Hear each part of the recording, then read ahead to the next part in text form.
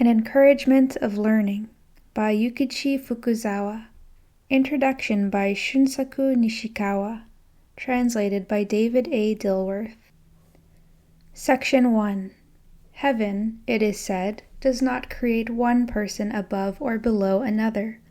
This signifies that when we are born from heaven, we all are equal and there is no innate distinction between high and low. It means that we humans, who are the highest of all creation, can use the myriad things of the world to satisfy our daily needs through the labors of our own bodies and minds, and, as long as we do not infringe upon the rights of others, may pass our days in happiness freely and independently.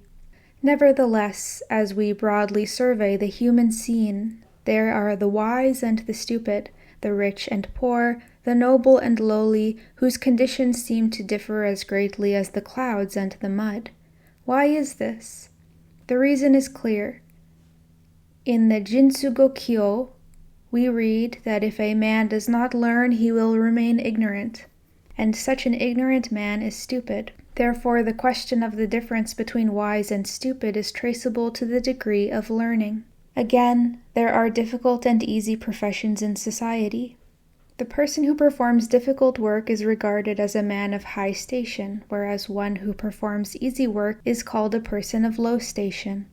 Because work involving intellectual effort is considered more difficult than work done through one's own physical strength, such persons as doctors, scholars, government officials, merchants who manage large businesses, or farmers who employ many hands, are considered nobler and of higher station. Being such, their households naturally prosper, so that they seem to tower above and out of reach of the lower levels of society. But when we inquire into the reason for this, we find that these differences are entirely the result of whether they have or have not acquired the powers which learning brings. It is not because of some decree of heaven. As the proverb says, heaven does not give riches and dignity to the person himself, but to his labors. And so, as I said above, there are no innate status distinctions separating the noble and base, the rich and the poor. It is only the person who has studied diligently so as to have acquired a deep knowledge of things who becomes noble and rich, while his opposite becomes base and poor. In essence, learning does not consist in such impractical pursuits as study of obscure Chinese characters, reading ancient texts which are difficult to make out, or enjoying and writing poetry. These kinds of learning may be useful diversions, but they should not be regarded as highly as the Confucian and Japanese learning scholars have esteemed them since ancient times. Among the Confucian learning scholars, those who have been skilled in practical matters have been few indeed. Rare also has been the chonin, townsfolk, who, if he was well versed in poetry, was also successful in business. Consequently, we still observe that thoughtful townsfolk and peasants, when they see their own children concentrating on books, fear as good parents that they will eventually bring the family fortune to ruin. This is not without reason, and it proves that such forms of learning are ultimately without practical value and will not serve daily needs. Such impractical studies should be relegated to a secondary position. The object of one's primary effort should be a practical learning that is closer to ordinary human needs. For example, a person should learn the 47-letter kana syllabary, methods of letter writing and of accounting, the practice of the abacus, the way to handle weights and measures, and the like. And there is much additional knowledge to be acquired. Geography is the guide to the climates not only of Japan, but of the many countries of the world. Physics is the science which investigates the properties and functions of the myriad things of the universe. History books chronicle in detail the conditions of the countries of the past and present. Economics explains the financial management of self, family, and the state. Ethics expounds the natural principles of personal moral cultivation and of social intercourse.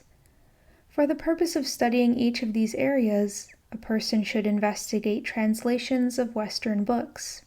In many cases, he can use kana, but a lad who is young and talented in letters should be taught to read in the Western languages. By grasping the practical matters of each science, which vary in subject matter and content, he can search for the truth of things and make them serve his present purposes. The above-mentioned subjects are ones common to mankind, matters which everyone should have an interest in, irrespective of rank or position. After acquiring learning in these areas, individuals can go on to do their duties or manage their family businesses with independence redounding to the individuals, families, and the nation alike. But in the pursuit of learning, it is necessary that each person knows his capacity. We are born unrestricted and unbounded, and full-fledged men and women are free to act as they wish. Nevertheless, many will become selfish and fall into dissipation if they assert only their own freedom and do not know their place. Place, or capacity, means to achieve one's own personal freedom without infringing upon that of others, based on natural principle and in harmony with human feeling. The borderline between freedom and selfishness lies at the point where one does or does not infringe upon the freedom of others. For example, as far as a person spends his own money, it appears as if he can indulge in pleasures and dissipation to his heart's content. But this is hardly true. His dissipation becomes an example to others. In the long run, it will harm public morals and become an obstacle to public education.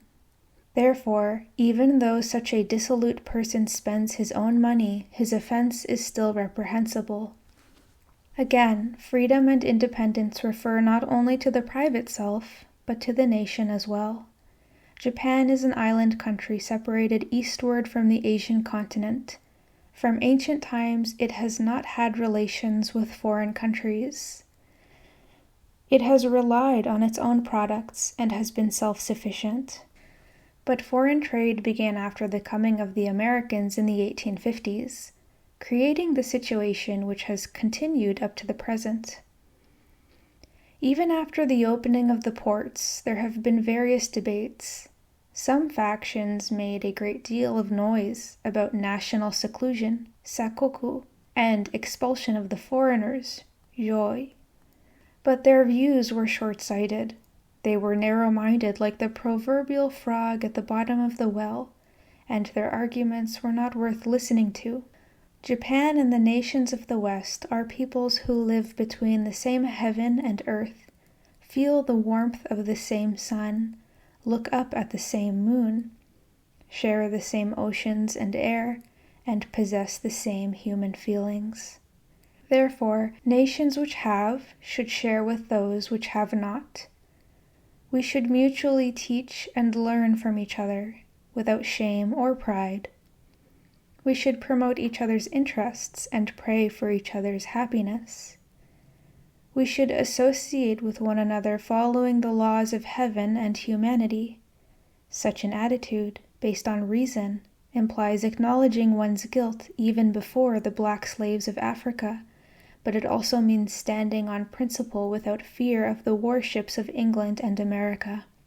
It further implies that if this nation is disgraced, every Japanese citizen, to the last man, must sacrifice his life to prevent the decline of her prestige and glory. National independence entails all of these things. By contrast, nations such as China has behaved as if there were no other countries in the world but their own. Whenever they see foreigners, they call them barbarians and revile and scorn them as animals. Without calculating the power of their own country, they have recklessly attempted to banish the foreigners, only to be rebuked by the foreigners in return.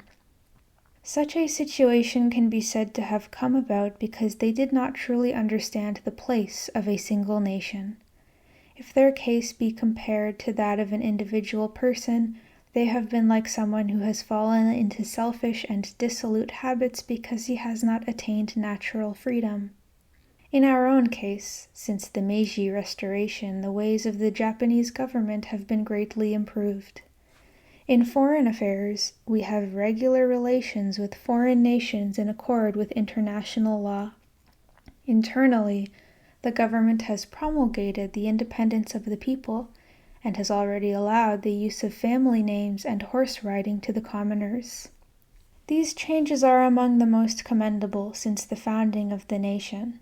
It must be said that here the basis of social equality between the four former classes, samurai, farmers, artisans, and merchants, has finally been established. From the present day forward, there will be no such thing as hereditary class rank among the Japanese people. A man will have rank only by dint of his talents, virtues, and accomplishments. As a case in point, while it is natural that we show deference to a government official, this is not because of the dignity of that person's status. He is accorded that respect only because he performs that important role through his talent and virtues, and because he deals with weighty laws for the sake of the people. It is the laws which have dignity, not the man. Everyone knows about the notorious processions of the shogun's tea vessels along the Tokaido during the period of the Tokugawa shogunate. Not only the tea vessels, even the shogun's hunting hawks had greater dignity than men. Travelers along the highway had to get off the road at the coming of the shogun's horses. Everything to which the shogun's use was attached, down to the stones and tiles, was invested with awe and dignity. While the people hated these things in their hearts since time immemorial, they naturally perpetuated these practices. Both high and low observed these terrible customs. In short, this was not because of the dignity of the laws or the intrinsic value of those things. It was because the government used craven methods to swell their prestige, and thereby to make men cower, and to prevent their freedom. They were false and vainglorious practices. Today, such wretched institutions and customs have all been abolished throughout Japan. Therefore, people should be relieved, and if ever they harbor any feeling of injustice against the government, they will not have to swallow their resentment and hate the government in silence. They can seek out the office or authorities concerned, quietly lodge their complaints, and discuss them openly. If their case is in accord with the natural principle and human feeling, they should not hesitate to fight for it even at the risk of their lives. These are now the responsibility of the citizens of the nation. As indicated above, the principle of heaven grants freedom from bondage to each individual person, and each individual country is free from bondage as well. Consequently, if there is some threat which might infringe upon a country's freedom, that country should not hesitate to take up arms against all the countries of the world. Analogously, if there is someone infringing upon another person's individual freedom, the threatened party should not fear even the officials of the government. Now that in these times the basis of the equality of all classes of society has been established, each and every citizen can enjoy peace and do his own work to his own liking in accord with natural principle. On the other hand, since every person has his own individual place, each person must also have the virtues and talents appropriate to it. It is necessary to know the principles of things in order to possess requisite talents and virtues, and it is necessary to study in order to know the principles of things. This, in short, is the reason for the urgency I have placed upon learning. Surveying the developments of recent times, we see that the peasants, artisans, and merchants have risen in dignity 100 times over their former social statuses, gradually reaching the point of standing on equal footing with the ex-samurai. Today, even employment in government service is open to men of character and talent among the formerly non-samurai groups. Therefore, they must be aware of their own personal dignity and place a high value on it, not acting in a base manner. But again, there are no individuals more pitiable and despicable than the ignorant and illiterate. The height of ignorance is to be shameless. When such people through their own ignorance have fallen into poverty and are hard-pressed by hunger and cold, they recklessly hate the rich around them instead of blaming their own stupidity. In the extreme, they form cliques and mount rebellion and insurrection to press their demands. Such solutions can be said to be shameless as well as law-defying. If the people who relied on the laws of the realm to preserve their own security and to conduct their own businesses were to follow only those laws which suited their purposes while breaking those which did not accord with their selfish ends, would not the former and latter practices be contradictory? In addition, there are cases of people secure in fortune and from respectable families who know how to amass wealth, but do not know how to educate properly their own children. Since their young have not been properly educated, it is no wonder that they are ignorant. They gradually sink into idleness and dissipation, and there are not a few who in short order ruin the family estate of their ancestors. The method of rational persuasion is useless to control such stupid people. The government is forced to use power to intimidate them. It is because of this that a Western proverb says that there must be a harsh government over stupid people. It is not that the government is harsh, the stupid people have invited this misfortune upon themselves. Conversely, it is reasonable that there should be good government over good people. Therefore, in Japan, too, we will have this kind of government if the people are this way. If the morality of the people sinks below its present level and ignorance and illiteracy increase, then the laws of the government must correspondingly become harsher. Conversely, if the people pursue learning, understand the principles of things, and follow the way of modern civilization, then the laws of the government will also become more generous and compassionate. The severity or leniency of the law will naturally be in proportion to the virtue of the people. Who would cherish a harsh government and dislike a good one? Who would pray for the wealth and prestige of his own nation? Who would tolerate the contempt of foreign nations? These are ordinary feelings of human nature. One who is patriotic of mind in contemporary society should not be anxious to the extent of disturbing his body and soul. His important aims should be as follows: to let each person conduct himself correctly on the basis of human nature, then diligently pursue learning and broaden his knowledge. And thirdly, possess knowledge and virtue appropriate to his station in life. Both government and people should have the common purpose that each function in its proper capacity, so that the peace of the country can be maintained, the government smoothly administering the affairs of the state, and the people not suffering under its rule. The learning which I am now exhorting has this sole end in view.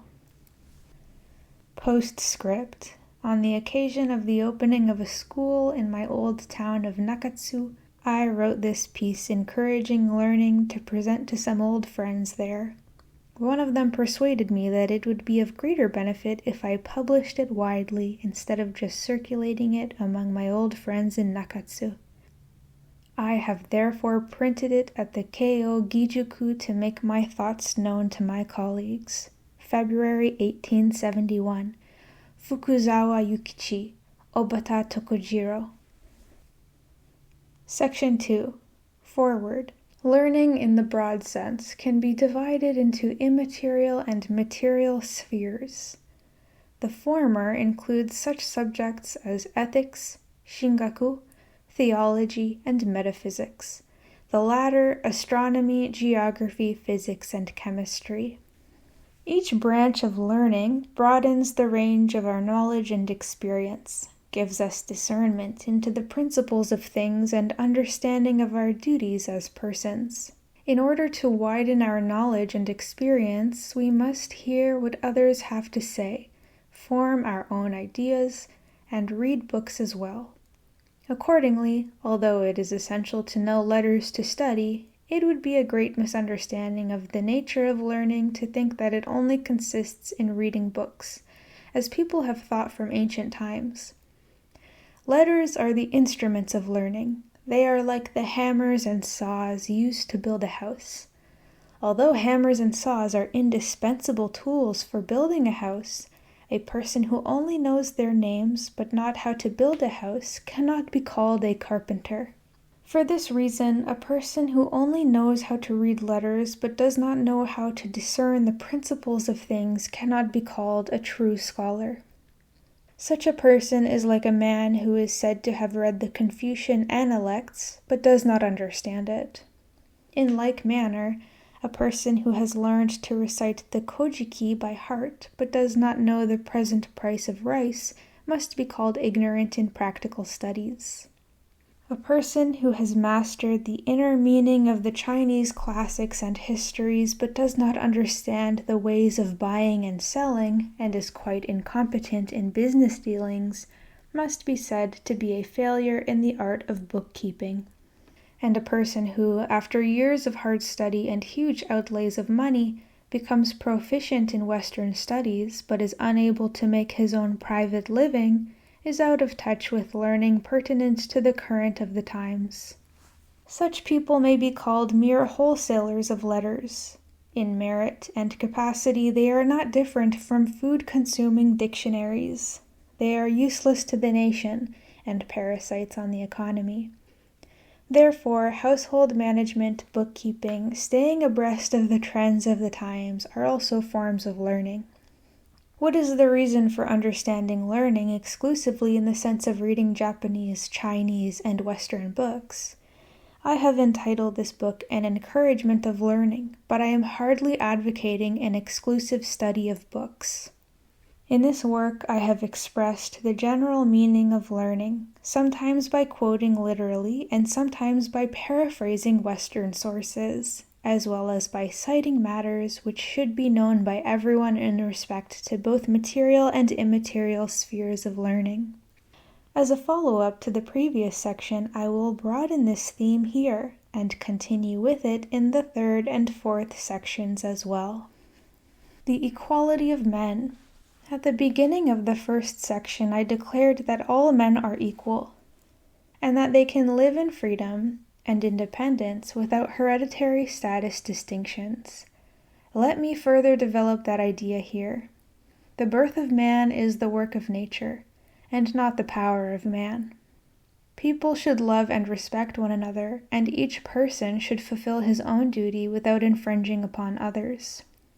For they are persons of the same species who share the same heaven and are creatures between the same heaven and earth.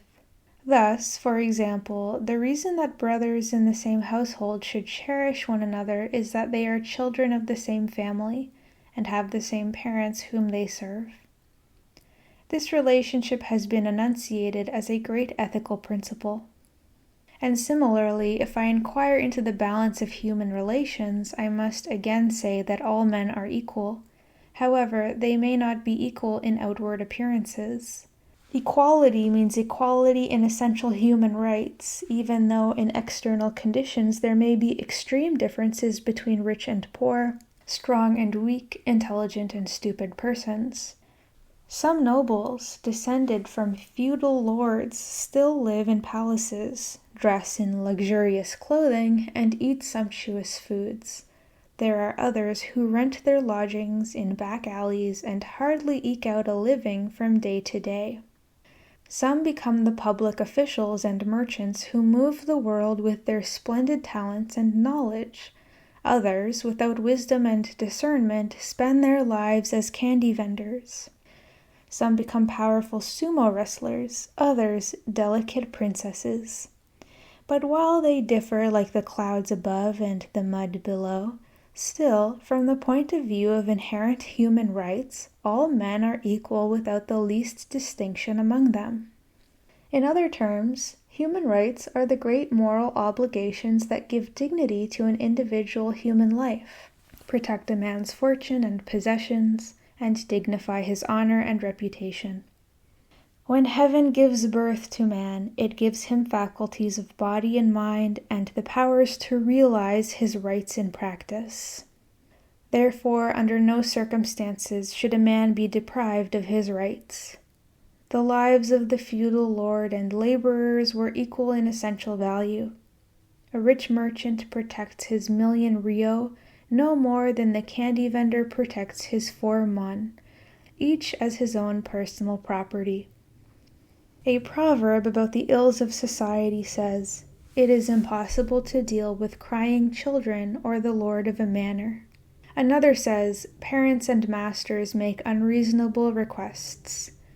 As these proverbs suggest, there are persons who think that human rights can be twisted. But this is a misunderstanding and confusion of the outward appearances of things with essential human rights. The estate steward and his peasants may have differed in outward circumstances, but they were equal in essential human rights. What was distressing for the peasants was also distressing for the steward. What was sweet for the steward was also sweet for the peasants. It is human nature to avoid what is distressing and to take the sweet. And it is a basic human right for a person to be able to attain what he wants, as long as he does not infringe upon the rights of others. There was not the slightest distinction between the rights of a steward and his peasants. It was just that the steward was powerful and wealthy, the peasants weak and poor. Wealth and power are relative conditions of man, and of course they are different.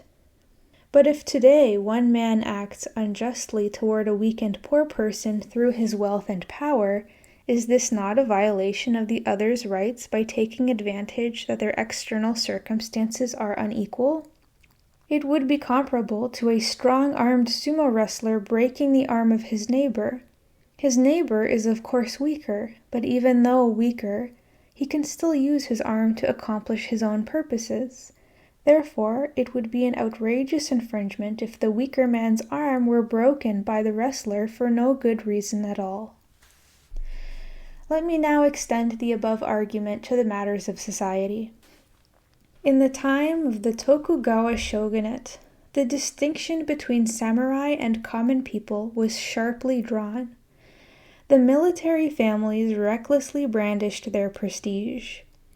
They treated the peasants and townsfolk as despicable criminals. They enacted such notorious laws as that which gave a samurai the right to cut down a commoner. According to these laws, the lives of the commoners were not truly their own, but merely borrowed things. The peasants and merchants had to prostrate themselves before the samurai, although they had no connection with them. On the roads, they had to give way to them, and indoors to yield their mats to them.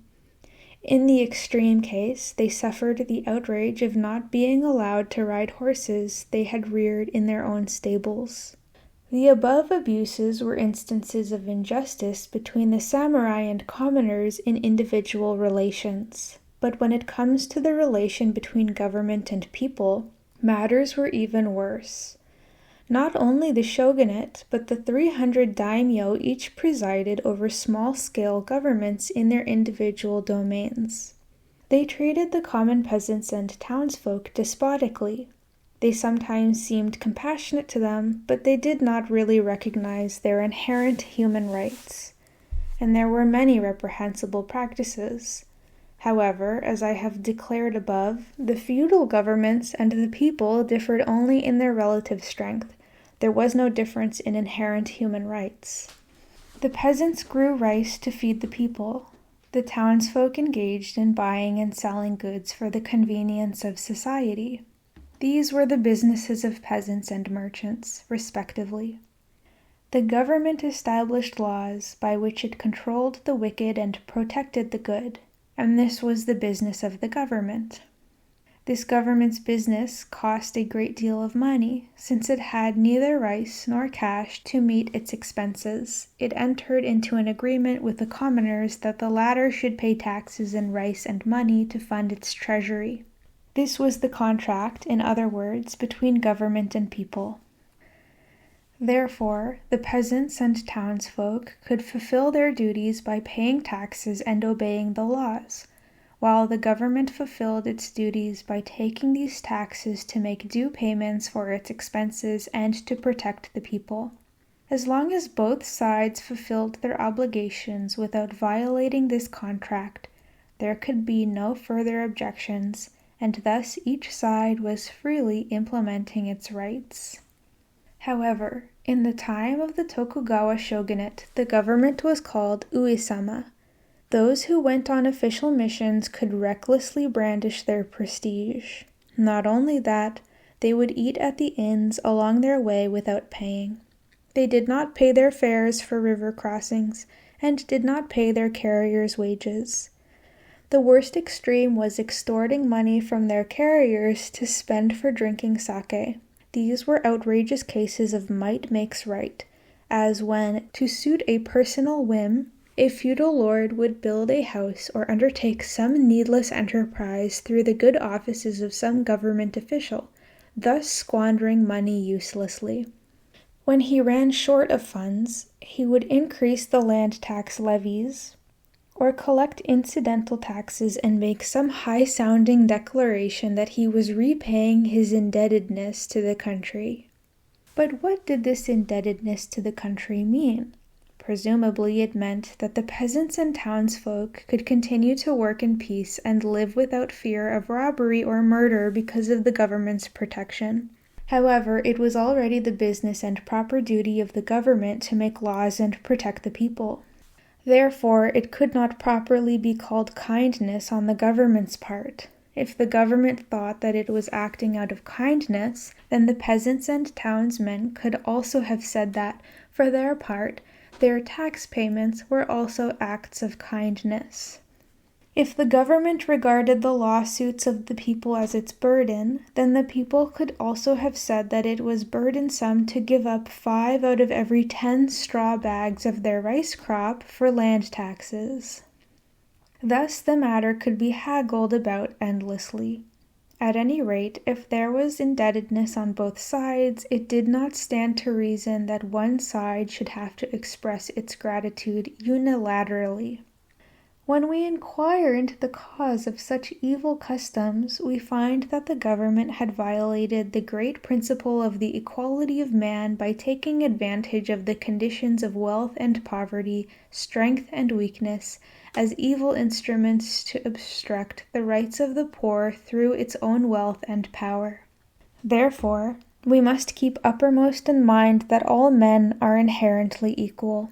This is the most important principle of human society. It is called reciprocity or equality in the West.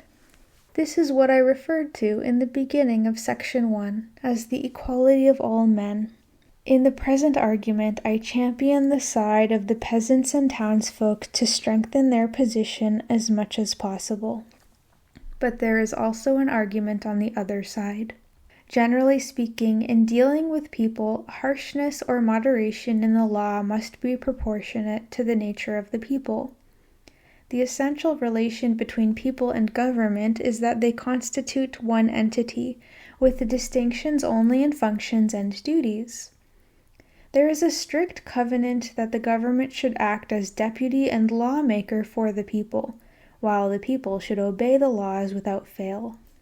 Thus, for example, the people of the present Meiji period have contracted with the present government to obey its laws. Therefore, once the laws have been established, they cannot be changed before their revision, even if they inconvenience some individuals. They must be conscientiously and respectfully observed, for that is precisely the duty of the people. But there are some ignorant and illiterate persons who do not know the principles of right and wrong. Their only talents are those of eating, sleeping, and rising. They are ignorant, but they are also greedy. They cheat people right before their eyes and skillfully evade the laws of the government. They know neither the laws of the nation nor their own duties. They have many children, but they do not know how to educate them. They are shameless and lawless fools. If the descendants of such people flourish, they will not benefit the country. On the contrary, there may be some who bring it positive harm. It is quite impossible to use reason in dealing with such stupid people. Even though it is against our will, there is no other expediency than to intimidate them with force so as to prevent greater harm. This is one reason why there have been tyrannical governments in the world.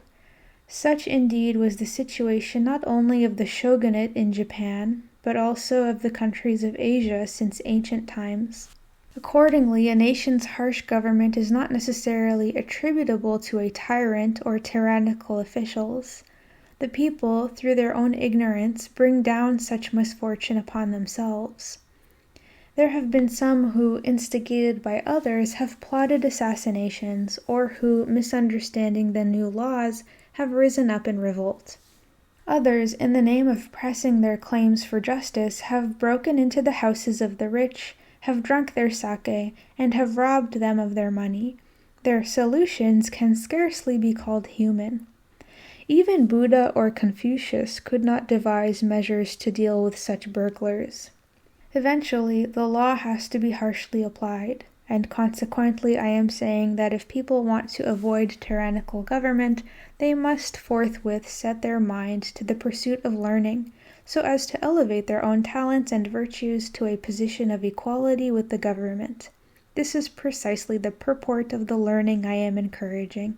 Section 3. The Equality of Nations. In the previous section, I stated that all men, whether rich or poor, strong or weak, members of the government or citizens of the government, have the same inherent human rights, kingi. Here, I want to broaden its meaning to discuss the relations between nations as well. Since a nation is a society of people, Japan is a society of the Japanese, England of the English. Japanese and English both live between the same heaven and the same earth. Therefore, there is no reason why they should infringe upon each other's rights. If there is no reason for one man to harm another, there is equally no reason for two men to harm two others. The same principle applies for 1 million or 10 million. The truth of things does not change according to the number of persons involved.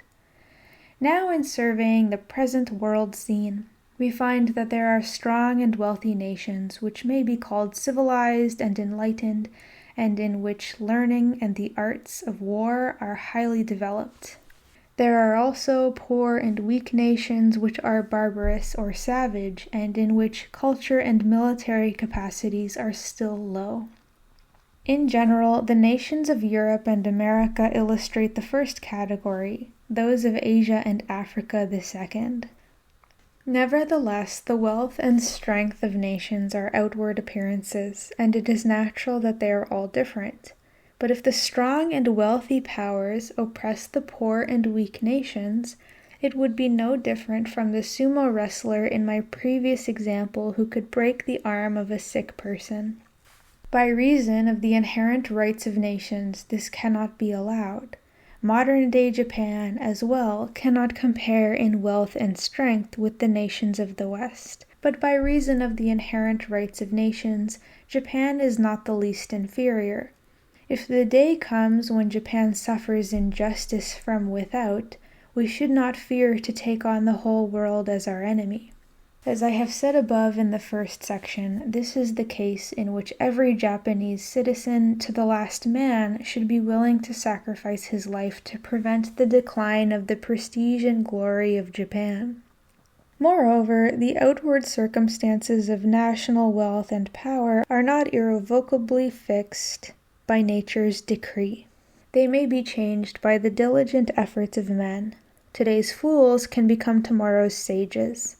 The rich and mighty of the past can become the poor and weak today. There are not a few examples of this in both ancient and modern times. If we Japanese begin to pursue learning with spirit and energy so as to achieve personal independence, and thereby enrich and strengthen the nation, why should we fear the powers of the West? Let us associate with men of truth, and be rid of those who are not. In a nutshell, national independence must follow from personal independence. National independence through personal independence. As I have just said, all nations are equal, but when the people of a nation do not have the spirit of individual independence, the corresponding right of national independence cannot be realized. There are 3 reasons for this, which I shall develop below. 1. Persons without the spirit of personal independence will not have deep concern for their country. Independence means to manage one's own personal affairs and not to have a mind to depend upon others. The person who can himself discern the right and wrong of things, and who does not err in the measures he takes, is independent of the wisdom of others. The person who makes his own livelihood through his own physical or mental labors is independent of the financial support of others. If people do not have these independent qualities of mind and are merely reliant on the power of others, the entire nation will be dependent, and there will be no one to support them. It will be like a procession of blind men without a guide. Should this not be absurd? Some may say that the people should be kept in a state of dependence and left uninformed, analects. Or that for every 1,000 blind men there are equally 1,000 with sight. Thus, they say, let the wise control the masses from above. Let the masses obey the will of their superiors from below. This argument is in fact from the school of Confucius, but it is a great error in actual fact, and in fact, there is only 1 in 1,000 who possesses sufficient talent and virtue to be able to govern others in the nation.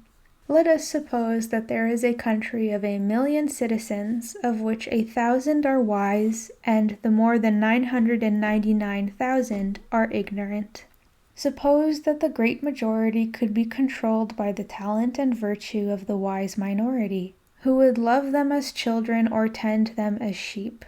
They could, by both kind and severe measures, show them the direction the government is to take. The result might be that the masses would unconsciously obey the orders of their superiors.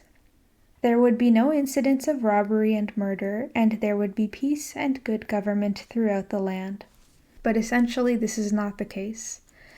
This hypothetical nation's people are divided into masters and guests. The masters are the 1,000 intelligent persons who direct the affairs of the state.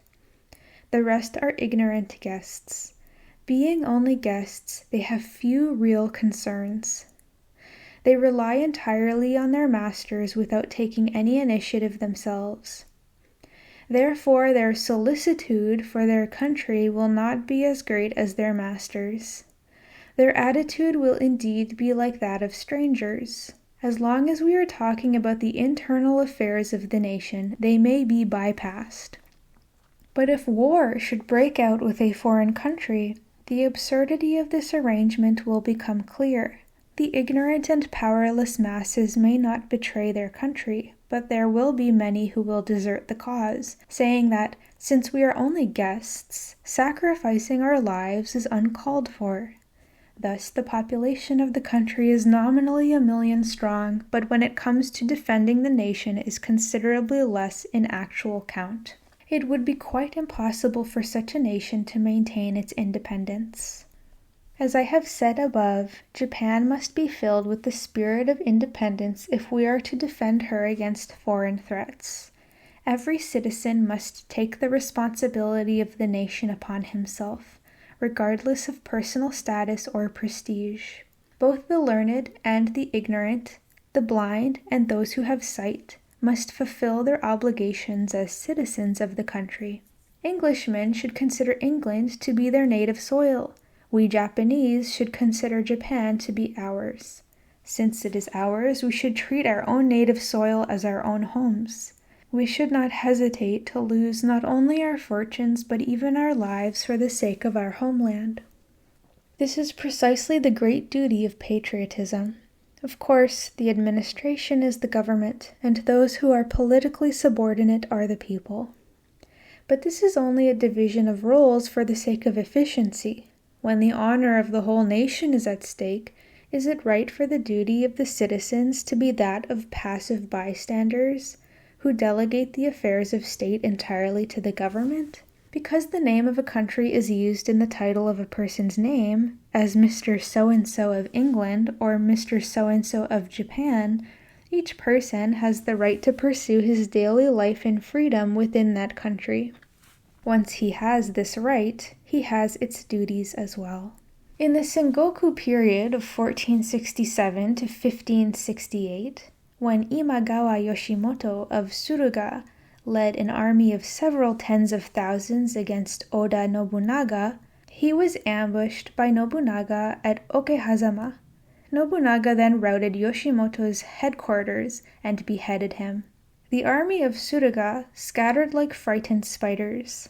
They fled without a clash of arms.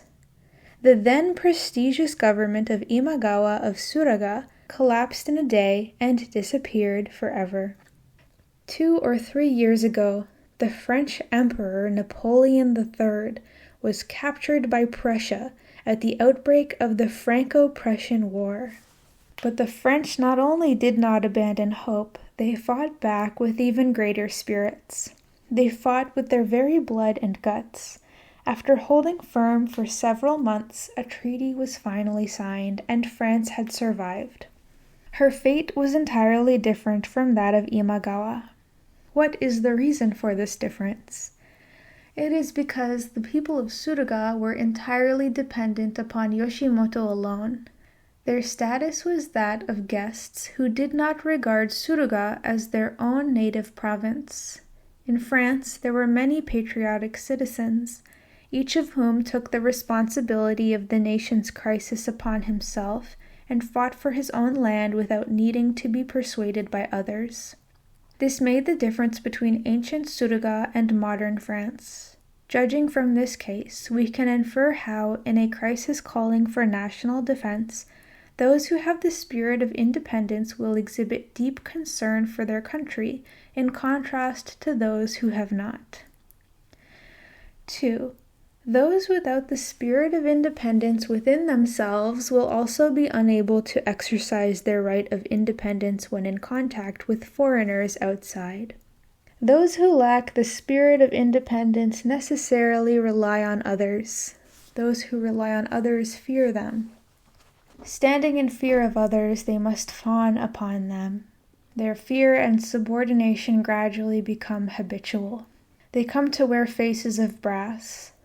They know no shame and do not speak out on questions which call for discussion. In confrontation with others, they only know how to bow to the waist. When this becomes habitual nature, it is not easily changed. For example, family names and horse riding have now been permitted the common people, and the law courts have modernized their ways. Therefore, the official status of the commoners is equal to that of the ex-samurai families. Yet, their old habits are not changing with equal rapidity.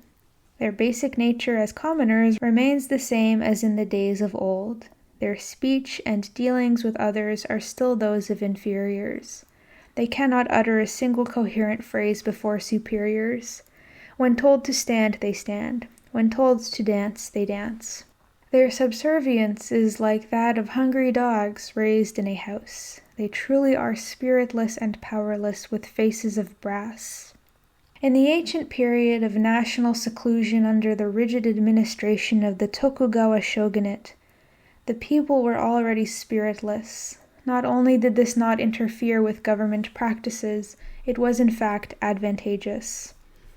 The shogunate purposely perpetuated their ignorance and subservience. Indeed, the officials took pride in doing so. But now that Japan has formal relations with foreign nations, the lingering harm of such a policy is evident.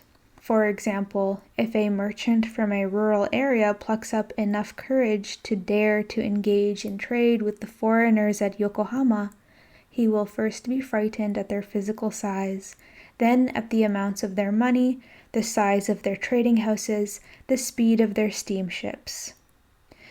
He may utterly lose heart. If in the course of time he comes forward to do business with them, he will be boggled by their business techniques. When the foreigners press some unreasonable negotiation, he will not only be dazzled, but will shudder at their power and prestige. While he knows that their demands are unreasonable, he will end up taking huge losses as well as suffering great personal humiliation. However, this will be the loss not only of that person, but of the entire nation. It will be the humiliation not only of a single individual, but also of Japan. This absurd spirit of the townsmen is the result of the fact that they have, for generation after generation, not tasted the spirit of independence. They have suffered under the samurai and been abused by the law courts. Even when they met with an ashigaru, foot soldier, who earned a minimum kind of feudal stipend, the townsmen had to look up to him as a superior. This subservient spirit permeated the very marrow of their bones. It could not be washed away overnight. Thus, it is not unreasonable that such cowardly people should lose heart before the bold and intrepid foreigners.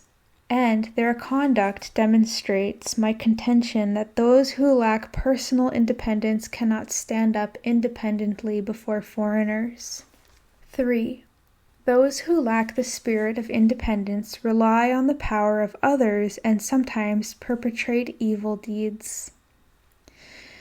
In the time of the Tokugawa shogunate, there were some persons who used the name of prestigious daimyo such as the Senki to lend money with which they engaged in very unjust transactions.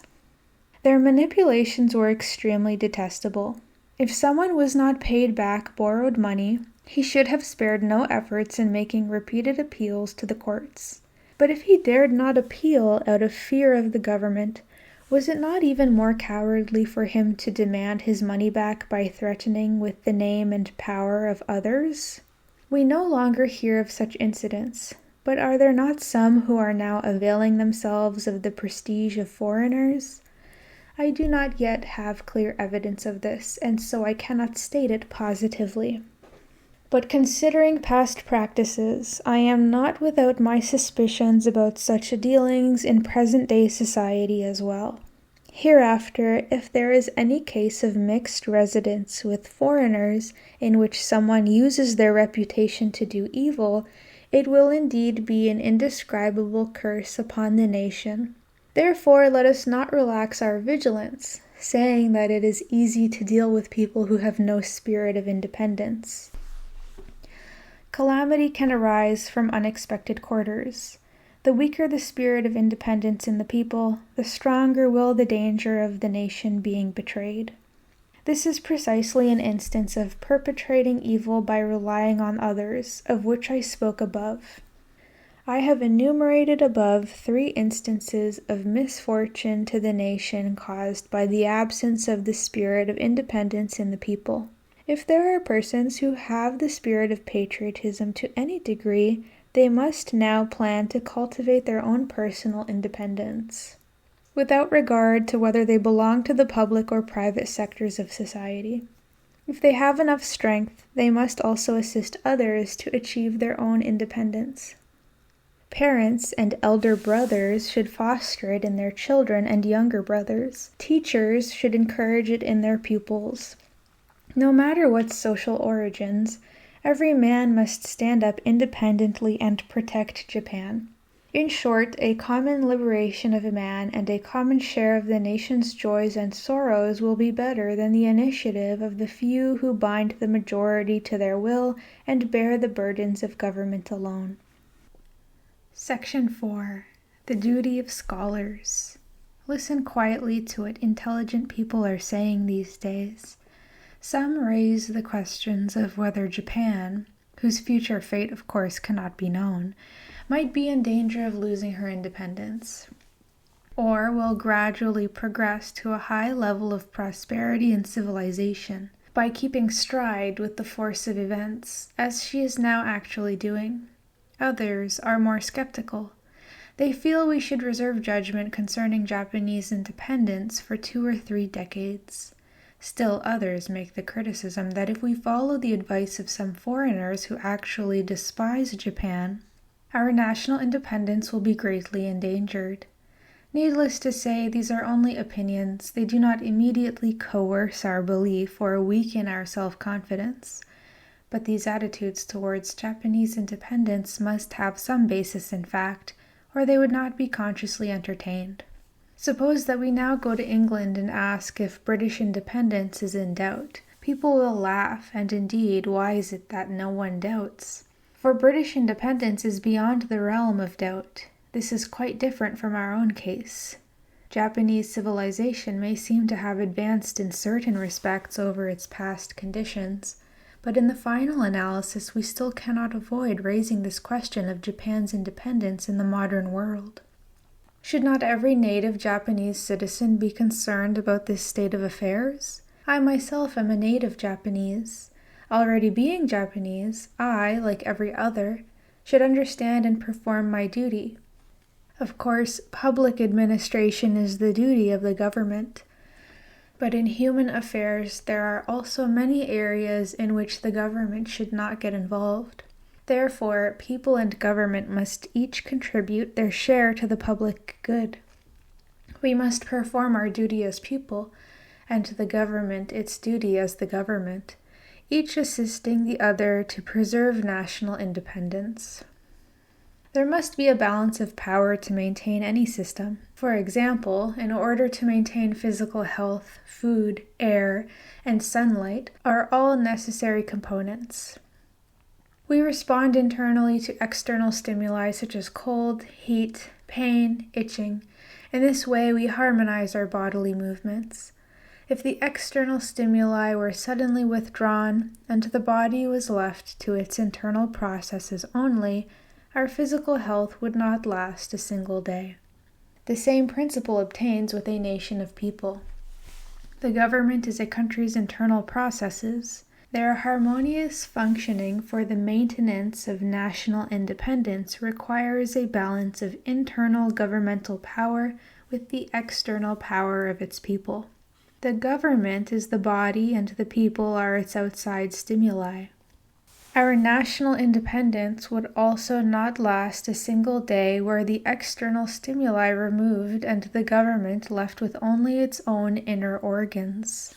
A person who understands the structure of the human body and can see the analogy with a country's economic system will have no doubts about my comparison. Judging from Japan's present situation, we have not yet reached the level of the West in the areas of scholarship, business, and law. But modern civilization is chiefly built upon the foundation of these three areas of endeavor. Without sufficient progress in these three areas, a nation's independence can clearly not be maintained. In Japan, however, not one of these spheres has reached maturity. Since the Meiji Restoration, talented men in government offices have devoted their considerable abilities to national problems. But because of certain unavoidable obstacles in their path, progress has been slower than expected. The chief obstacles have been the ignorance and illiteracy of the people. The government well understands what these obstacles are, and is accordingly promoting learning, clarifying the law, and instructing the people in ways to engage in business enterprises. It has both given advice to the people and taken the initiative itself in certain enterprises. Still, while it has been trying all possible means, the results have not been successful up to now. In fact, the government is as despotic as before, and the Japanese people continue to be stupid, spiritless, and powerless. The slight progress made is out of all proportion to the energies and money spent for it. Why is this? In the last analysis, it is because the civilization of a nation cannot be made to advance solely through the power of the government. Some people are saying that it is only a temporary expediency to use governmental means to manage the stupid people until they have sufficiently developed their intellectual and moral levels to be able to enter the stage of modern civilization on their own. This theory is easy to enunciate, but difficult to realize in practice. Since time immemorial, the people of the whole country have suffered under despotic rule which did not allow freedom of expression. They stole security by deception and escaped punishment by telling lies. Fraud and subterfuge became necessary tools of life. Injustice and insincerity became daily routine. No one felt ashamed, and no one asked questions. Honor fell to the ground and disappeared with the wind of the times. How, then, did men have time to love their country? Trying to correct these evil tendencies, the government would brandish its false authority all the more to intimidate and reprove them. But forcing them to be sincere only had the contrary effect. The situation was like using fire to extinguish fire. In the end, the superior and inferior strata of society had grown further and further apart to form separate spiritual mindsets. These mindsets, or so-called spirits, resist sudden change. In recent times, the external form of government has been overhauled, but its despotic and oppressive spirit continues as of old. The common people also retain their base and insincere spirit, even after acquiring their rights to some degree. This spirit is intangible, but quickly permeates an individual person. It is not describable from superficial observation, but its real effects are very strong. The truth of my argument can be seen in all forms of life today. Let me give one example. There are not a few men of talent in government posts today. As I privately listen to what they have to say and observe their actions, I find they are all generally broad-minded and magnanimous gentlemen. I not only cannot criticize them, but think that the speeches and conduct of some of them are admirable. From another point of view, even the commoners are not all foolish, spiritless, and powerless. There are some rare individuals who are just and sincere. But as I look at the actual accomplishments of these gentlemen in their government offices, I am disturbed at the way they administer the affairs of state. In addition, the good and faithful common people, as soon as they come in contact with the government, are prone shamelessly to abandon their principles in order to deceive the officials with fraud and tricks. Why is it that such mediocrity and baseness are the order of the day? It is as if they had a body with two heads. In private life, they are wise. In office, stupid. If dispersed, there is light. When gathered, darkness. I might say that the government is an institution wherein the wisdom of the many gathers to conduct the affairs of foolish people. This is indeed an absurd state of affairs. In short, the reason might lie in the fact that, having been oppressed by this spirit, the people have not been able to exercise their natural abilities to the full. Since the Meiji Restoration, the government has been trying to promote scholarship, law, and commerce, but without much result, for the same reason. But now, should the government control the people through a temporary expediency until their intellectual and moral capacities develop to an adequate level, and thus coerce the people to become civilized? Or, if not that, must it devise a way to deceive them to be good? If the government imposes its authority, the people will respond with falsehood. And if the government uses fraud, the people will only superficially obey. This cannot be called the best policy. Even if it were skillfully executed, it would be of no real benefit to the advancement of civilization. I conclude, therefore, that Japan's civilization cannot be made to progress solely by the use of government power. In consideration of the above, I hold that Japanese civilization will advance only after we sweep away the old spirit that permeates the minds of the people. but it can be swept away by neither government decree nor private admonition. Some persons must take the initiative in practice to show the people where their aims should lie. We cannot look to the farmers, the merchants, the scholars of Japanese or Chinese learning to personify these aims. It is rather only the scholars of Western learning who must fill this role. But they are not entirely measuring up to this assignment. Their numbers have increased of late, and they are giving instructions in Western texts or reading translations. They seem to be expending every effort, but in fact, there are not a few about whose doings I have some misgivings. Many are merely reading the words without understanding, or, while understanding, they do not have the sincerity to put the meanings into practice. I have more than a few doubts about their actual behavior. Such scholars and gentlemen are aware of the existence of official posts, but unaware of the existence of their private selves. They know how to stand above the government, but not how to be under it. They have ultimately not been able to shake off the bad habits of the scholars of Chinese learning. They have Chinese bodies dressed up in Western clothes. Let me give actual proof. At the present time, most of this kind of scholars of Western learning have entered government service. I can easily count on my fingers only a few of them who engage in the private sector. The reason for this trend is that the former are greedy for profit and desire to fulfill their long-cherished ambitions for fame. But the reason for this trend can never be ascribed to their greed for profit alone. Because of their ingrained education, they have had the sole desire of becoming government officials, being obsessed with the idea that nothing can be achieved except through the government. Even persons of high authority and reputation fall under this category of scholar officials. Their conduct appears to be slavish. Their intentions, however, are not always bad.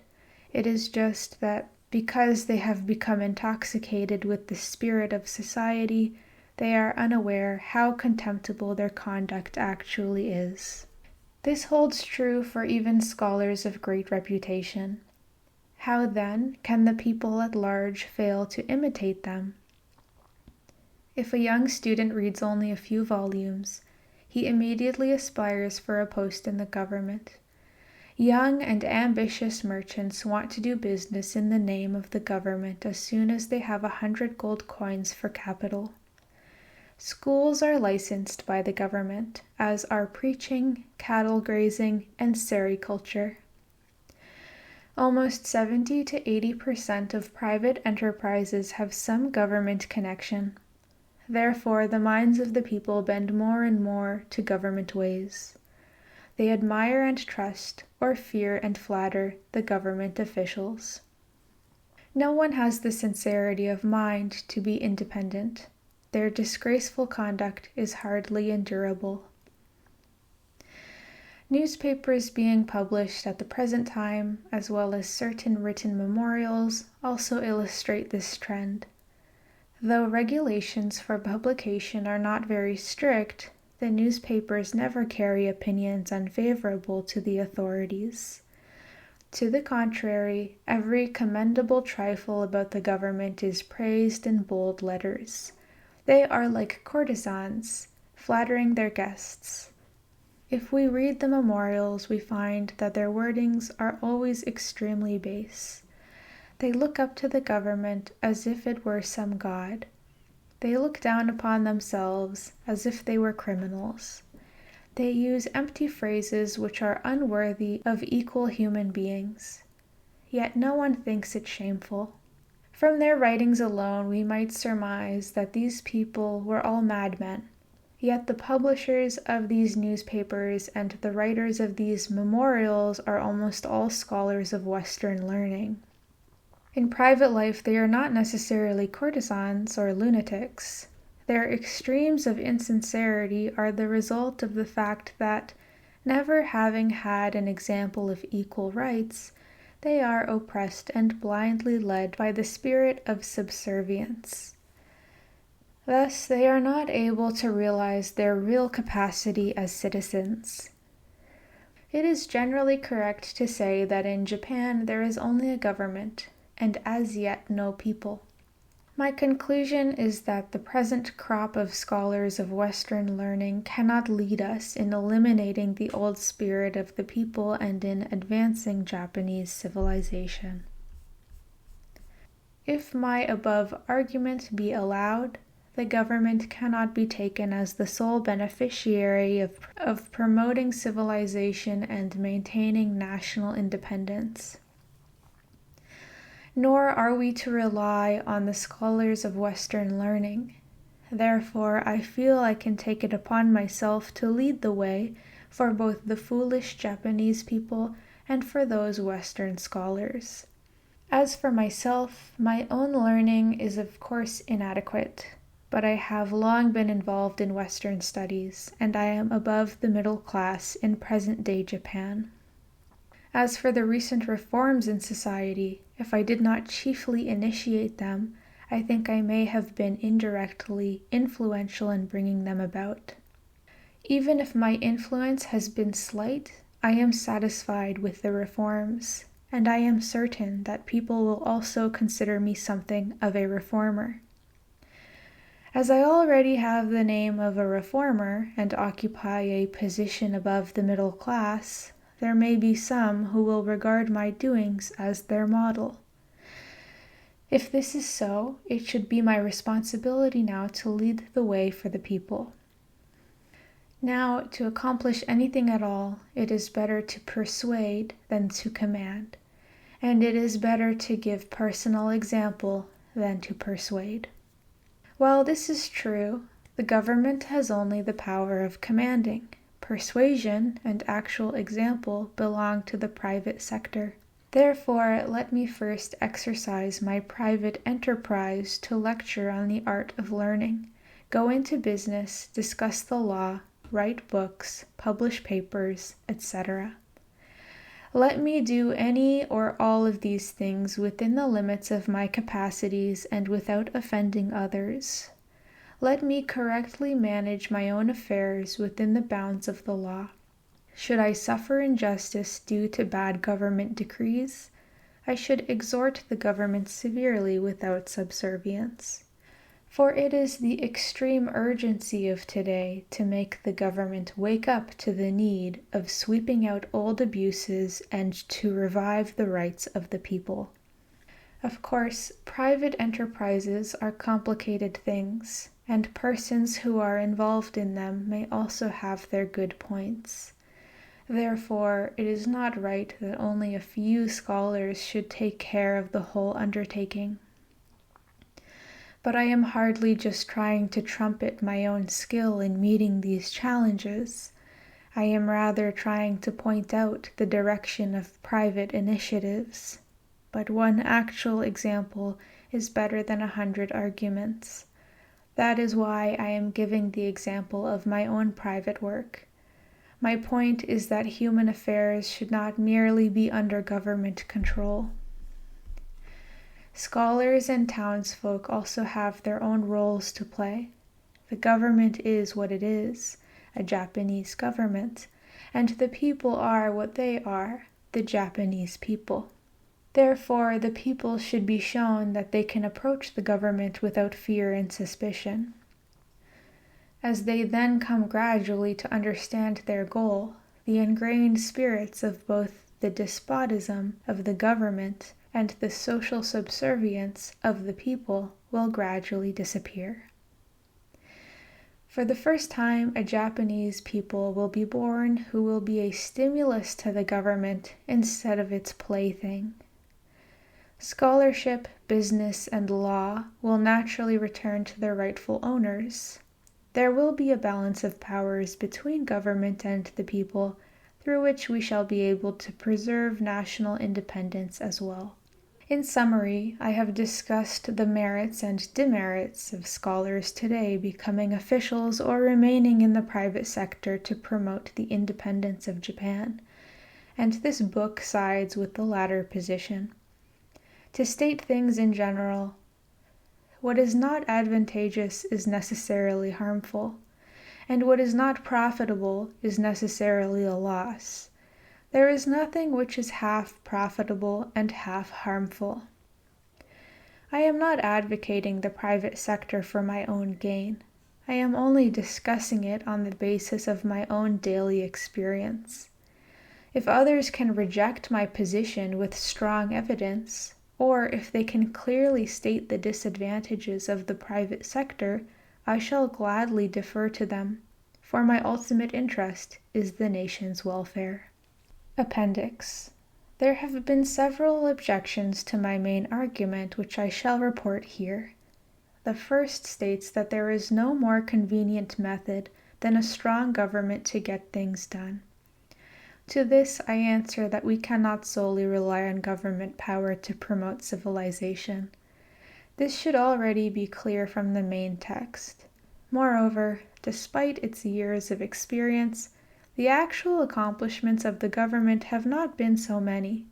The private sector may also fail in the long run, but since there are clearly things to be said for it in theory, it should be given a try in practice. Those who doubt its efficacy without giving it a fair trial are not courageous men.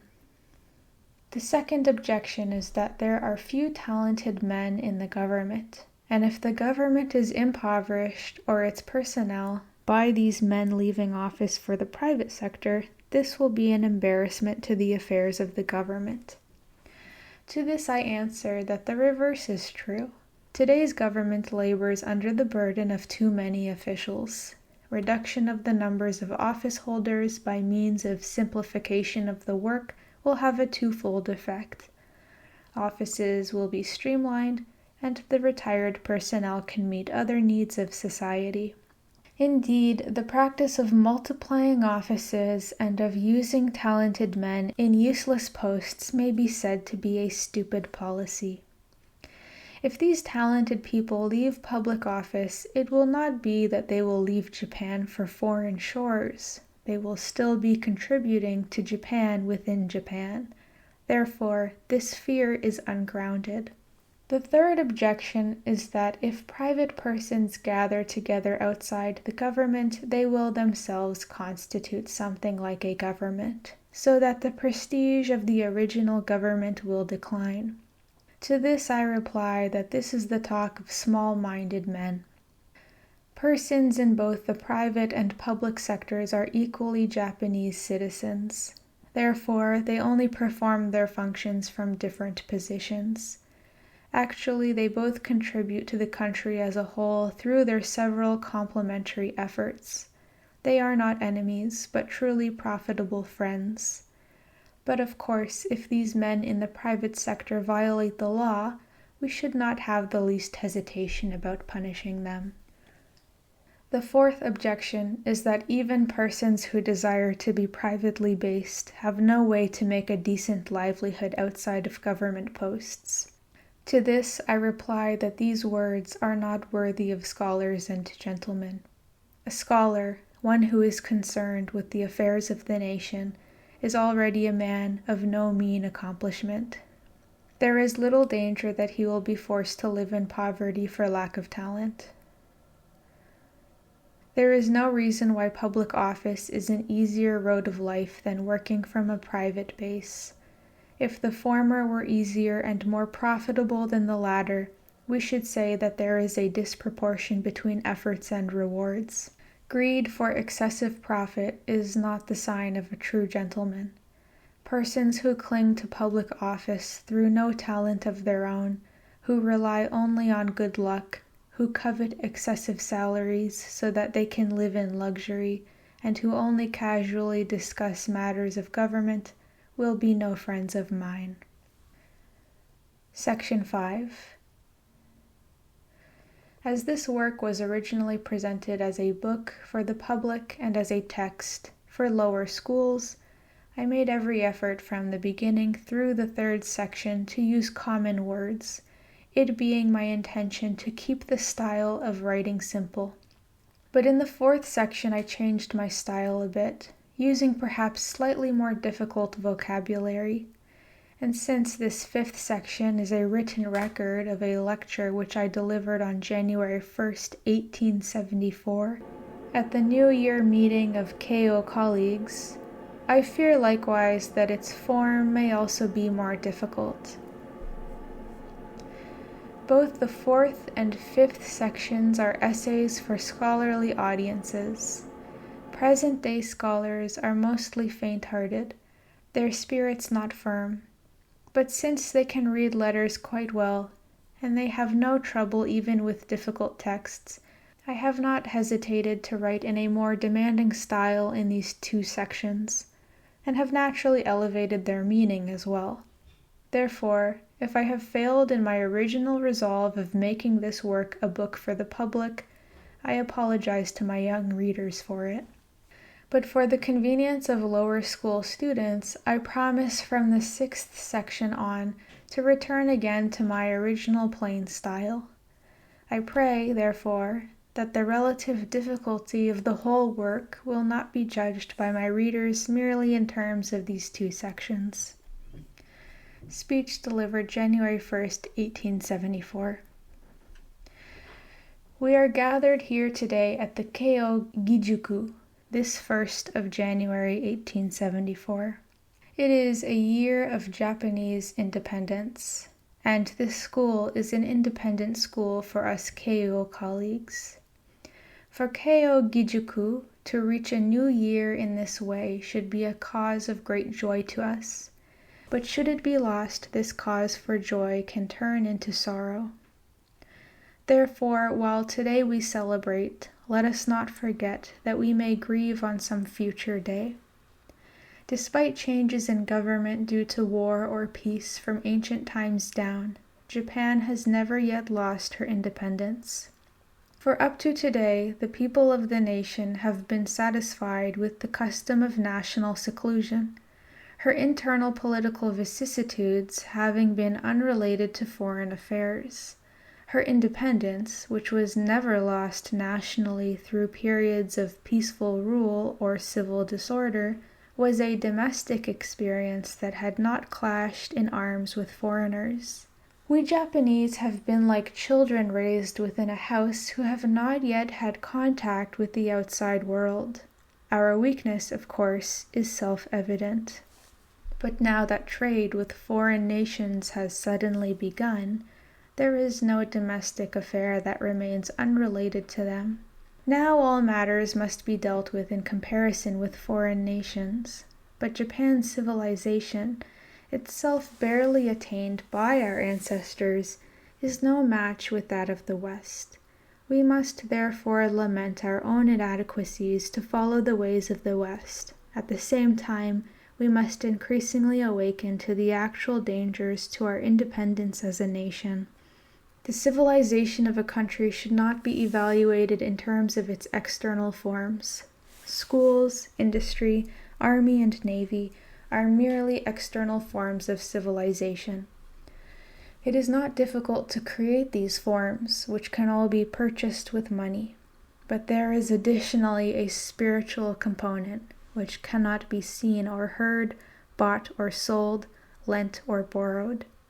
Yet its influence on the nation is very great. Without it, the schools, industries, and military capabilities lose their meaning.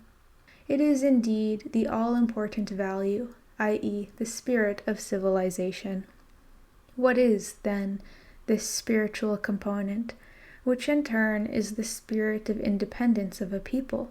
Recently, the government has repeatedly founded schools, promoted industries, greatly reformed the army and navy systems, and has almost attained modern civilization in outward form. But no one yet considers the problem of strengthening Japanese independence. No one comes forth to lead the rest. Not only that, while they have had rare chances to gain knowledge of other nations, they first of all become afraid of foreign nations before they have accurate information on them. Even if they have something to offer, their fear of others prevents them from bringing it forward.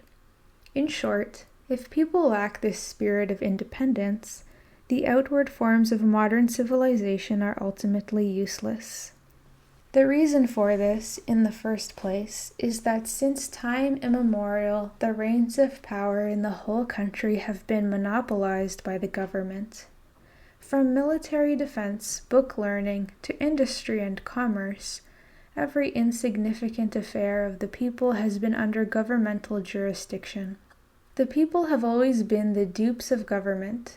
In effect, the country has been the private property of the government, and the people have been the hangers-on of the country. The people, like guests without permanent lodgings, just barely managed a parasitical existence within the country. They looked upon it as a lodging house, in which they could neither give full vent to their keenest wishes, nor express their full energies. This gradually nurtured the present spiritual climate of Japan. But modern Japan has an even worse problem than this. In all matters of the world, not to go forward is to retreat, and not to retreat is to advance. In principle, no one can mark time neither advancing or retreating. In present-day Japan, the external forms of modern civilization seem to have progressed, but the energy of the people, which is the spirit of civilization, is daily retreating. Let me discuss this point further. In the past regimes of the Ashikaga from 1338 to 1573 and Tokugawa from 1600 to 1868, force alone was used to control the people. The people were obedient to the government because they did not have sufficient power of their own. It is not that they admired the government, they only showed faces of submission out of fear.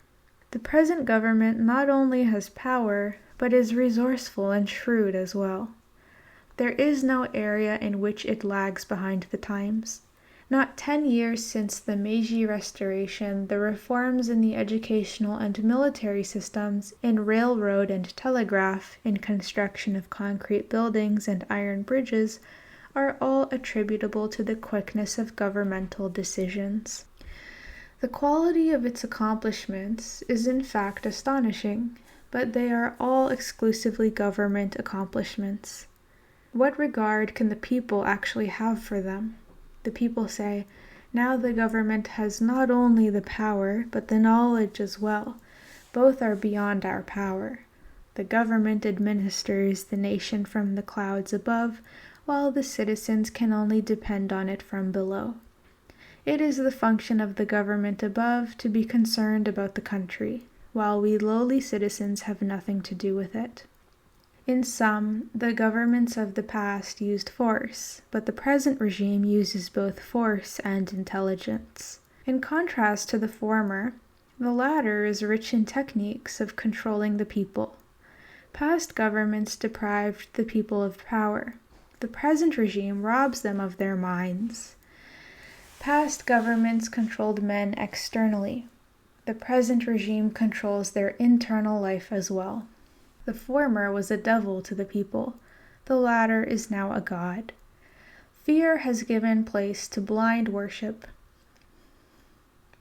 If such abuses of the past are not reformed at this juncture, and the government undertakes something new, the reform of civilization may seem to be gradually given shape, but in fact the people will be totally enervated, so that the spirit of civilization will gradually wither away. Today the government has a regular army. The people ought to be in high spirits, regarding it as an army for the protection of the country, and celebrating its splendor. But on the contrary, they regard it only as another formidable strong arm of the government. The government owns the schools and railroads. The people ought to take pride in these things as symbols of the civilization of the country. But, on the contrary, they attribute it to the benevolence of the government and rely more and more on its largesse. The people are already cowering before the Meiji government.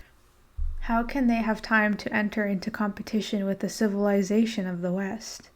Therefore, I say that without independent energy, Japan's external forms of civilization will not only be less than useless, but will merely be tools to intimidate men's hearts. Consequently, the civilization of a nation can be initiated neither from the government above nor from the people below. It must begin from a middle position which expresses the directions of the people as a whole. Success can be expected only after the nation stand on terms of equality with the government. In Western history, not one form of business or industry was the creation of the government. Their foundations were always laid by the projects of scholars in the middle class. The steam engine was invented by Watt in 1736 to 1819. The railroad was designed by Stephenson. Adam Smith expounded the principles of economics and completely changed the methods of business. These great scholars belonged to the so-called middle class. They were neither government administrators nor the laboring masses. Theirs was exactly that middle position which leads the world by power of intellect. Once some device or invention takes form in someone's mind, a private company is founded to concretize it in practical form. It can then make a lasting contribution to the great happiness of future generations. At this juncture, the duty of the government is to let the creativity of the people take its own course without interference, to understand and protect the direction of public opinion. The people should take the initiative in the affairs of civilization, while the government protects their efforts. The people should own civilization as if it were their private property. They should compete and dispute with one another over its forms. They should take pride in their achievements. The whole nation should respond to each commendable achievement made within the country. Their only fear should be that of other nations might beat them to it. In such a situation, the matters of civilized progress will all become the instruments of strengthening the spirit of the nation. Everything will be conducive to fostering national independence. But this state of affairs is the exact contrary of what actually prevails in Japan. At present, the only Japanese in the middle class who can advocate national independence and modern civilization are the scholars. But most of these same scholars are unsatisfied with their present positions. They are going into government service instead. They either are not insightful about the trend of the times, or they are more concerned about their own private interests than those of the nation. Or again, they are intoxicated with the spirit of the times which looks to the government to accomplish everything. They engage in trifling businesses involving physical and mental labors. Their conduct is mostly ridiculous, but they are personally self-satisfied, and people do not question them. In the worst extreme, some are saying with pride that there are no talented men working outside the government. People should not be blamed individually, for this is the pernicious spirit of the times. Yet it is a great misfortune for Japanese civilization. We should bitterly lament the indifference and apathy people are showing to the fact that scholars, who ought to be the leaders of civilization, are spiritually declining day by day, and that the scholars are spiritually declining is even more bitterly deplorable. We colleagues of Keio Gijuku have alone narrowly escaped this calamity. We have cultivated the spirit of independence for these past several years in our own independent institution of learning, and our only desire has been to maintain the independence of the whole nation. But the currents of the times have inundated the land, or it is like a typhoon. It is not easy to stand up against it. Without great personal efforts, a person will unconsciously be swept along with it. But power to resist will not come from book learning alone. Reading is a mere means to learning. Learning issues forth in practice. Power will come only as we actually come to grips with things in concrete life. Those members of our school who have realized this in practice should apply their knowledge, no matter what the personal cost, to the actual advance of Japanese civilization. Fields to work in are too numerous to mention: business, law, industry, agriculture, the writing and translation of books, publication of newspapers. Almost every affair of civilization must be made our own.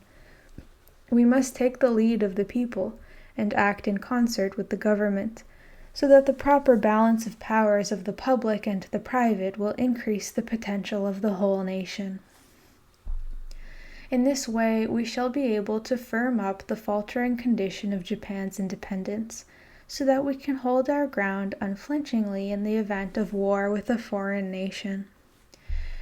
If years from hence we were to look back with pity on our present lack of independence rather than taking pride in it, would this not be a most happy turn of events? Let scholars therefore set their goals with confidence. Section 6. The importance of national laws. The government represents the people. It conducts its affairs in accordance with the wishes of the people. Its duty is to arrest those who commit crimes and to protect those who are innocent. This is what the people desire. Therefore, if this purpose can be achieved, the government will be serving the country well. For, in the first place, criminals are wicked and the innocent are good. There is therefore no reason to object if a good person defends himself against the wicked intentions of another. For example, if that wicked person had attempted to harm the good person, to kill the good person's own loved ones, or to rob his household, it will not be unreasonable if the good person apprehends the wicked person and perhaps kills him or whips him. But it would be quite impossible to defend oneself against a whole lot of wicked people at once, or again, even if he could, it would involve an extravagantly great expense. Therefore, a government is founded to represent the people and to perform the service of protecting the people. In compensation for this service, the people have promised to pay all the expenses of the government, not to speak of the wages of the officials. Furthermore, since the government has become the representative of the people and has acquired the right to act in their behalf, its measures are the people's measures, and accordingly the people must obey the law. This is a contract between the people and the government. Hence, obedience to the nation's government by the people means not obedience to laws enacted by the government, but obedience to laws enacted by themselves. Violation of the nation's laws means not violation of the government's laws, but violation of their own laws. Punishment for violation of the law means punishment by the laws which they themselves have set up. It is as if each citizen performed the duties of two persons.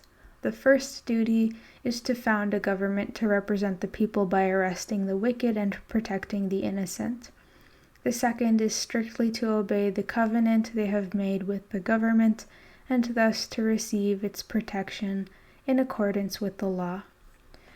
As I have just said, since the people have contracted to entrust the authority of the law to the government, they may on no account disobey the law, thereby violating the terms of that contract. It is the right of the government to arrest and execute a murderer. It is the right of the government to arrest and put a robber in prison, as well as to settle lawsuits, to prevent violence and disputes. The people must not interfere with these prerogatives to any degree. If, in ignorance of this principle, a person should take it upon himself privately to execute a murderer or to arrest and lash a robber, it would be rendering a private decision on the other person's crime as well as violating the law of the land. This is called a private punishment, the crime of which is unpardonable. In this case of private vendetta, the laws of civilized countries are exceedingly severe. They exercise authority without being brutal. In Japan, the authority of the government seems to be prestigious, but some people only fear its superior position, while still not understanding the intrinsic value of the laws in themselves. So let me further explain why private punishment is wrong and why national laws are intrinsically valuable. Let us suppose that a burglar enters your house and tries to rob your money by threatening your family. At such a time, the duty of the master of the house is to make a formal complaint to the government and await its disposal of the criminal. But since the present matter is too urgent, there is no time to appeal to the courts. In the meanwhile, the burglar has proceeded to enter the storehouse and is about to abscond with your money. If the master of the house tries to stop him, he may endanger his life. Therefore, the family must prevent this from happening by taking private steps. They have the temporary right to apprehend the thief and then appeal to the government. They may have to use a knife or stick which wounds the thief or breaks his leg. In an extreme emergency, they may have to shoot him, but this is the case of the master of the house taking temporary measures to defend himself and his household. It is not an accusation against the thief's wrongdoing, and it is not a direct punishment of his crime. The government alone can punish the criminal. It is not a duty entrusted to the private individual. Therefore, even if one has privately apprehended a robber, he may not kill or lash him. He may not even lay a finger on him. He must report it to the government and abide by its decision. If he kills the thief out of anger or lashes him, his own crime will be no less than killing or lashing an innocent person. According to one country's laws, a person who steals 10 yen will receive a punishment of 100 thrashings. Kicking another's face will likewise draw a punishment of 100 thrashings. Now consider the fact in which a thief breaks into another's house and steals 10 yen. As he is about to run away, he is captured and tied up by the master of the house. After that, the master of the house kicks the robber's face. According to the laws of that country, the robber should receive 100 thrashings for stealing 10 yen, and the master of the house should also receive 100 thrashings for his own crime of opting privately to kick him in the face out of anger. Such is the severity of the law of that nation. People must take heed of it. From the above principle, it can be understood that private vengeance is evil. The murderer of one's own parent is officially a criminal of the state. The government alone has the official duty to arrest and condemn this criminal. No civilian should be involved. In no instance can even the son of the murdered parent take it upon himself to kill this criminal in place of the government. This would be not only an imprudent conduct on his part, but it would also be to mistake his duty as a citizen of the nation, and to violate his contract made with the government. If the government disposes of the case with undue favoritism to the accused, the son should complain of this injustice to the government. Whatever reasons one may have, one is not entitled on any account to initiate the process of punishment. Even if the murderer of one's parent is lingering before his own eyes, he has no right to retaliate privately. In the Tokugawa period, the retainers of Lord Asano killed Kira Kozuke no Suzuki to avenge the death of their master. People praised them as loyal samurai of Ako. But was this not a great error? The Tokugawa shogunate constituted the government at that time. Both Asano Takumi no Kami and Kira Kozuke no Suke, and the retainers of the Asano house as well, were all Japanese citizens. They had promised the government to obey its laws, and thus to receive the government's protection under the law. However, by some mistake, Kira insulted Asano. But the latter did not lodge a complaint with the government. In anger, he attempted to kill Kira directly. This led to a dispute, which ended with the Tokugawa government putting Asano on trial and ordering him to commit seppuku. It did not punish Kira. This was a very unjust aspect of the trial. But if the retainers of Lord Asano thought this trial unjust, why did they not complain about it to the government? Now, if each of the 47 retainers had made arrangement to lodge a complaint with the authorities according to the law, they might have won their case in the end. The lawsuit might not have been accepted at first, because the government was despotic all along. The first complainant might even have been arrested and killed, but then a second retainer of the Asano house might have stepped fearlessly forward to lodge a second complaint. If all the 47 retainers had exposed their lives in their effort to make a just appeal, the government, no matter how bad it was, would eventually have submitted to reason. To make the decision of the trial fairer, it would have then punished Kira as well. By such a procedure, the retainers of Asano would have shown how truly loyal they were, but they did not know this principle. In their status as only people of the country, they disregarded the value of the laws by the country to murder Kira out of enmity against a political enemy. By privately deciding another's crime, they therefore violated their duties as citizens and trespassed on the right of the government. Fortunately, they were then condemned to death by the Tokugawa authorities, so that the matter was settled. If their crime had been condoned, the retainers of the Kira family would surely have taken their own revenge on the retainers of Ako.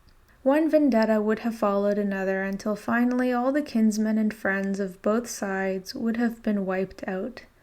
The result would have been a world of anarchy. Such, then, is the harm of private punishment to the nation. It has no place in the proper conduct of things. In the past, when Japanese peasants or townsfolk were rude to a samurai, he had the legal right to cut them down with his sword. This right entailed public approbation of private punishment. It was abominable. The laws of the nation must be directly enforced by the government alone. The more numerous the places where laws are enacted, the weaker their power. During the feudal period, when each of the 300 daimyo held the power of life and death over their people, the power of the Tokugawa government was proportionately weaker too. Assassination is the worst form of private punishment and is most harmful to the government. Looking at the records from ancient times, we find that some were undertaken out of personal enmity, others to rob money. One who plots such an assassination is from the start an intended criminal. Another kind of assassination is done, not for private motives, but against a political enemy. People's political opinions may vary, but some seem to think that they can take their own opinion as the criterion for deciding another's crime. They therefore kill others at will, infringing upon the prerogative of the government. Not only are they not ashamed of their act, they even boast of having inflicted heaven's punishment. They are even called patriotic by some. But what, first of all, is this heaven's punishment? Does it mean to inflict the death penalty in place of heaven?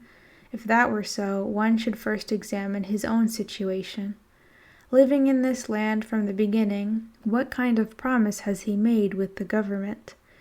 It was to obey the national laws without fail, and thus to receive the protection of the government. If he has some complaint about certain laws, or thinks that some persons are subversive to the nation, he should quietly lodge a formal complaint with the government. But to bypass the government to take action by oneself in the name of heaven would be the wrongest kind of solution. No matter how sincere, such persons are ignorant of the principles of things. They worry about the country without truly knowing why. In point of fact, no one has ever accomplished anything good by assassination, or increased the well-being of society thereby. People who do not understand the intrinsic value of laws live only in fear of the government officials. They do not feel ashamed of having committed a real crime as long as it does not become publicly known. Such lawbreakers who cleverly dodge the law will, on the contrary, sometimes be praised for their cleverness. In the conversations of people we hear such talk as, while there is a firm law of the land and an official law of the government, if certain things can be secretly arranged in such and such a way, it will not publicly interfere with the law, and so it can remain an official secret. Thus they talk smilingly, and no one suspects anything. Some go so far as to confer with minor officials to arrange a secret deal. Both parties seem to benefit from the deal, and there seems to be no crime involved. The immutable laws of the land are in fact too complicated and hard to put into practice, so that such secret deals are liable to be made. But from the standpoint of the nation, this kind of thing is a most dangerous abuse. If people get the habit of disregarding the law in this way, this spirit of insincerity will become universal. Laws which would be beneficial if obeyed will be violated, and crime will be the order of the day. Take, for example, the government law that prohibits urinating on the roads. Some people do not understand the value of this prohibition. They are only afraid of being caught by the police. If a person is unexpectedly caught by a policeman when furtively breaking this law in the evening, he bows before the law, but within his heart he does not consider that he is being punished for a violation of the law. He only thinks that it was his unlucky day for being nabbed in the act. This is indeed very deplorable. Therefore, when the government makes laws, they must be made simple, and once enacted, they must be strictly enforced to achieve their purpose. If such laws are inconvenient, the people should freely discuss and complain about them to the authorities. Once they have accepted the laws, they must respectfully obey them. A case came up recently here at Keio Gijuku. Mr. Ota Tsukiyoshi, a peer, had used his own private funds 2 years ago to hire an American to teach at the Keio. At the expiration of that appointment, he wanted to hire another American. An agreement was informally settled between Mr. Ota and the interested party. Mr. Ota then sent a written application to the Tokyo Prefecture Government Office to hire this American as a teacher of the humanities. But a law on the books of the Ministry of Education required that even a private institution could not hire a private instructor who did not have in his possession a diploma showing the completion of his work in his native land. The American did not have his diploma with him in Japan. Mr. Ota received official notice that it was permissible to hire him as a language teacher, but not as an instructor in the humanities. Thereupon, I wrote a letter of application to the prefectural office. I said that I was requesting acceptance of Mr. Ota's application after rendering a favorable judgment on the American's scholastic competence, despite the fact that he does not have his diploma with him to present. I pointed out that the prefectural office would have simply passed on the application if it had been for language teaching. But since our students had from the first desired to study the humanities, we had not taken the trouble to deceive the authorities by using the pretext that he was to be a language teacher. My own application was returned to me with the explanation that the regulation of the Ministry of Education could not be changed. As a result, the school had to terminate its negotiations with the prospective teacher. At the end of last December, the American returned to the United States. Mr. Ota's original good intention came to naught, and several hundred students lost a good opportunity to learn. This was indeed not only a great misfortune for a private institution, but also a great drawback to studies in general for the nation. It was a stupid and irksome matter, but the law is important and primary. I intend to make another application in a few days. Recently, Mr. Ota and the staff of Keio Gijuku informally convened to discuss this case. Since the Ministry of Education's regulation was written in stone, it was suggested more than once that the application should be changed to language instructor to have it accepted. But in the end, we did not hire the teacher. We decided that the best course of action was to respect and obey the law as befits our position, even if it was a setback for the school. For it is dishonorable for scholars and gentlemen to deceive the government. Of course, this decision may seem to be a mere trifling episode in the life of a single private institution, but I think that the principle at stake is relevant to public morals, and I am taking this opportunity to underline it here. Section 7. The Duties of the Citizens of the Nation.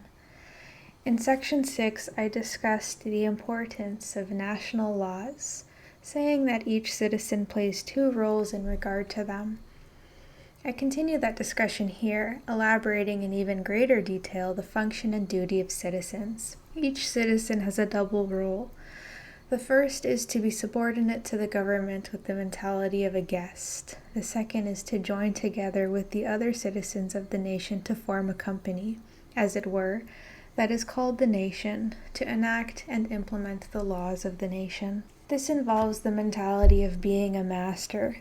For example, if 100 merchants form some commercial company, establish the rules of the company and implement them, then the 100 merchants are the masters of that company. But once the national laws have been established, the said merchants become guests of that company as well, and must obey those laws. The nation is like a company, and its citizens like the colleagues of the company. Each individual plays the roles of both master and guest. I take up first their status as guests. The citizens of a nation must honor the laws of the land and not forget the principle of the equality of men. If I do not want my rights violated by others, then I must in turn not infringe upon the rights of others. Since others enjoy the same things as I do, I must not take my pleasure by robbing from those of others. I must not steal to enrich myself. I must not kill or slander another.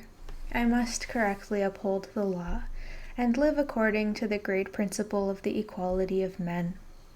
Again, there is no reason recklessly to violate laws enacted by the government, even if they are stupid or inconvenient to me.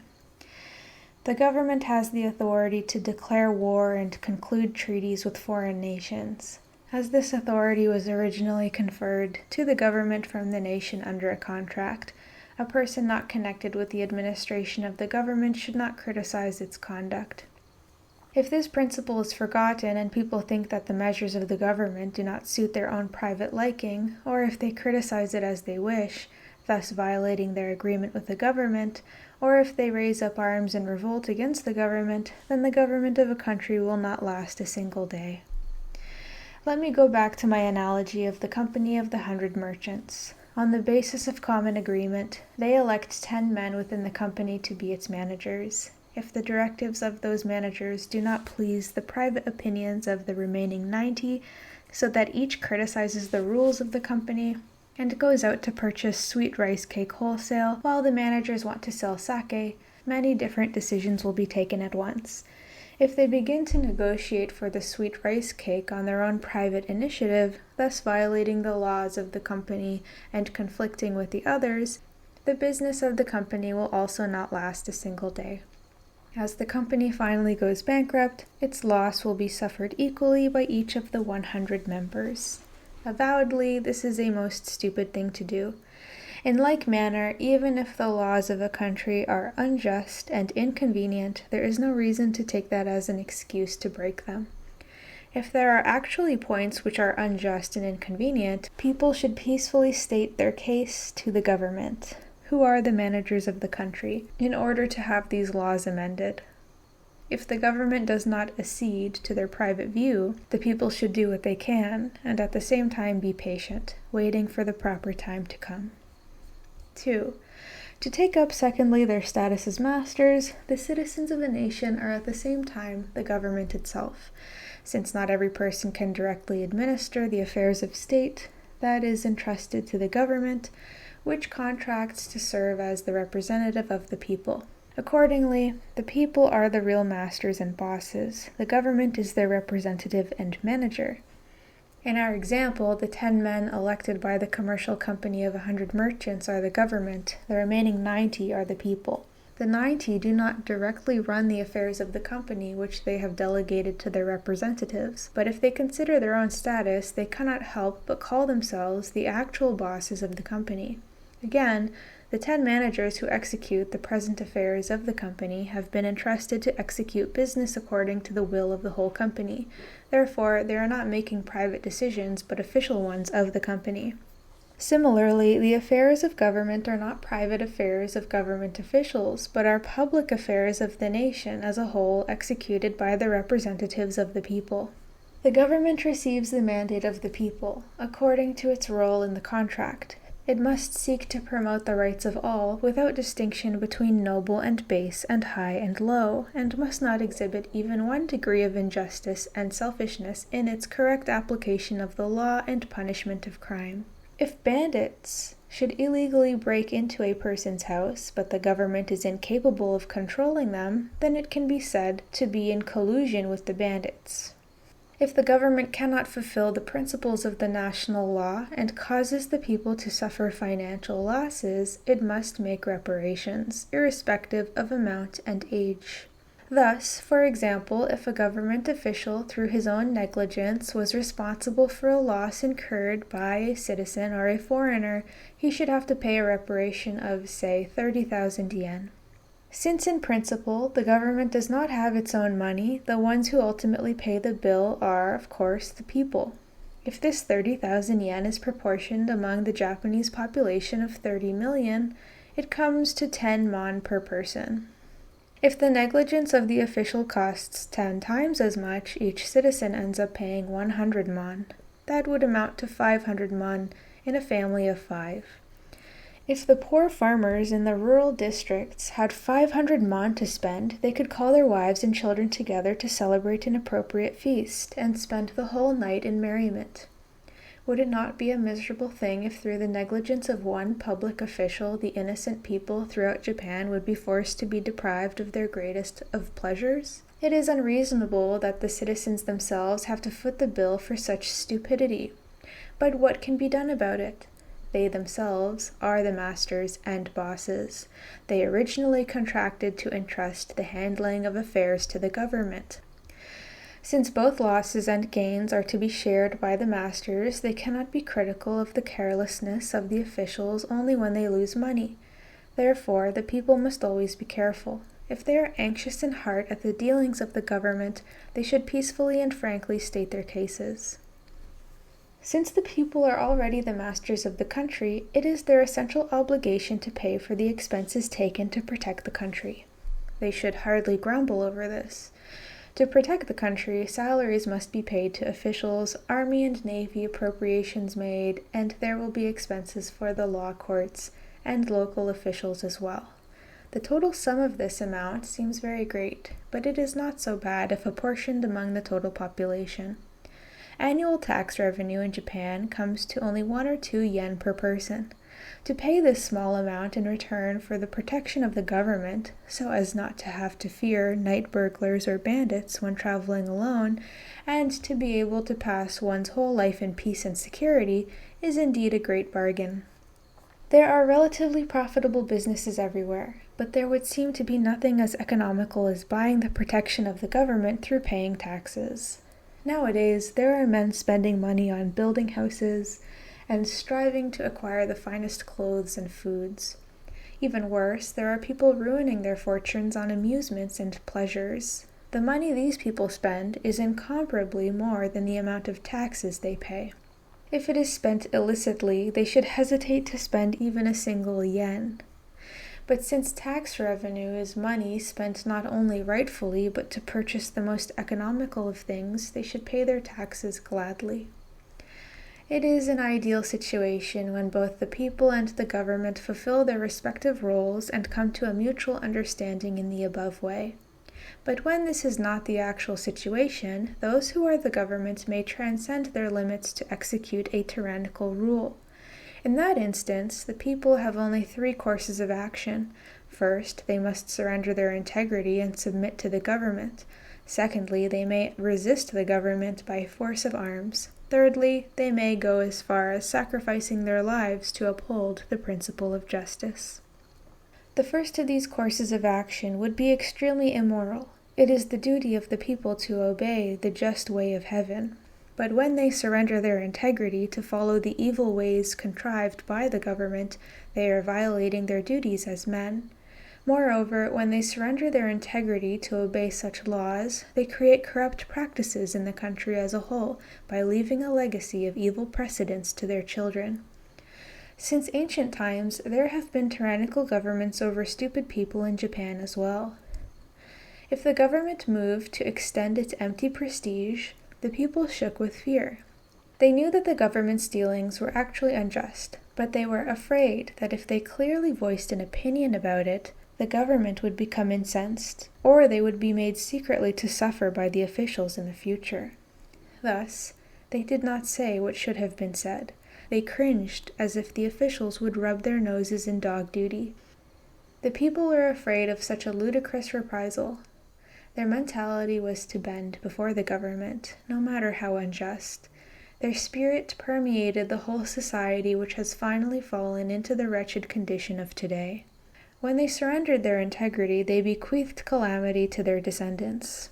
The second recourse is to resist the government by force of arms. Of course, this requires many men, and therefore political cliques must inevitably be formed. This gives rise to civil war, and therefore such a course of action cannot be called the best policy. For the time being, the question of right and wrong must be set aside, and, once war has been declared, we need only consider which side has more power. If we survey the history of rebellions in both past and modern times, the power of the people has always been weaker than that of the government. If they do rise up in rebellion, they should of course overthrow the past framework of the government. But no matter how corrupt the old regime was, if the new one is also such, there would be no justification for it to hold the reins of power for even a few years. Even if they overthrow it out of temporary impulse, it would only be to substitute one form of stupidity and tyranny with another. Moreover, civil wars are caused by the inhumane treatment inflicted upon the people in the past, but there is nothing more inhumane than civil war. The bonds between friends are torn asunder. Worse, parents and children become each other's killers, brothers become each other's enemies, homes are burnt down and people slaughtered. Thus, evil deeds run rampant. In such frightful circumstances, people's hearts become inured to cruelty.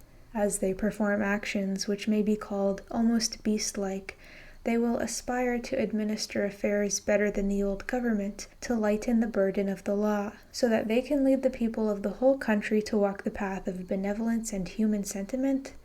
I say that such thoughts are wrong. The third course of action is to be prepared to sacrifice one's life to uphold just principles. This entails trusting confidently in the principle of heaven. It entails that no matter how bitter the law under which individuals are made to suffer by a tyrannical government, they endure that suffering without letting their spirits break. Neither taking up arms, nor using even the slightest degree of violence, they only bring pressure to bear upon the government by advocating just principles. And this third way must be said to be the best policy. If rational pressure is brought to bear upon the government, the existing good administration and laws will not at all be harmed. Their just arguments may perhaps not be adopted, but since it is clear that they stand to reason, the innate sentiment of men will be swayed by them. What is not accomplished this year will be accomplished in the following year. Moreover, there is danger that resistance against the government through force of arms will destroy 100 things in pursuit of one goal, whereas rational persuasion will sweep out only those evils that should be eliminated without creating additional troubles. Since their objective is to put an end to governmental injustice, criticism can be stopped as the government returns to just ways. Further, armed resistance will bring angry counter-resistance. Instead of reconsidering its own evils, the government will brandish its tyrannical power all the more, even resorting to further force. But as even a tyrannical government and its officials are citizens of the same country, the sight of their fellow countrymen quietly advocating truth by sacrificing their own lives to uphold the principles of justice will ultimately win their hearts. Once this happens, they will repent of their own wrongdoings, naturally throw off their arrogance, and reform their ways. Such persons who are concerned about their country and undergo sufferings or even sacrifice their lives because of it are called martyrs in the West. Although a martyr gives only his own life, his accomplishment is superior to a civil war which kills innumerable others and costs an incalculable sum of money. Since ancient times, many Japanese have died on the battlefield or committed seppuku, They have all been highly praised as loyal retainers. But the reason for their heroic deaths was in most cases related to a war between two lords who were vying for political supremacy or to perform some vendetta for their lord. To give one's life so nobly may seem in outward appearance to be admirable, but in actual fact it was of no benefit to society. The idea that the mere sacrifice of one's life is everything, whether it is for the sake of one's lord or out of apology to him, is common in illiterate and uncivilized societies. But in the light of modern civilization, such people must be said not to have known the true reason for sacrificing their lives. In essence, civilization means to advance the levels of knowledge and virtue of the people, so that each and every person can be the master of his own affairs in his dealings with society. It means that, without harm to either side, every person enjoys his own rights and thereby contributes to the security and prosperity of all. In this light, were civil wars or vendettas actually in accord with the purpose of civilization?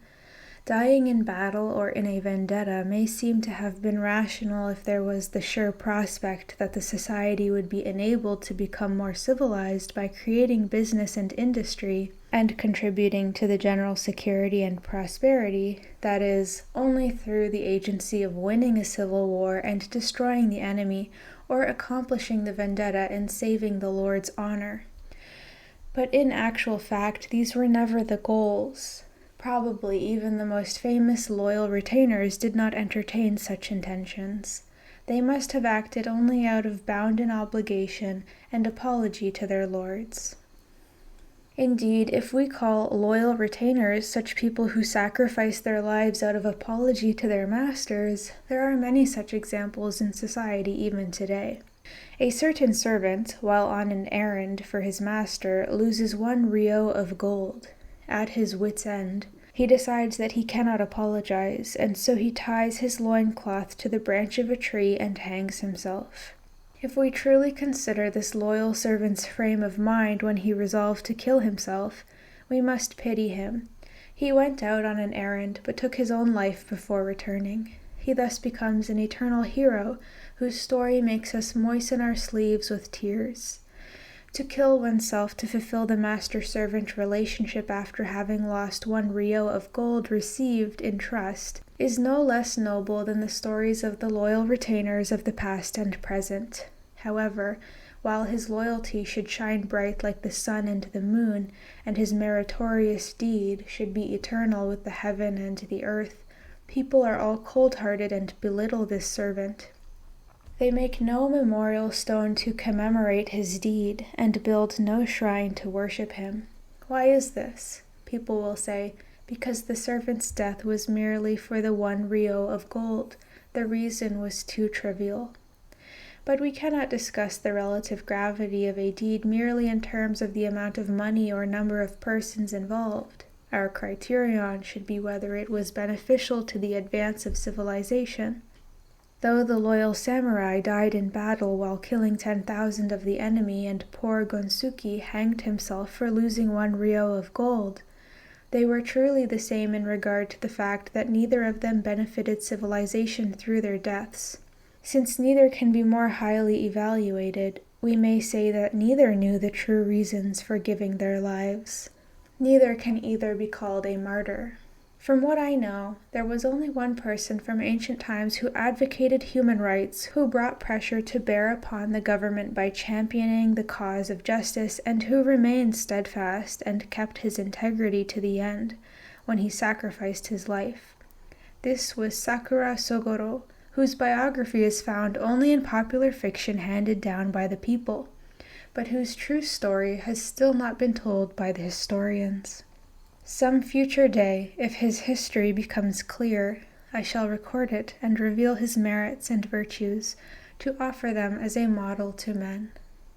Footnote: Sakura Sogoro, 1605-53, was a public-spirited headman of a village in the domain of Sakura in the province of Shimusa. Section 8. Respect for the independence of others. In the work entitled Moral Science by the American named Francis Wayland, 1796, to 1865, there is a discussion of the freedom of the human mind and body. The general point of this book is that each individual constitutes an independent person who is the master of his own affairs, uses his own mind, and does his own necessary business. Therefore, A. Every person has a physical body through which he comes in contact with external things which he uses to meet his own needs. For example, he can plant seeds to grow rice or make clothes from cotton. B. Every person has an intellect through which he can discover the principles of things to guide him in doing things. For example, he can devise methods of fertilization for rice cultivation or design a loom to weave cotton thread. These are functions of intelligence and discernment. C. Every person has desires through which he activates the functions of mind and body. By satisfying these desires, he can achieve happiness. For example, every human being loves fine clothes and delicious foods. Still, these things are not natural products of the earth. Men must work to make them. Therefore, human action arises from the spur of human desires, which are the necessary catalysts for action. These actions, in turn, are the indispensable conditions for attaining happiness. It may be said that such persons as Zen priests have neither actions nor happiness. D. Every person has a conscience, which controls his desires, turns his tendencies in the right direction, and decides where to curb them. For example, human desires are limitless. It is difficult indeed to set limits on the pursuit of fine clothes and delicious foods. But if one were to neglect his necessary business in an exclusive pursuit of his heart's desires, he would inevitably try to profit at the expense of others. This cannot be called a truly human course of action. At such a time, it is the honest conscience that distinguishes between desires and the truth, and prompts man to live within the truth. E. Every man has a will, through which he can decide to act. For example, things cannot be accomplished by chance. Good and evil are the results of the striving of the human will. The above 5 characteristics are indispensable for being a true man. A person must freely employ them to attain personal independence. When I say independence, it may seem that I am talking about some kind of eccentric and strange people who live in isolation from society, but this is hardly so. To live in the world as a human being, one must have friends, but these friends in turn seek relationships with me, just as I seek their company. Therefore, our relations are mutual. But when a person employs the above 5 qualities of mankind, the most important is to obey the laws established by heaven without overstepping his limit and capacity. By limit and capacity, I mean that neither I nor another should use these qualities to infringe upon the activities of each other. Thus, one will neither be blamed by other people nor punished by heaven if he can pass his life without overstepping his limits as a human being. This is what the rights of man are about. The above argument sets down the principles whereby a man can conduct himself in freedom as long as he does not infringe upon the rights of others. He can go or stay as he pleases, work or play, engage in some business, study hard day and night, or, if that does not agree with him, loaf around the whole day long. Provided these actions do not affect others, there is no reason for men to censure them from the sidelines. Now let us suppose that there are some persons who oppose the above ideas. Their opinion may be that one should act in obedience to the will of others, irrespective of the right or wrong of things, and that it is not good to express one's own mind. How reasonable is this kind of argument? If it were reasonable, it should be universally valid for all men in the world. Let me illustrate. Since the emperor has greater dignity than the shogun, he should have been able to tell the shogun what to do, how to act, when to eat and sleep, etc., in a quite arbitrary manner, as he so wished him to do. The shogun, in turn, should have coerced the daimyos below him. He should have freely dealt with them according to his own pleasure. The daimyos should have done the same to their house elders. these house elders to their attendants, these attendants to their low-ranking samurai, these low-ranking samurai to the ashigaru, and the ashigaru to the peasants, all the way down the line. But this argument is somewhat nonplussed when it comes to the peasants, for there are none below them. Yet it was supposed to be universally valid from the beginning, like the principle of the revolving rosary of 1 million recitations of the Nenbutsu that must always revolve full circle. The peasants are as much human beings as the emperor. Therefore, what if the peasants do not hesitate to treat the emperor at will according to their own pleasure? For example, suppose they tell the emperor to stop when he wants to visit some place. They tell him to go back when he wants to go to his villa. Or suppose that the emperor's daily life was controlled by the arbitrary directives of the peasants, who deprive him of his fine clothes and substitute boiled barley for his delicious foods. In that eventuality, the Japanese would be a people who had the right to control others, but not to control themselves. It would be as if a person's body and mind were two completely different entities, and the body were a place to lodge another's soul. Perhaps a strong drinker's soul in a non-drinker's body, or an old man's soul in a child's, or a robber's soul in Confucius's body, or a hunter's soul in Sakamuni's. It would be as if a non-drinker had a good time drinking sake, while a strong drinker were satisfied in drinking warm sugared water, or an old man enjoyed climbing a tree, while a child walked with a stick and meddled in other people's business. Or Confucius led his pupils to commit robbery, and Sakyamuni carried a gun and went out hunting. The results would be incongruous indeed. They would be strange and unimaginable. Shall we call this heavenly principle and human nature? Or civilization and enlightenment? Even a child of 3 could answer. The duties of both high and low expounded by the scholars of Chinese and Japanese learning from time immemorial have served to install someone else's soul into one's own body. They have been teaching this kind of thing, even admonishing people with tears, and they have gradually borne fruit in these degenerate days. As it has become customary for the strong to control the weak, the scholars too are showing faces of pride. The divinities of the age of the gods and the sages of the Zhu must be resting happily in their graves. Let me take up 1 or 2 of their so-called meritorious teachings below. I shall not repeat here my position in regard to the argument that a strong government should dominate over weak subjects. Let me here take up the question of the relations between men and women. In the first place, they are both born as human beings. Because both man and woman have roles indispensable for life, without them the world cannot endure even a day. Their capabilities are about the same, but men are generally stronger than women. If a strong man fights a woman, he will always win. In society, a person who steals by force or who puts another to shame is called a criminal and is punished. Why, then, is it that a man may openly put others to shame within the family without even being reproached for it? In a book called Onna Daigaku, The Great Learning for Women, there is enunciated a principle of triple obedience for women. A. To obey her parents when young, B. To obey her husband when married, and C. To obey her children when old. It may be natural for a girl to obey her parents when she is young, but in what way is she to obey her husband after marriage? I am curious about that. The book says that even if the husband is a drunkard or is addicted to sensual pleasures or abuses and scolds her, and thus goes to the extreme of dissipation and lechery, the wife must still be obedient.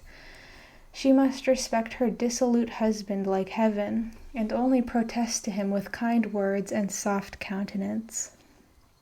This is as far as the book goes. It says not a word about the outcome after this. It would therefore seem that its teaching is that as long as one has become a husband, his wife must obey him, even if he is dissolute or an adulterer, and no matter what her disgrace. She can only remonstrate with him with a gentle countenance, contrary to her real mind. The dissolute husband may follow her remonstrances or not. She is forced to consider her dissolute husband's mind as her fate. A Buddhist scripture says that women are full of sins.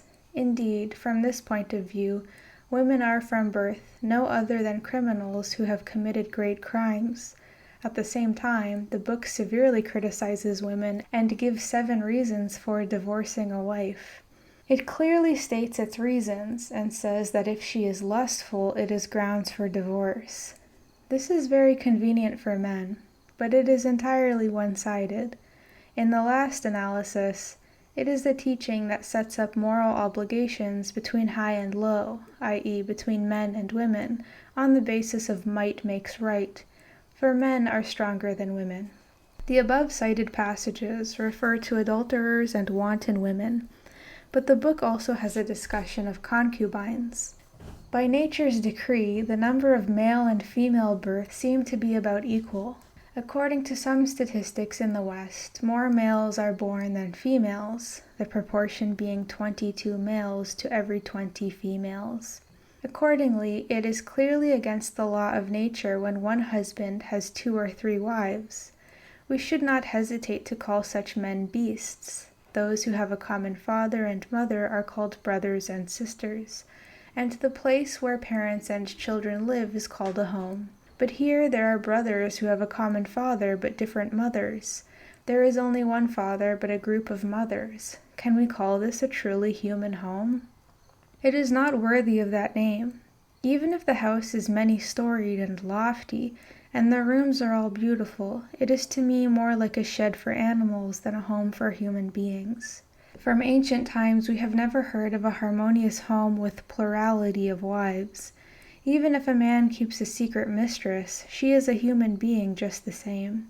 A person who uses a human being like a beast just for the pleasures of the moment, who disturbs the customs of the family and harms the education of his children and grandchildren, who spreads evils all over the country and leaves poison to future generations, must indeed be called a criminal. Someone may counter that if a man supports a number of mistresses, there will be no violation of human nature if he treats them properly. This is the opinion of Confucius himself. If what he says were true, a woman should be allowed to support a number of husbands. She should be able to call them male concubines, and give them lower-ranking positions in the household. What then? If a woman could manage her household under such conditions without violating the great principle of social relations, I will stop my chattering arguments once and for all. Men throughout the whole land should look into their own hearts, but someone may say that it is to acquire an heir that one supports a mistress. According to Mencius, there are 3 kinds of impiety to one's parents, and not to have an heir is the most impious. To this I reply that anyone who advocates ideas contrary to the natural law, even if he be Mencius or Confucius, should unhesitatingly be called a criminal. What a shame to marry a woman and to call her most impious if she does not bear a child. Even if it is only a pretext, is it not terrible? What person with a human heart could believe this wild talk of Mencius? In the first place, lack of filial piety means to do something that is against reason, which displeases one's parents. Of course, the old are happy to have grandchildren, but this is no reason to call a person unfilial if a grandchild's birth is late. To the parents of the whole country I ask, when your son marries a good wife, do you get angry at her because she does not bear a child? And do you beat your son and wish to disown him? In this wide world, there would be no queerer kind of parents, but these are all empty theories from the first, which are not worth answering. People can find the answers to these questions in their own hearts. It is natural for a human being to be dutiful to his parents. Even strangers treat old persons with politeness. Much more should a son love his parents. He should be filial to his parents, not for the sake of profit or name, but out of natural sincerity, simply because they are his parents. There are many stories in Japan and China from ancient times that encourage filial piety. beginning with the story of the 24 paragons of filial piety. But even when we look at these stories, 8 or 9 out of 10 encourage things which are too difficult to do, or things which are too foolish and ridiculous. Even worse, they sometimes praise things which are irrational as acts of filial piety. To lie on the ice in midwinter with no clothing on and wait for the ice to melt, as one story has it, is impossible for a human being. Or instead of pouring sake over one's body on a summer evening to attract the mosquitoes away from one's parents, as another story has it, would it not be wiser to buy a paper mosquito net for the price of the sake? Or the man who buried his innocent child alive because he had no way to support his parents must have had the heart of a devil or viper. Such persons violate natural law and human nature. We just saw that Mencius says there are 3 kinds of unfiliality, and that the most filial impiety is not to have an heir. Now we read that a man, out of filial piety to his parents, tries to bury his child alive. Which is the real instance of filial piety? Or are they both not false theories and self-contradictory? In the last analysis, such theories which endeavor to clarify the duties between parents and children, and high and low, and to establish rank relationships, end up forcibly devaluing the child. They give such reasons as that the child has been a source of pain to the mother during pregnancy and childbirth, or that it cannot be separated from its parents for 3 years after birth. They therefore say that it owes a great debt of gratitude. But not only human beings, but even the birds and the beasts all bear young and support them. The only difference is that human parents must educate their children and teach them the ways of social life in addition to providing daily necessities. Parents give birth to children easily enough, but they do not know the principles of educating them. The father indulges in dissipation, gives a bad example to his children, and drags the family down into poverty and disgrace. He becomes stubborn as his spirit gradually declines, and the family fortune shrinks away to naught. He then forces his son to be dutiful. What kind of shameless scene is this? He is now craving after his son's money. The mother-in-law torments the heart of her daughter-in-law. Both elder parents control their son and his wife according to their own desires. The unreasonable parents are always right. The protests of the son are always wrong. The daughter-in-law has no freedom the whole day through, as if she were in a hungry devil's hell. Whenever she does anything contrary to her husband's parents' wishes, she is called an impious daughter. People may think this is unjust, but since it does not involve them personally, they side with the unreasonable parents. Or some persons advise the son to deceive his parents, regardless of right and wrong. Can we really call this the correct principles of family living? I once said that the mother-in-law should look back upon her younger days when she was a daughter-in-law and make it a good lesson. She ought to recall her own younger days instead of tormenting her daughter-in-law. I have given above 2 examples of the evil which results from the doctrine of subordination between high and low and noble and base. First, in regard to the husband and wife relationship, and secondly, between parents and children. These evils are widespread in society. They seep into every aspect of human social relations. I shall give further examples of these abuses in the next section. A letter to old friends in Nakatsu stating 2 ways of learning. Carefully considering the mental and physical functions of mankind, I find that I can make the following division: the functions of individual persons and those of social beings. Let us call the former function the pursuit of happiness in daily life through the powers of one's own body and mind.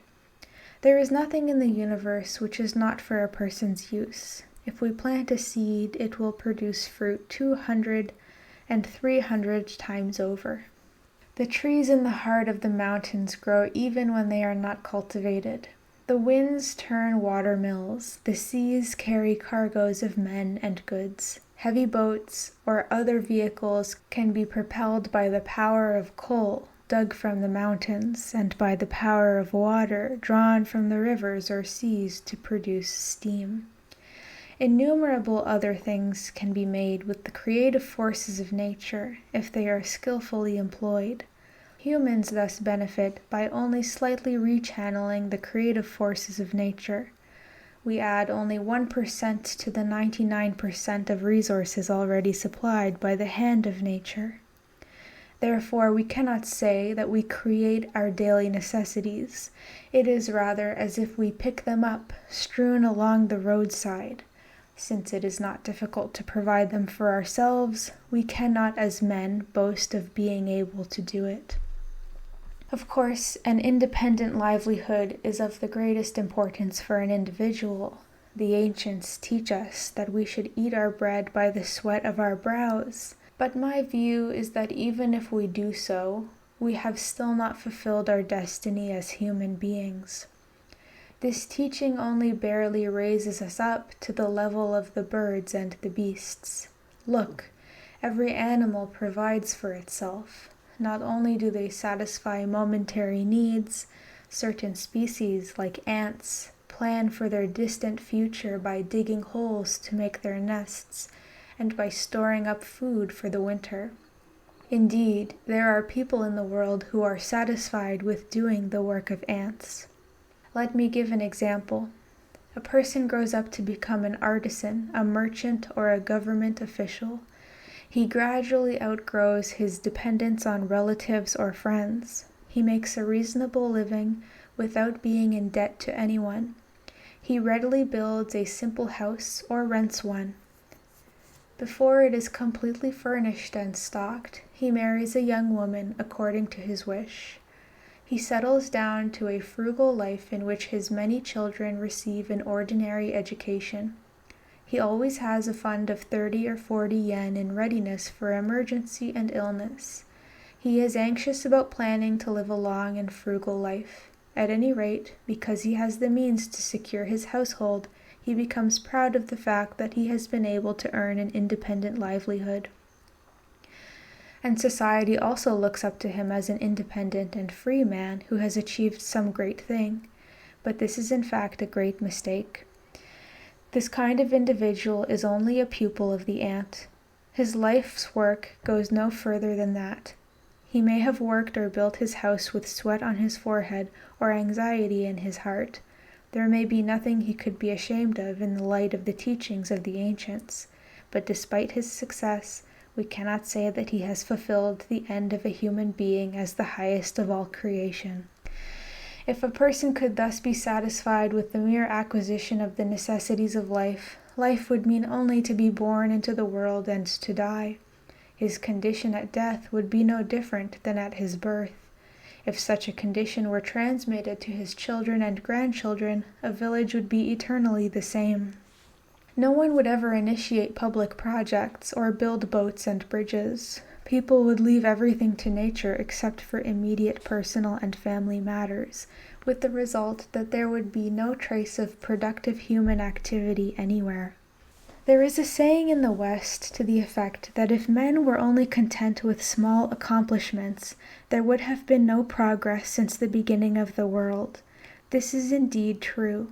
Of course, there are different kinds of satisfactions, which we must distinguish correctly. A person with an unsatiable desire to acquire more and more is guilty of greed or avarice. But a person who does not broaden his mental and physical powers to achieve his aims may be called ignorant and foolish. Secondly, humans are by nature social. Hardly anything can be done in complete isolation. Human nature is not yet satisfied by the circle of spouse, parents, and children. Individuals must have wider human associations in the community. The wider their associations, the more people feel fulfillment, and this is the reason that human intercourse begins. And with community life there naturally comes attendant responsibilities. What we call learning, industry, politics, law, these are all aimed at promoting social intercourse among us. Without social intercourse, they lose their meaning. Why does the government make laws? It makes laws for the precise purpose of protecting the good people from the bad, thereby making human association possible. Why do scholars write books and educate others? It is for the precise purpose of guiding the younger generation to be able to maintain human associations. In ancient China, it was said that ruling the country should be as impartial as dividing meat among people. It was also said that it was better to clean up the country than to remove weeds in the garden. These sayings describe the intentions of men who would endeavor to benefit human intercourse. A person should use his wealth to contribute to the general welfare. This is a constant principle of human nature. Even when a person does not consciously work for society, his descendants sometimes unconsciously benefit from him. It is because we humans are social by nature that we can fulfill our social obligations. If ancient people had not been such, we would not have the present advantages of civilization that we now enjoy. When a person inherits his parents' property, it is called a legacy, but his legacy merely includes a patch of land and household furnishings. They can be lost without a trace, but the world's civilization is a legacy of a different sort. Each and every person receives a legacy from the human race as a whole. It is so tremendous that it cannot even be compared with land and household furnishings. But who is there to thank for these blessings? It is like receiving the sunlight and the air, so indispensable for life without cost. For all its value, we present owners should say that civilization is entirely due to the blessings secretly bestowed by our ancestors. In the dawn of history, men's intellects were not yet developed, just like infants. For example, ancient wheat harvests were turned into flour by being pounded with natural stones. Later, through someone's invention, 2 stones were made flat and round, with a small hole in the center of each. An axle of wood or metal was placed through one of the holes, and over this stone the other stone was placed. This let the axle of the lower stone pass through the hole of the upper stone. The wheat was placed between the stones and ground into flour as the heavy upper stone was turned about. This is what is called a millstone. In ancient times, such a millstone was turned by hand, but in later ages, its shape was gradually improved. More convenient methods, such as water wheels or wind wheels, were devised, and finally, steam power was used. This is true with everything else. The world improves by a gradual evolution so that yesterday's advanced methods are soon old-fashioned. Last year's bright new ideas are commonplace by this year.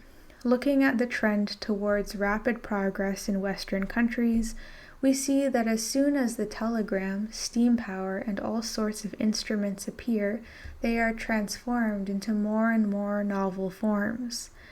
And it is not only the material instruments that are novel. The more our knowledge develops, the wider our social intercourse becomes. And as our associations broaden, the closer become the bonds between us. One country cannot rashly wage war against another, for the rights of nations are guaranteed under international law. There will be a gradual and unlimited advance of civilization if there can be open economic discussions, radical transformation of political and business institutions, reformation of the school systems, the forms of books, government conferences, the debates of Diet members, etc. Take the history of any Western civilization and read about it from its beginning up to the 1600s. Then skip the next 200 years and pick up the story again from around 1800. So astonishing will have been the leap forward in that country's progress that we can hardly believe that it is the official history of the same country.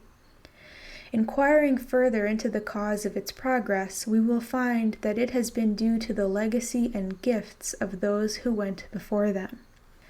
Japanese civilization, too, first came from Korea and China. Japan's civilization then progressed to its present level through our own countrymen's indefatigable efforts. As for Western learning in Japan, it began as far back as the Horeki period, 1751 to 64. In recent years, intercourse with the foreigners began and, along with it, Western theories have been introduced to our people. Some of us Japanese have begun to teach Western learning and to translate Western works.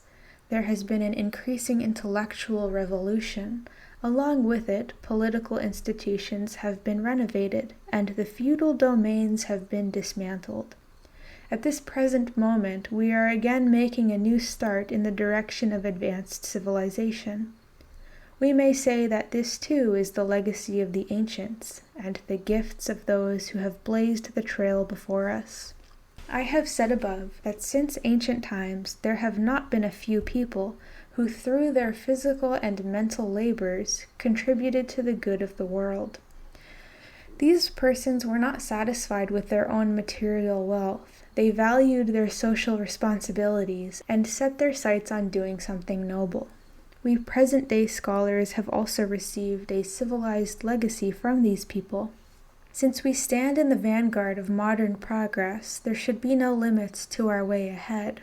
Let future generations look back upon us to thank us for our legacy to them, just as we are grateful for the blessings of the past. Generally speaking, our entire duty lies in living in this world today in such a way as to transmit the traces of our activities to our far distant descendants. This is a grave responsibility. We cannot be satisfied with merely reading volumes of school texts, becoming businessmen, artisans, or minor officials just for the sake of several hundred yen salaries so as barely to be able to support our own families. The level of activity does others no harm, but it does them no good either. Moreover, one must act in a timely way. Even a capable person cannot exercise his power if he does not act at the right times. There have been numerous examples in all ages. In my own hometown, I knew of talented and noble men. They may have taken wrong courses from the standpoint of modern civilization, but this was due to the conditions of their times, not to their personal faults. They could have made a contribution, for they were full of ambition to do things, but they never had the opportunity to do so. They therefore carried their treasures within themselves and took them to the grave. They were never able to give expression to their natural endowments and benefit the world. This was indeed regrettable. But now times have changed. Western ideas have gradually come into use. The old regime has been overthrown, and the feudal domains dissolved. This should not be looked upon merely as the result of a military upheaval. The merits of civilization do not end with an ephemeral war. The real change has been a revolution in the public mind, stimulated by modern civilization. The upheaval of war has already ended 7 years ago. Its traces are no longer to be seen, but the effect on public feeling continues on.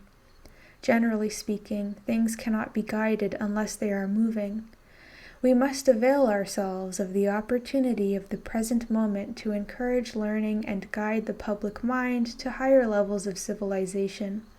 Since it is precisely we scholars who at the present time are presented with this opportunity, we must work very hard to accomplish this result for society. Section 10. Letter to Old Friends in Nakatsu continued. In the former section, my argument divided the meaning of learning into two aspects. To generalize that argument, we cannot be satisfied with providing only for ourselves and our immediate families. There are higher bonds than this in human nature. Therefore, we must enter into communities of social life and work for the good of society according to our capacity as one of its members. And we must elevate our ambition to pursue learning. Even cooking rice and lighting the fire under the bath are kinds of learning. Discourse on the affairs of state is another. Still, management of a single household is easier than the economics of the whole nation. As a rule, things which are easy to obtain are not highly valued in society. The reason why some things are valuable is that they are not easily obtainable. It seems to me that present-day scholars exhibit the vice of avoiding the difficult in favor of the easy path. In the feudal world, no matter how accomplished some scholars might have been, there was no way of putting their learning into practice, for the economy was rigid everywhere. Therefore, they were compelled to pursue more and more advanced learning. Their style of learning may not have been good, but their diligence and broad knowledge were superior to that of the scholars of today. Today's scholars are different. They can cash in quickly on what they know. For example, if a scholar of Western learning studies for 3 years, he acquires a general sort of knowledge of history and physics, sufficient to open up a school as a scholar of Western learning, to be hired by others to teach, or be given some important post in the government. And there is an even easier path than these. If they read the current popular translations or race off to learn the latest news in society, both domestic and foreign, and then grasp the opportunity to become government officials, they become prestigious public servants. If such customs become the rule, learning will ultimately not advance to a high level. I know that I should not write about vulgar things to scholars, but let me give an example in terms of money management. For one to study in a school, his expenses will not exceed 100 yen a year. Thus, if he invests 300 yen for 3 years to get training as a scholar of Western learning, he can later gain a profit of 50 or 70 yen per month. Since a person who just learns by experience and then becomes a government official does not even make this 300 yen investment, his monthly gain will all be net profit. Is there such great profit in the business world? Even a usurer cannot compete with this rate of gain. Of course, since the price of things depends on supply and demand, and nowadays the government and all other quarters are clamoring for such scholars of Western learning, this favorable business climate has resulted.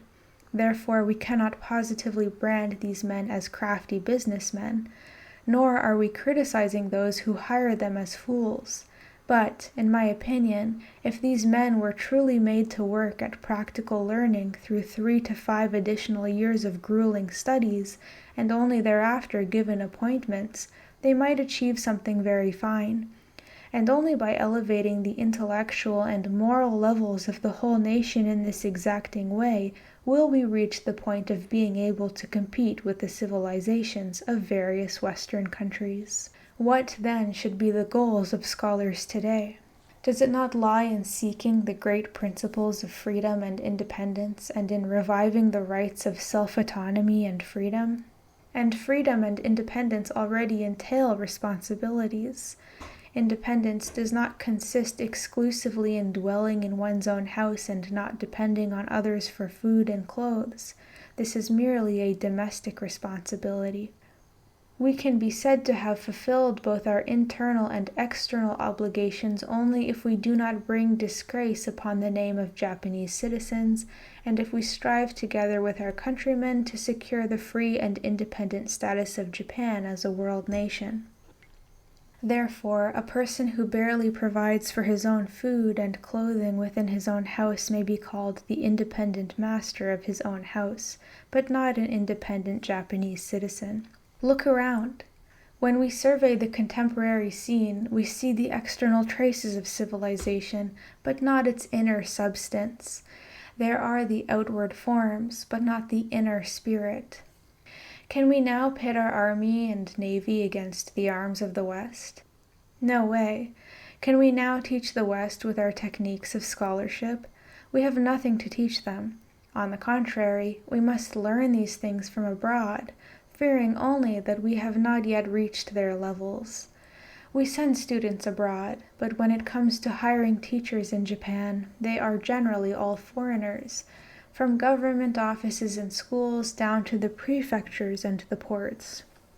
Even private companies and schools, when they plan some new undertaking, must first hire foreigners and rely on them at the cost of excessive salaries. People say that Japan is just using their talents to make up for our deficiencies. But if we look at present conditions, it seems that the deficiencies are all on our side, and the talents all on theirs. Of course, since we have just suddenly begun intercourse with the civilized nations after several hundred years of national seclusion, our situation is like mixing fire and water. To balance this relationship, foreign teachers and goods are being imported to make up for present urgent needs and calm down the seething turmoil. Since it is unavoidable anyhow, dependence on these temporary supplies cannot be said to be an error for Japan. Nevertheless, meeting the needs of Japan by depending on the West is only a temporary policy. While we may find comfort ourselves that it is a temporary expediency, when will this come to an end? How will methods be acquired so that we will be independent of the West and can supply our own needs? They will be extremely hard to come by. Our only recourse is to wait for the achievements of today's scholars to reach a point where they can meet Japan's needs. Since this is the duty imposed upon us scholars, it is high time to take on this urgent responsibility.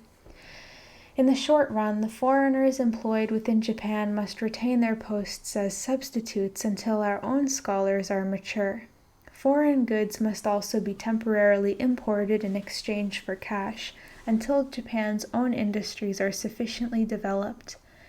The funds spent to import men and goods from abroad is money lost to the foreigners since Japanese scholarship is not yet on par with theirs. We should regret this for the sake of the nation, and as scholars we should have a sense of shame. But as persons, we can still have high hopes for the future. Without hopes, nothing can be accomplished in life. We should therefore comfort ourselves during the present misfortune by looking to tomorrow's potential blessings. We must endure this year's suffering by looking to next year's happiness. In former times, all the areas of life were constrained by the ancient system, so that even a scholar with a will had no scope to fulfill his ambitions. Today it is different. Now that restrictions have been removed, a new world is opening up before scholars. There is no area in society to which we cannot devote our energies. There are hundreds of things to be done: farming, business, scholarship, government life, writing books, writing for newspapers, giving lectures on law, developing the techniques of learning and arts, starting up industries, opening the diet chambers, etc. Moreover, our motive need not be mutual struggle between brothers, but intellectual competition with the West. If we are victorious in this battle, Japan's position will be enhanced. If vanquished, her prestige will decline. Our hopes must be high, and our aims clear. Of course, the priorities of the affairs of the nation will vary with conditions, but from now on, people must begin to use their talents to study the absolutely indispensable things. People who realize their social obligations to any degree must not stand by as indifferent onlookers in today's world. We scholars must especially apply all efforts. Given this perspective, we scholars can hardly be satisfied with elementary and secondary school education. We must elevate our sights to appreciate the true worth of learning. We must be autonomous and independent. If we have no friends of kindred minds, we should cultivate our spirit alone to preserve Japan, and thereby devote our efforts for the sake of society. I do not cherish the fact that old-style scholars of Japanese and Chinese learning know how to govern others, but not how to govern themselves. Precisely because I do not, I advocated the doctrine of the equal rights of man from the beginning of this work, and have been discussing the position that persons must take responsibility for their own affairs, and the importance of relying on their own power. But in regard to this matter of providing for oneself, I have not exhausted this topic of the significance of learning. If you have a dissolute and profligate youth, what kind of discipline would you employ to control him? To make a man out of him, his drinking and playboy life must first be prohibited before he can be given a post of any importance. But we cannot call it virtue simply because he has put off these vices. He has stopped doing harm to society, but he is still a useless fellow. Only after stopping these vices, taking on some job, cultivating his person, and bringing profit to his household can he be called an average fellow. The same argument applies to providing only for oneself. Persons from the samurai families and above have been accustomed to the old ways for thousands of years. They do not know the value of clothing and food. Having no idea of how wealth is acquired, they haughtily and without efforts on their own part are well provided for, and they think that it is their natural privilege as well. Their condition is generally like the dissolute sun. What can I say to such people? I can only advocate my doctrine of providing for oneself to shake them out of their drunken dreams. Should I try to exhort them to pursue learning of a high level? Should I explain to them the great principle of contributing to society? Even if I tried to, since it would enter within their knowledge in their present dream-like state, it would only be a dream within a dream. This is the reason why I chiefly advocate the doctrine of providing for oneself, and do not urge true learning on them. Accordingly, this doctrine of mine was aimed mainly at those who lead lives of idleness. It was not an admonition to scholars, but I hear that among my old friends in Nakatsu, some persons who pursued a career of learning have gone only halfway and then given it up to make their livelihood. Making a livelihood must also not be belittled, of course. I can approve of the fact that they are deciding their future course of life on the basis of their own talents, but I fear that if people imitate such customs and only compete for livelihood, their fine promise as brilliant youths will fail to bear full fruit. This is regrettable for both the boys and the nation as well. Livelihood is difficult to come by, but if they plan the management of their households well, it is better to expend their efforts and be frugal while looking for an opportunity for great accomplishment, than to earn money quickly to buy minor happiness. If they pursue careers as scholars, they must study to the utmost. If they become merchants or farmers, let them be great ones. Similarly, if they become scholars, let them not be satisfied with small achievements. Let them not be deterred by heat or cold, by coarse clothes and poor foods. Let them pound rice and cut wood. They can pursue learning even as they pound rice. Moreover, their foods are not limited to Western-style menus. Let them pursue the matters of civilization while they eat boiled barley and drink miso soup. Section 11. The falsity of the idea of moral subordination. In Section 8, I gave examples of harm done to women and children through the concept of the moral subordination of inferiors to superiors. I noted many such abuses that extend even outside of the family. To take up, in the first place, the origin of this theory, its form certainly is reducible to the principle of might makes right, but it does not necessarily arise from evil intentions. It consists rather in regarding people as ignorant and good people who are easy to control, i.e., who should be succored and guided by their total subservience to the commands of their superiors, who are to handle all matters according to their own discretion. The minds of superiors and inferiors are supposed to be in perfect accord on the national level, the village level, or in a shop or household. All human relations are to be treated after the parent-child relation. For example, in dealing with children of about 10 years of age, they should not, of course, be allowed to decide things for themselves. They should be clothed and fed according to the judgments of their parents. Only if their children are obedient should they have warm clothing in cold weather and good food when hungry. Food and clothing will then be in abundance, as if rained down from heaven. The children will have these things when they need them, and thus live with complete freedom and security of mind. Since parents love their children even more than themselves, the instructions and discipline, encouragements and scoldings which they give their children will spring from loving affection. The relation between parents and children will be very close, and their joy will be beyond compare. In other terms, their union will fulfill the moral relationship that is quite appropriate to this case. Now, the advocates of the theory of moral subordination make an interesting case for extending the parent-child relation to all human relations, but there are grave objections to this. The parent-child relation can only be one between real parents, whose wisdom is mature, and their own immature children. It is impossible for the same relation to prevail with another person's child. Again, when their own child grows up to over 20 years of age, the parents must change their attitudes towards the child. Still more is this so in the case between adult strangers. It is impossible that this latter relationship be based on the same principle. It is what is called easier said than done. Indeed, nation, village, government, or business companies are all relations among grown-ups and among strangers. Will it not be difficult to apply the principle of parent-child relationship here? Yet, however difficult it might be, the fancy that it would be extremely good to try seems to be a constant propensity of human nature.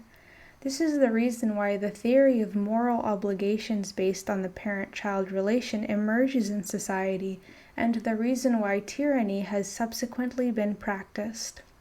Therefore, I say that the source of the idea of stratified moral relationships does not necessarily derive from evil intentions, but has perforce been the product of such fancies.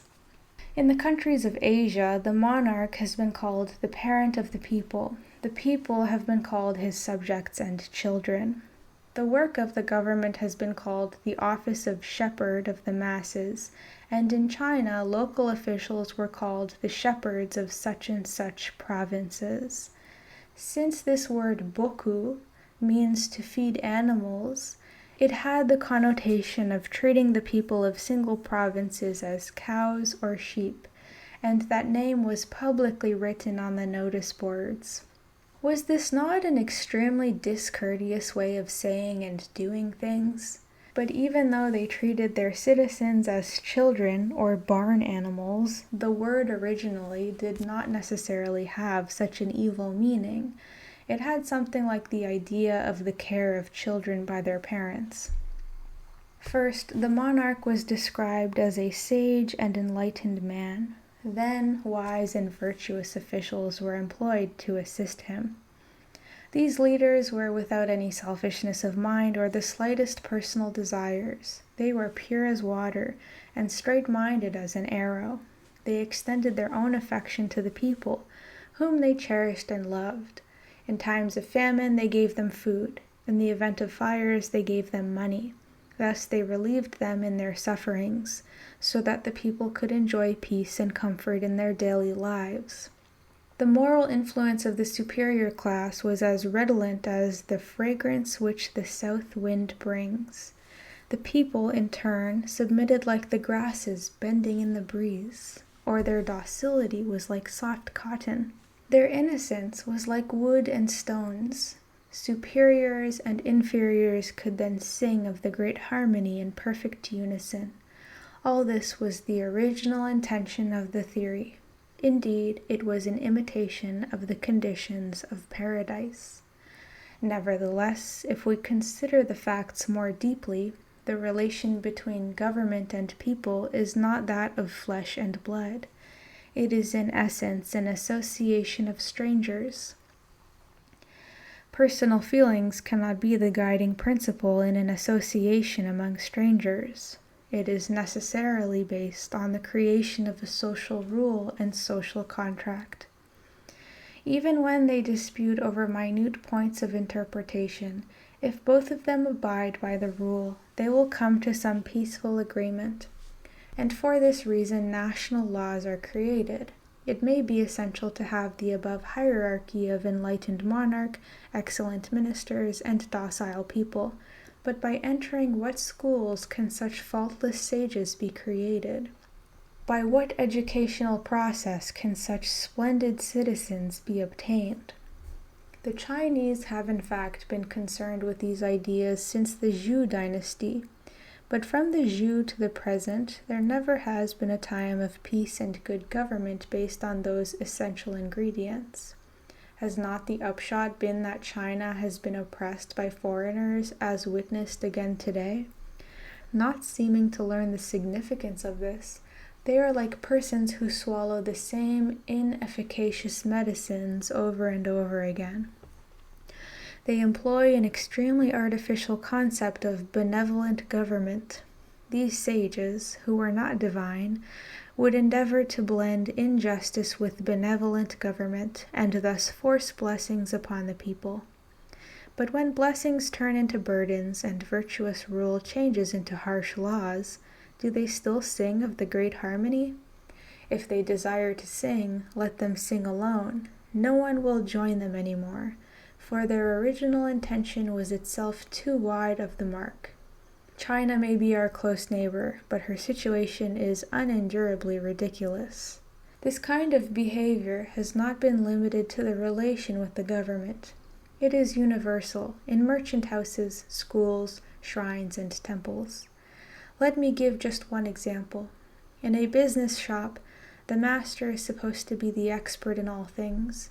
He alone handles the ledger. Then there are the clerks and assistants who, while concentrating on their own tasks, do not know the management of the whole business. They only do the will of their noisy and blustering boss, who dictates their salary and their tasks. They cannot tell how the business is going from looking in the ledger. Day and night they just look at their master's expressions.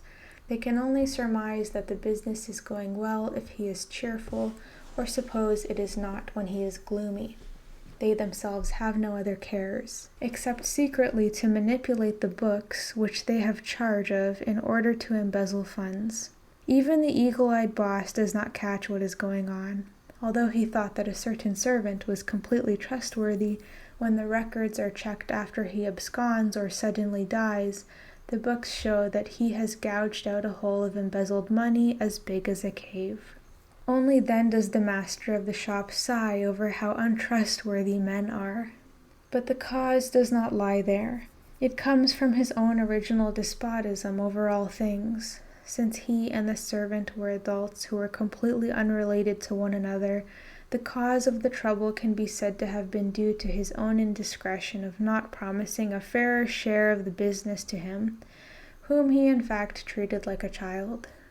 This kind of poisonous atmosphere creates the sick condition of swindling and subterfuge prevalent among men because of the above stress on moral subservience practiced in an exclusive and tyrannical way. I call people who are infected with this sickness pseudo-gentlemen. In the feudal age, for example, the retainers of a daimyo were all on the surface loyal retainers. In outward form, they were true to those moral relations between superiors and inferiors. They performed every act of deference to their lord and kept their prescribed distances when bowing. At the anniversary of his death, they observed abstinence. At the birthday of a young lord, they wore ceremonial dress. At the New Year observances and visits to the grave of his ancestors, no one was absent. According to their own way of saying it, poverty was the constant way of the warrior, or loyalty and patriotism, or sacrifice one's life for one's lord. They made such statements of great dedication that in times of crisis they would have the spirit to rush off to die in battle. Ordinary people may have been taken in by all this, but if we quietly consider it from another point of view, they were, as might be expected, pseudo-gentlemen. For if there was a retainer of a daimyo who discharged his office well, why was it that his family became rich? With a fixed hereditary stipend and wages for his office, there was no reason for him to have even 1 sen of extra income. It was therefore very strange that he should have money left over after balancing out income and expenses. It was certain that he had cheated his lord out of his money, whether through prerequisite or bribery.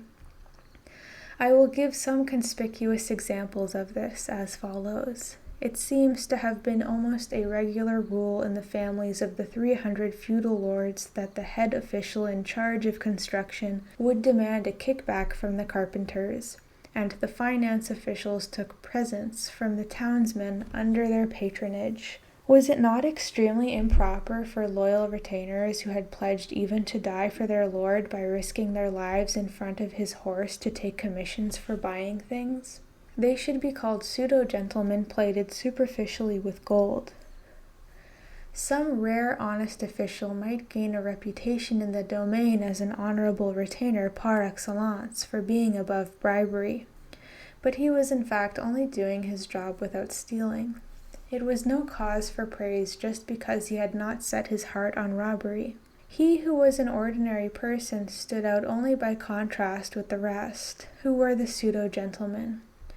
In the last analysis, the cause of the abundance of those pseudo-gentlemen was the ancient wild fancy that the people of the land were all docile and easily controlled. This error finally led to despotism and oppression. The dog ultimately bit his master's hand. Indeed, the theory of moral subservience is the most unreliable one in the whole world. Just as the worst poisons are despotism and suppression, they are indeed horrible. Some may say that the examples of evil people's insincerity are limitless, but not all people are like this. Japan has been a just country, in which from ancient times there have been many examples of loyal retainers who have given their lives for their lords. To this I answer that so it was. We have not been without examples of loyal retainers since ancient times, but their number has been so small that the accounts do not tally. The Genroku period, for example, can be called the period when the flower of chivalry was in full bloom. At that time, there were 47 loyal samurai in the Ako clan with its 70,000 koku income. In a domain of 70,000 koku, there were about 70,000 people. If there were 47 in 70,000, there should have been about 4,700 in 7 million. But chivalry also declined with the changing of the seasons of history, as people also say, and truly too. Therefore, deducting 30% from the supposed chivalry of the Genroku period, for 7 million people the proportion should be about 70% of 4,700, which is 3,290. If the present population of Japan is about 30 million, the number of loyal people should be 14,100. A child of 3 can calculate that this number is not enough to protect present-day Japan. According to my above arguments, the concept of moral subservience has been an utter failure. Let me say a few more words on the subject. Meibun, or the theory of moral subservience, is an empty concept, and the concepts of high and low and noble and base are equally useless. Now, if these ostentatious names and the actual responsibilities truly corresponded, and people really fulfilled their duties, I do not think I would have any objection to them. That is, the government is the country's counting room and has the duty to rule the people. The people are the country's financiers and have the duty financially to support the government. The duty of civil officials is to confer and decide upon the laws of the government. The duty of military officers is to go out and fight according to their commands. In addition, there are set duties for scholars and townsmen. But if an upstart of superficial learning hears that his duties were unnecessary and forgets them, or breaks the law as a citizen, or if the government meddles with private industry, or if soldiers discuss politics and start wars on their own, or if civil officials submit to brute force and obey the command of military officers, if such things were to happen, the country would be in great turmoil. There would be anarchy and lawlessness, caused by superficial knowledge of independence and freedom. Meibun, or moral subservience, and shokubun, or one's duty, may look alike in written characters, but they are completely different in meaning. Scholars should not misunderstand this distinction.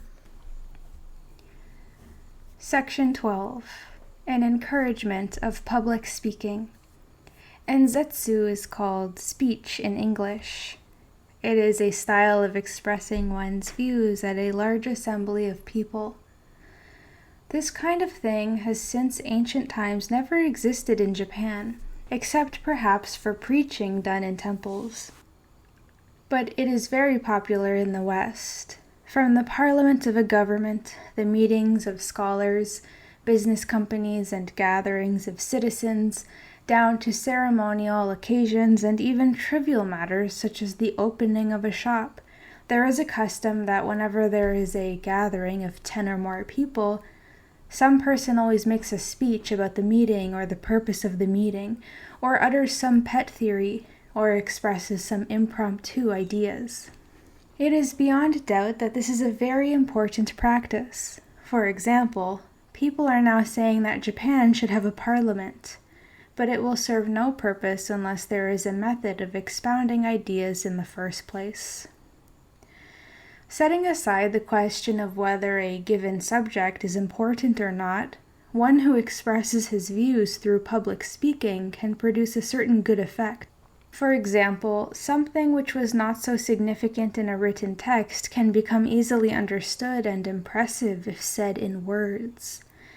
This is true of famous poems from ancient and modern times. If put in ordinary prose form, these poems would lose their interest. But when they are well structured according to the rules of poetry, they become extremely charming and moving.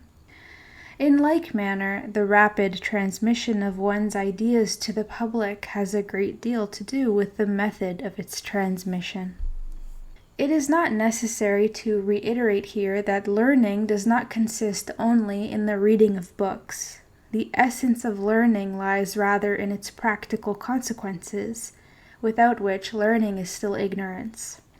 In the past, there was a student of Chu-Si philosophy who studied for many years in Edo, copying out theories of the different masters on the schools of learning.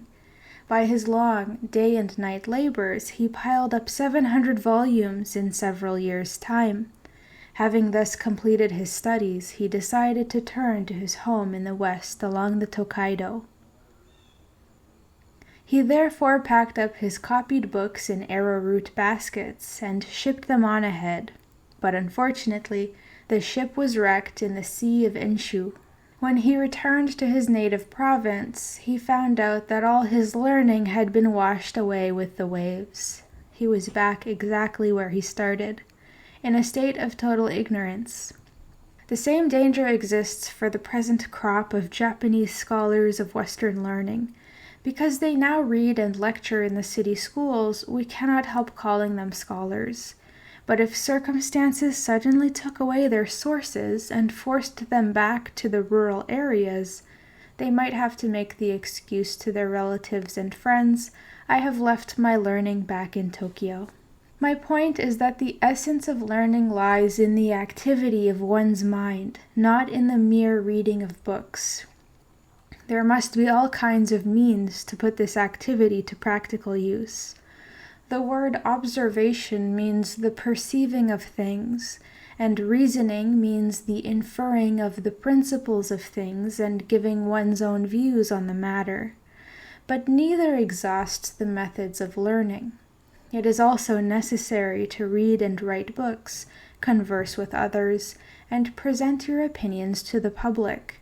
A person may be called a true scholar only when he has made use of all these means. Observation, reasoning, and reading are the means through which knowledge is gathered. Conversation, the means of its exchange. Reading and public speaking, the means of the diffusion of learning. Some of these a person can do by himself, but conversation and public speaking require a larger community. From this we can see how important public speaking is. The most lamentable thing about the Japanese people today is that their views are not lofty. Therefore, since it is the first duty of scholars to guide them to higher views, they must avail themselves of whatever means they can command for doing so. It is demonstrable that conversation and public speaking are essential to the pursuit of learning, but why then do people not actually use them? It is because of the indolence of scholars. Human affairs have both private and public aspects, and both of them are necessary. But many scholars are exclusively absorbed in private matters. A true scholar must, when alone, be as silent as deep water, but among people he must be as active as a flying bird. he must be deeply introspective, yet at the same time have a boundless public energy. Only then can he call himself a true scholar. The refinement of conduct. To repeat, the most lamentable thing about the Japanese people today is that their views are not lofty. The refinement of one's views and conduct cannot be achieved merely by studying lofty principles. The Zen sect preaches a way of spiritual enlightenment, the principle of which is said to be very recondite.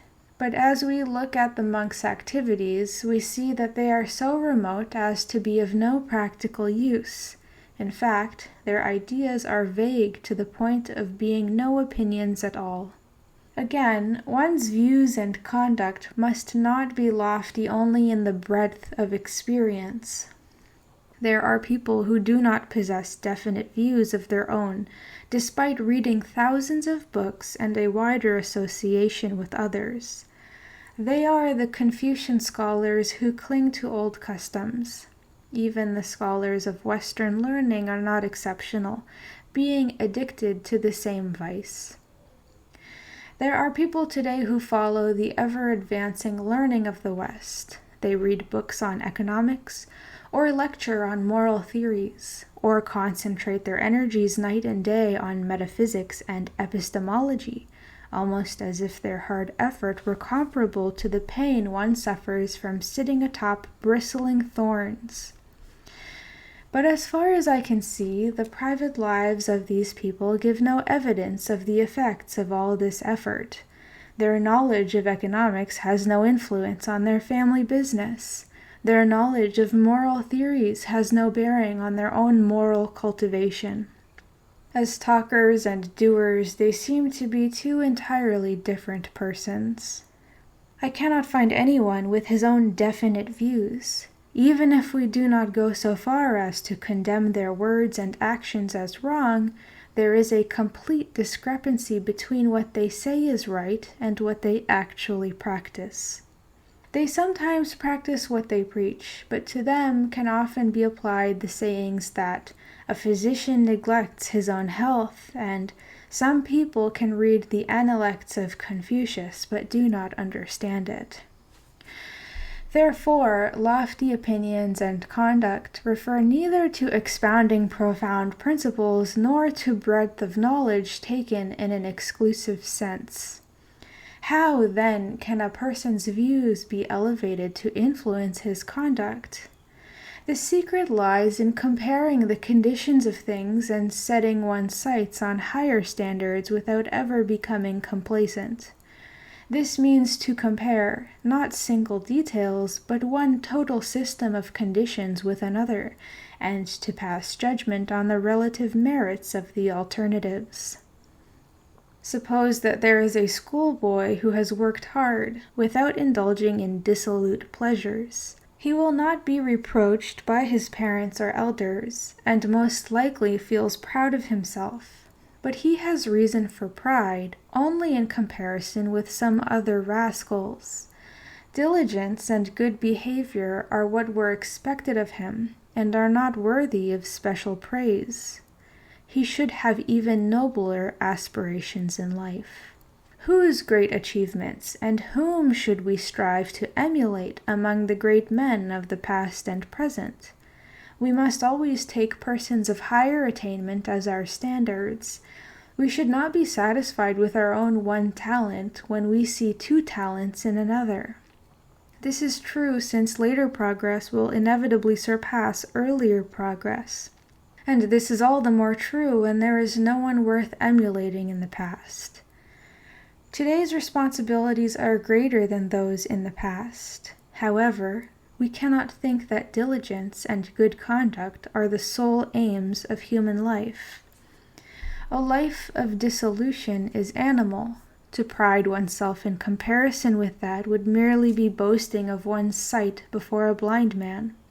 It would only be a useless display of stupidity. Therefore, an argument is still on a low level if it is about the pros and cons of dissolute conduct.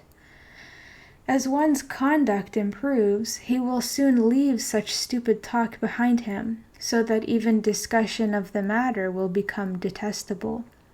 In their criticism of schools today, parents are solely concerned with the control of public morals. But what does the phrase public morals mean? It must mean strict observance of school regulations and thorough discipline over the student's moral life. Should we praise these things as ideal for an academic institution? On the contrary, I am ashamed of them. Public morals in Western schools are by no means all good. Many of them, on the contrary, are very bad. But I have never heard of a reputation of a school being based on correct morals and thorough control of discipline. The reputation of a school depends only on the excellent quality of the subjects of study, the skill of the teachers, their level of refinement, and the high quality of their discussions. Therefore, both administrators and students should not compare their schools with inferior schools, but with schools of finer quality. The moral conduct and discipline of a school may be counted among its merits, but this is the least important aspect of a school, and not worth boasting about. They should make even greater efforts if they want to compare favorably with schools of higher academic quality. Accordingly, while we are pressed with the management of a school, we should not be satisfied merely if the control is well organized. The same principle can be applied to the conditions of a country. Suppose that a given administration is run by wise, virtuous, and irreproachable men. Since they understand the joys and sorrows of the people, they take proper measures to reward the meritorious and punish the wicked. They command both mercy and severity. The people are well supplied and enjoy the fruits of peace. But rewards and punishments, mercy and severity, peace and prosperity are all domestic affairs, under the control of one or only a handful of administrators. They can have reason to take pride only in comparison of present conditions with some former administration or some evil government. This is hardly to make a detailed and thoroughgoing comparison with another country. If one nation as a whole is compared with another civilized country over several decades, it may be that the relative accomplishments of one nation will not be worth especially boasting about. Take, for example, the national polity of India, the origin of whose civilization dates back several thousand years. The subtlety and abstruseness of its philosophies are probably not inferior to the philosophies of the modern West. The ancient Turkish government, too, was most prestigious. In ritual, music, the arts of war, there was nothing that was not well organized. The rulers were wise, court officials were irreproachable. Its teeming population and brave soldiers were superior to its neighboring countries, so that for a while it won universal fame. Therefore, if we make comments on India or Turkey, we must say that the former was once a famous center of culture, and the latter was a great military empire. Yet India is now a colony of Great Britain, and her people are no different than slaves of the British government. Their only business is to produce opium to poison the Chinese, while the British merchants reap the profits from the opium trade. Turkey, too, while nominally independent, has become a monopoly of British and French business interests. Its national products decline day by day, as a result of the free trade. Its people no longer weave cloth or make looms. Either they cultivate the land with sweat on their brows, or they loaf about idly all day. They rely entirely upon British and French imports for all manufactured articles. There are no means to manage the economy of the country, and it is said that no matter how brave her soldiers may be, they are of no use because they are restrained by poverty. Now, why is it that Indian culture and Turkish military heritage have not benefited the civilizations of each? The reason is that the minds of their peoples were turned complacently in on themselves.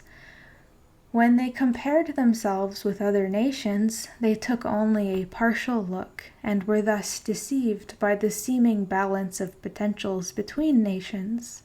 So their discussions ended there. They did not compare themselves with another country's total resources and conditions.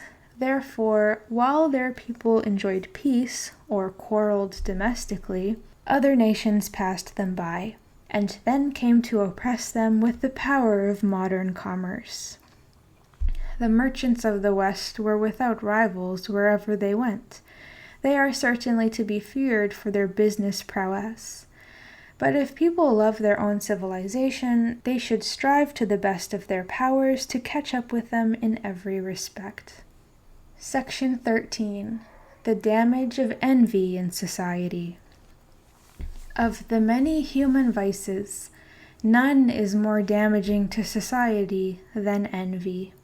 Greed, luxury, and defamation are other notable vices. But properly considered, they are not vices in the quality of the actions themselves. Circumstances sometimes neutralize them as vices, i.e., their degree and purpose are contributing factors. For example, greed is an insatiable love of money, but love of money is a part of human nature. They can hardly be blamed if a person satisfies this love in accordance with human nature. Only if he mistakes its proper place by seeking to gain money by unjust means, thereby overstepping the principle and purpose of the possession of money, can it be called the vice of greed. Therefore, we cannot immediately label it a vice every time we come across a mind which appreciates money. A certain principle demarcates the borderline of virtue and vice. Those who remain within this borderline can be called frugal and economical. Indeed, such an attitude is one of the excellent virtues for which men should strive. It is the same with luxury. It becomes a virtue or vice depending entirely on how far it goes. It is human nature to want to wear warm clothes and live in a safe house. How can it be called a vice to comfort oneself according to human nature?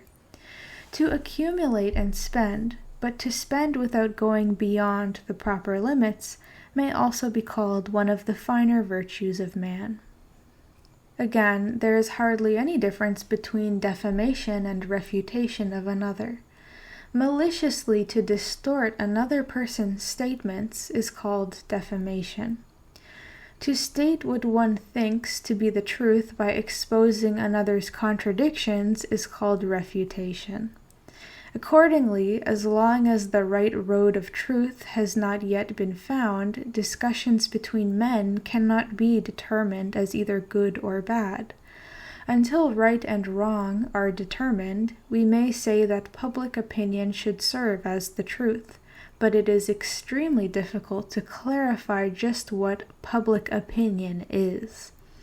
Therefore, we cannot immediately call it slander when we see one person attacking another.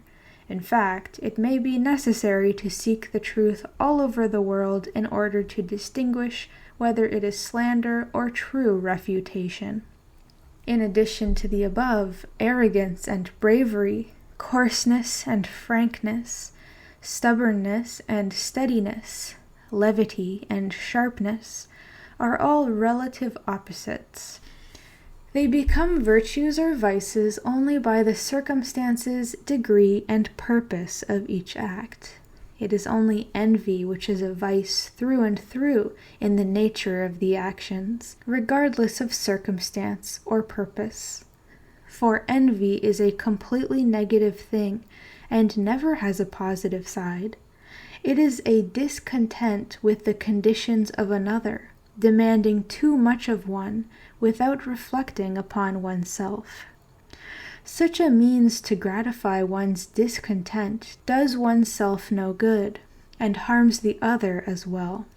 For example, when a person compares his own bad luck with another's good fortune while not taking the means to better his own condition, but instead downgrades the condition of the other and thereby seeks to bring the other down to his own level, this is what you might call hating another and wishing his death. Therefore, to feed this discontent only by depreciating the fortunes of others can be of no positive value at all. Some men say that deception and lies rank with envy for being evil in essence. I reply that while this may seem to be so, they cannot be put in the same category once their causes and results are distinguished. Deception and lies are, of course, great evils, but they are rather the results than the causes of envy. Envy is, as it were, the mother of a whole brood of vices. Suspicion, jealousy, fear, cowardice are all her offspring. It appears inwardly in the forms of furtive talk, whispering, confidential remarks, secret intrigues. Outwardly, it assumes the destructive forms of cliques, assassinations, rebellions, civil wars. They bring not the slightest benefit to the nation. No one escapes from the trouble which they bring in their wake. They can be called promoting one's own private interests at the public expense. Such is the damage to society caused by envy. Now, to consider its causes, it lies in a kind of impasse which people get into. This is not an impasse in financial matters. It is something which drives man's natural functions to extremity by impeding human communication and enterprise. If financial distress were the cause of envy, the poor of the nation would all be complaining of injustice, the rich and noble would be the focus of their wrath, and human intercourse would not last a single day. But this is not the actual fact. Even the poorest of people, if they realize that the causes of their poverty and low station lie in themselves, do not recklessly vent their envy on others. We need not write up all the evidences, as this is obvious from the fact that men maintain social relations despite the differences between rich and poor, high and low throughout the world today. Therefore, I say that, in themselves, wealth and high station are not the objects of anger, nor are poverty and low station necessary causes of discontent. Envy is accordingly not produced by poverty and low station. Rather, it thrives in conditions where people's natural functions are blocked and all human fortunes are considered accidental. Confucius once sighed and said that it was difficult to deal with women and small-minded men. But now, as I see it, I must say that this was a situation which Confucius himself brought about, and he himself was displaying this vice.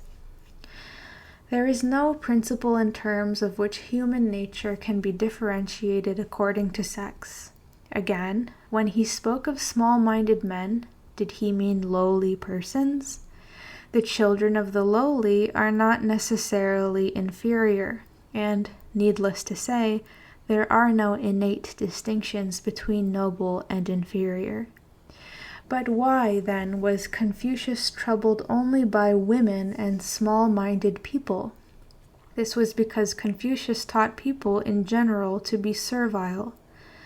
He thus lumped together the weak women and lowly people, and did not allow them any individual freedom in any of their actions at all.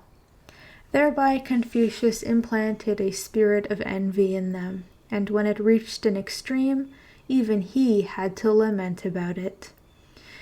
When a person's nature cannot find free expression, he will inevitably become envious of others.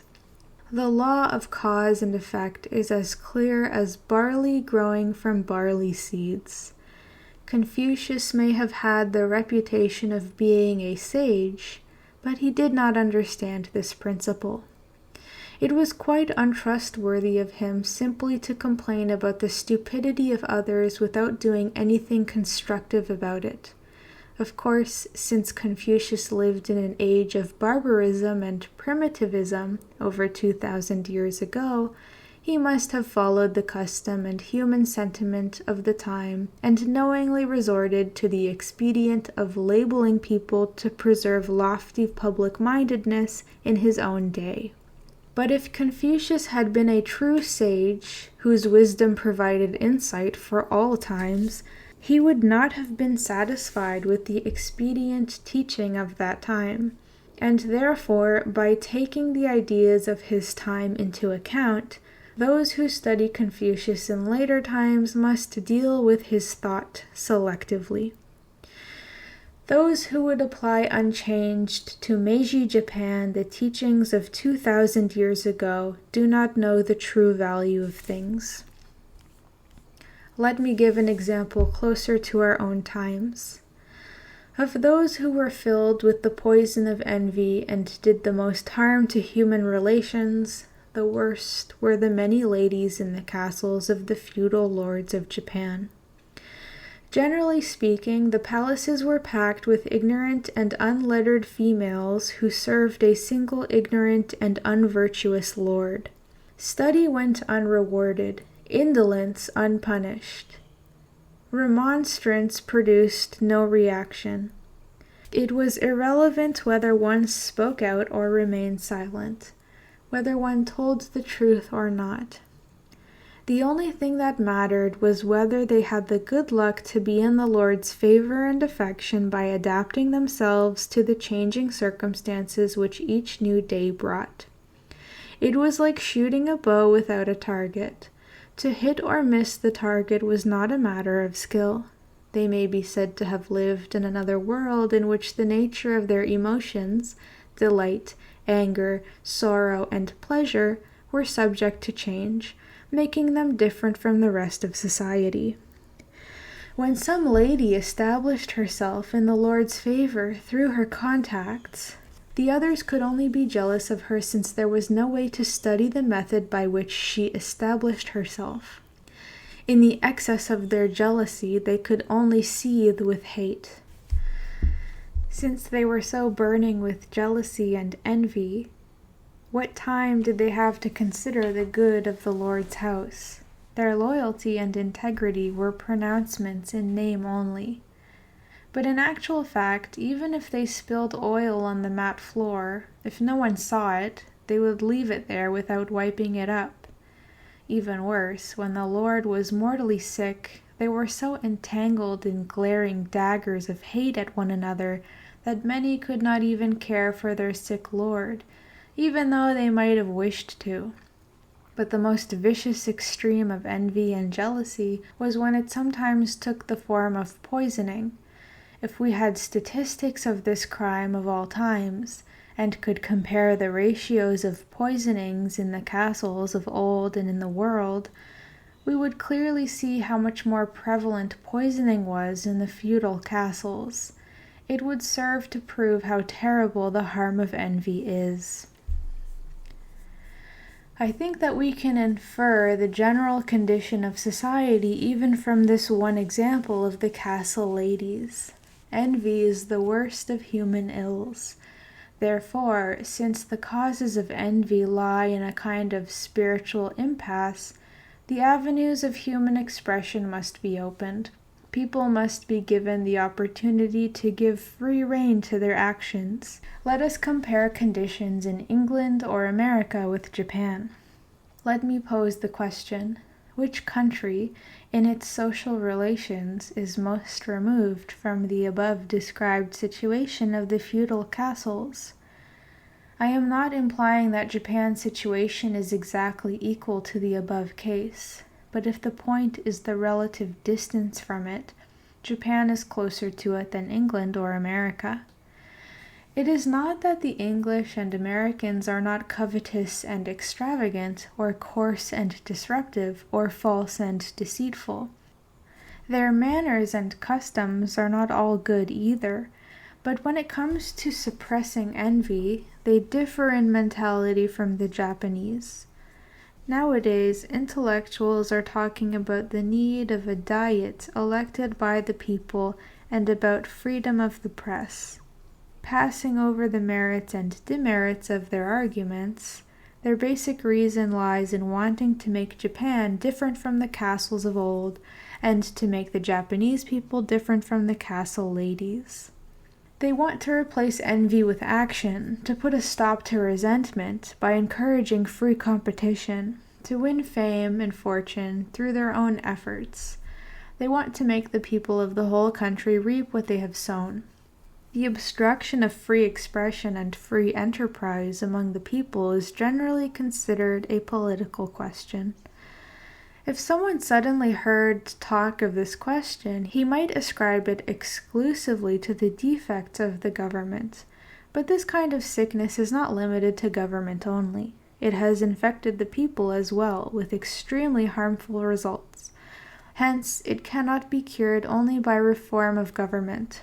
Let me say a few more words about this problem outside of government at the end of this section. Human beings are by nature social animals. They can come to dislike society only through the force of habit. There are eccentric and odd persons who purposely cut themselves off from society by living in mountain villages or remote hamlets. We call them recluses. Even persons who are perhaps not true recluses may dislike being involved with the world. They make proud faces as they lock up their homes and have no intercourse with worldly affairs. Their intention does not necessarily lie in withdrawing themselves over dissatisfaction with the actions of the government. Their minds and wills are timid and weak. They do not have the courage to get involved with things. They are narrow-minded and intolerant of others. Because they do not tolerate others, others do not tolerate them either. Both sides thus step further and further backwards. Their differences become glaring, and finally they become enemies and end up hating each other. This must be said to be a great evil for society. Again, in reference to human relations, there are people who look at another's deeds without interest in the person himself, or listen to the report of his words from a distance. When the other does not accord with their own wills, they never are sympathetic or loving. On the contrary, they nurture thoughts of dislike and disapproval. Many, in fact, go to the extreme of hate. This also is the result of human nature and habit. If people would discuss things personally more often, matters which cannot be solved through intermediaries or letters may be completely cleared up. People usually say, "Actually, this is the case, but if I have to face that person, I cannot tell him exactly what I think." In other words, there are sincere feelings of human nature which incline a person toward being tolerant. Once there is tolerance on both sides, they will understand one another, and envy will vanish away. For example, I have often said that the many assassinations of past and present times might not have happened if there had been the opportunity for the one assassinated and his murderer to have been together for several days to express their true minds. Even such enemies might have not only made peace, but perhaps even become rare friends. From the above consideration, we can see that the obstruction of free expression and human enterprise is not merely a sickness of the government. It is prevalent among the people of the whole country. Even scholars have not avoided its contamination. The vital energies of human life cannot develop unless they are in contact with things. Let men speak and work freely, and leave fortune and social station to the persons themselves to attain, without being impeded by others. Section 14. A criticism of people's thoughts. As I observe people passing their lives, I find that they do more evil and foolish things than they can think in their hearts, and do not achieve so much success as they had planned. But no matter how wicked people are, there is no one who devotes his whole life to doing only evil deeds. Yet, meeting with opportunities in the course of daily life, a person may suddenly be tempted to do evil, even though he knows quite well that it is so. He may make selfish excuses of various sorts to console himself, or when he does some evil to another, he may not at all think that it was wrong, and so feel no shame. He may even think that he has done something good, so that when another holds a different view on the matter, he becomes angry and resentful. But as the months and years pass by and he reflects further upon his past deed, he will be filled with shame, realizing that he was in fact at great fault. In human nature there are differences in intelligence and strength, but there are no people who think that they are inferior to the birds and beasts in intelligence. Sometimes a person chooses a task in society he thinks is suited to his own capability, but as he gets into his work, he unexpectedly makes many blunders. His original estimation had been a miscalculation. He will be laughed at by people and come to regret that he ever set his blunder in motion. We onlookers may regard his miscalculation as something truly ridiculous, but the person who planned this was not necessarily so stupid. Further inquiry may show that he was indeed justified in making the attempt he did. In the busy world of men, changes of fortune are not easily predictable. Because of this, even wise men do more foolish things than they intend. A person's prospects are always grand, and it is extremely difficult to calculate the difficulty and size of an undertaking with the length of time it will take. Benjamin Franklin once said that at first one may calculate a time frame to be satisfactory, but as he actually attends to it, he will end up finding that it is not.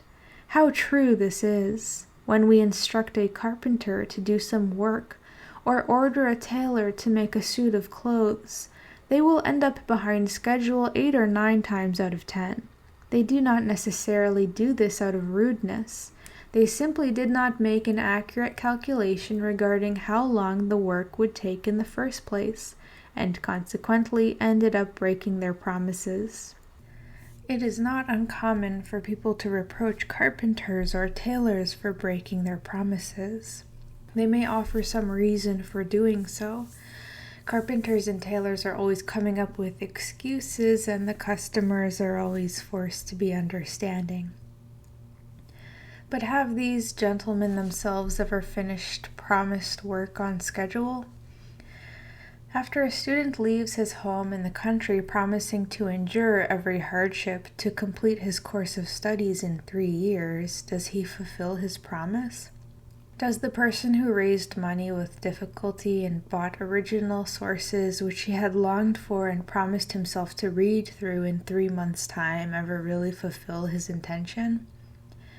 If a concerned, public-spirited gentleman makes a repeated petition to come into government office so to introduce sweeping reforms, etc., does he ever remain true to his word after coming into office? If a needy student says that if he had 10,000 ryo of gold, he would build schools tomorrow throughout the country to provide education for all, would he be true to his word if by chance some millionaire family like Mitsui or Konoike adopted him? There is no end to fancies of this sort. They are all dreams caused by the fact that people do not compare the difficulty of a project with the duration of time it will take, and so are too generous and yet too superficial in their calculations. Again, as I listen to those who undertake some business venture, I find that the majority say that they will accomplish it in, say, 10 years' time or within their lifetime. A small number reckon in 1 or 3 years, and hardly any say within a month or right away. But I have never seen anyone who has already completed a project begun 10 years ago. When people speak of something in the far-off future, they seem to be planning some great exploit.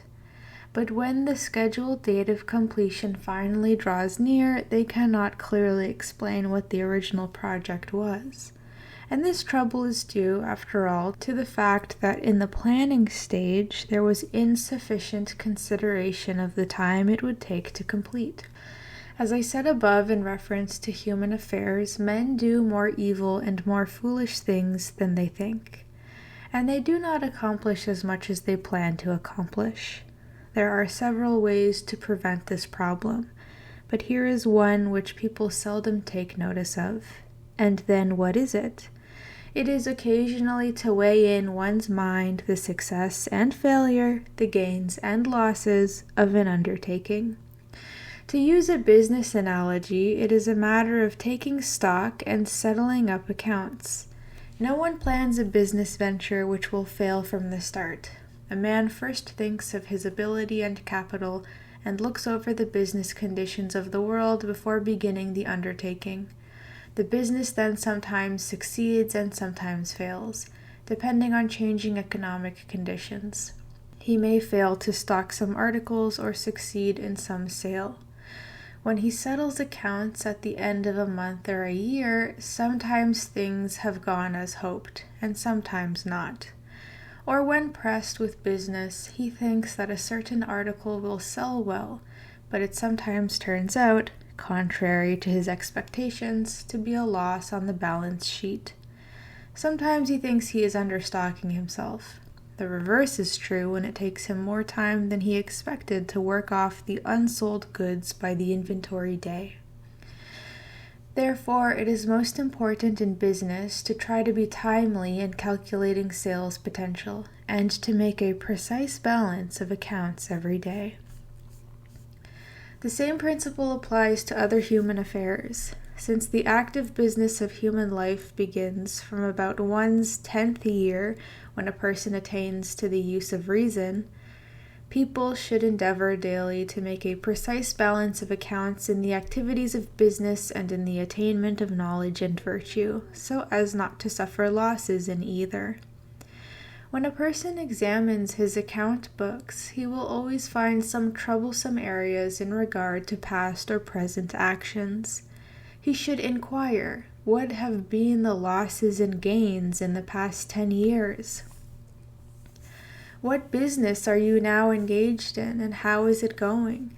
What articles are you now buying in, and when and where are they to be sold? Have you carefully supervised your store, or have you suffered losses because of the dissipation and laziness of your employees? Do you have sure prospects for the coming year? Are there other ways to increase your knowledge and virtue? Let me give one or two examples of these below. The samurai, who used to say that poverty was the usual lot of the samurai and the most important things were loyalty and patriotism, while they indiscriminately ate up the peasants' rice with haughty mien, but who today are in reality hard up, were like people who stalked swords, not knowing that there were foreign-made rifles. They made temporary profits and then took great losses. Similarly, those who strongly believe in ancient things, who study only the old books of China and Japan to the exclusion of the ever-advancing Western learning, are like persons who stalk mosquito nets with the coming of winter, still mindful of the good business they enjoyed in the summer past. And young students who suddenly enter government service before their learning has matured and therefore wander through the lowest grade posts all their careers are like those who pawn their half-made clothes and forfeit them. A person ignorant of the first steps in geography and history, who finds it difficult even to write everyday letters, but tries to plunge into works of high sophistication only to turn to another book after reading the first few pages, also resembles one who begins a business without capital and changes that business every day. To continue this metaphor, a person who reads Japanese, Chinese, and Western books but does not know the world and national situation and can hardly manage himself and his family is like one who runs a general store without an abacus. A person who knows how to rule the country but not how to cultivate himself is comparable to one who advises his neighbors how to balance their accounts while his own house is being robbed.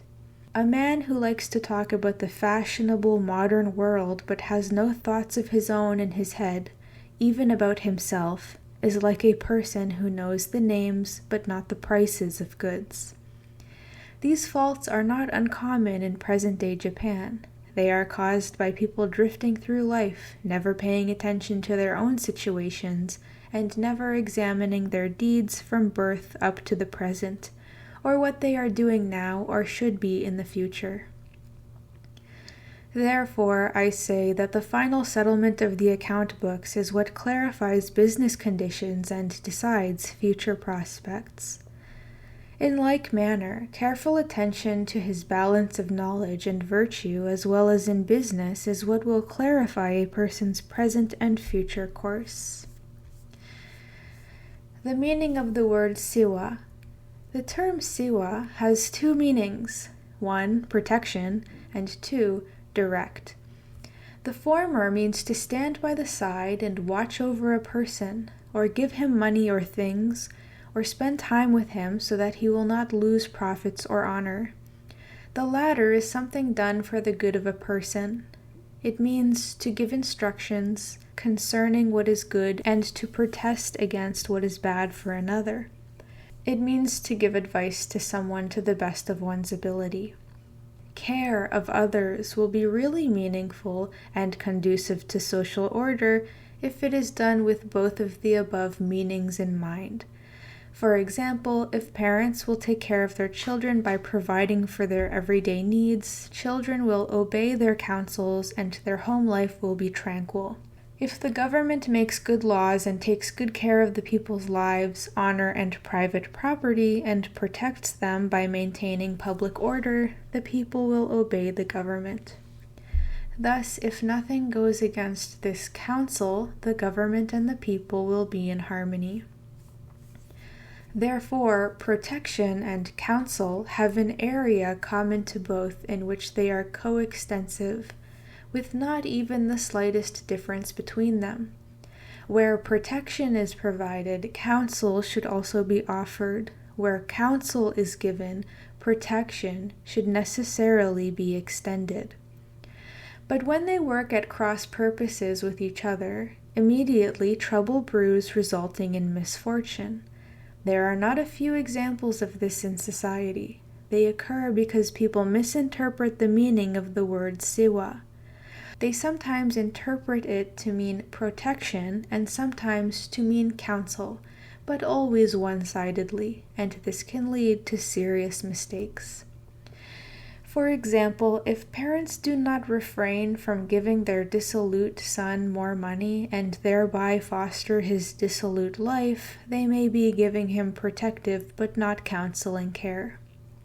And even if a child studies hard and obeys his parents' orders, for them to have him enter the harsh, uneducated, and illiterate world without giving him enough food and clothing means the parents have conversely only counseled him but been lax in protecting him. The former is an example of lack of filial piety, the latter of compassion. Both should be called evil human deeds. There is an old saying about wearing out a welcome mat by calling on a friend too often. This means that excessive concern to advise someone who does not want it, or imprudent protesting to that person without knowing his temperament, will on the contrary result in that person hating or resenting or ridiculing us. As there is no benefit in this, the saying tells us to be careful not to bother him. This also means that where counsel does not apply, neither does protection. Again, an elderly country gent in favor of the good old days may take out the genealogy of his main family line and proceed to stir up trouble for a branch family.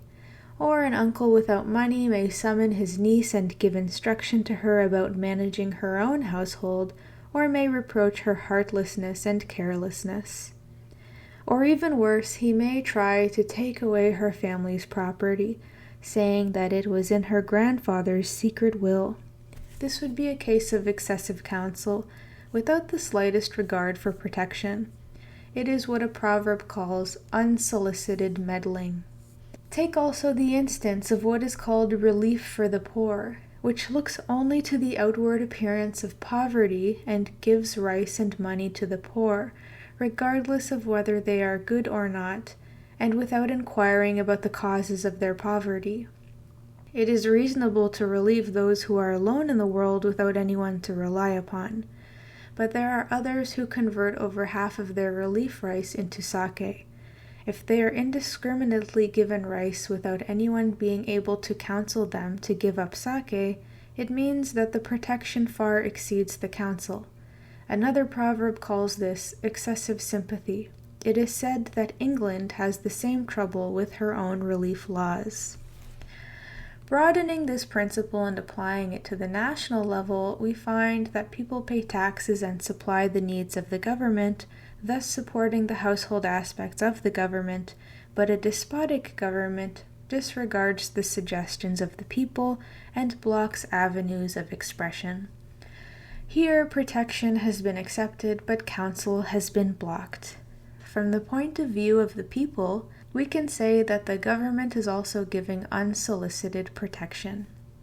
It would be impossible to enumerate all the examples of this, since the meaning of the word siwa is a most important part of economic daily lives. The principle may seem to be entirely calculating and cold, but if a person tries to be sympathetic when he ought to be dispassionate, or colors the facts to make them seem more emotional than they are, and thereby ignores sincere feelings and makes human association unpleasant, it would be to give precedence to name over substance. I have stated my main position above, but since I fear people's misunderstanding, I will add a few more words here by way of further clarification. Some moral teachings seem to go contrary to economic laws, but in fact, private virtue by no means affects the national economy. Sometimes a person will give money to a beggar who is a total stranger, without asking any questions. This may be a form of protection, but it is not given together with counsel. If we discuss this problem, giving money to a beggar without counseling, by narrowing it down to the sphere of public economics, this act may seem to be improper, but the idea of giving a charitable donation should be most highly esteemed as a private virtue. For example, it is reasonable to have a law prohibiting beggars, but we should not reproach individuals who show charity to beggars. Dispassionate calculation cannot decide everything. It is essential to distinguish the proper spheres in which dispassionate calculation is appropriate.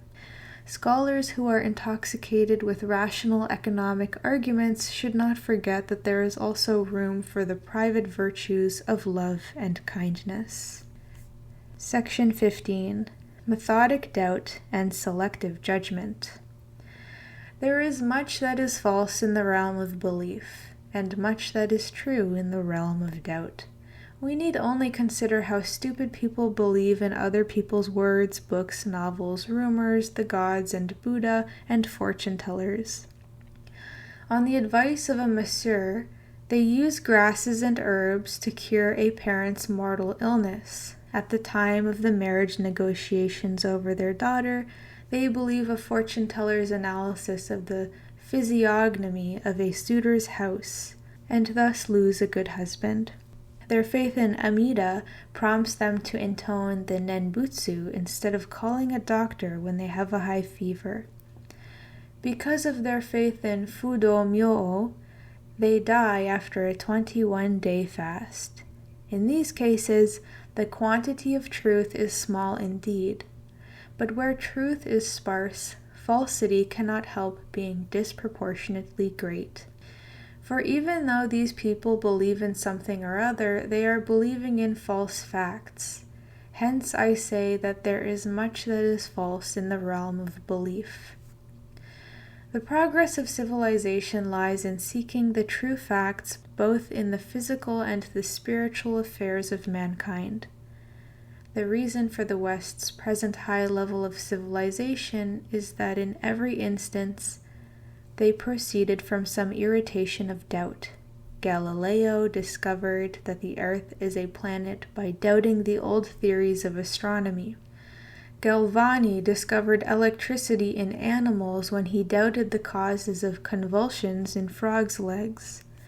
Newton discovered the principle of gravity when he saw an apple falling from a tree. Watt entertained doubts concerning the properties of steam when he was experimenting with a boiling kettle.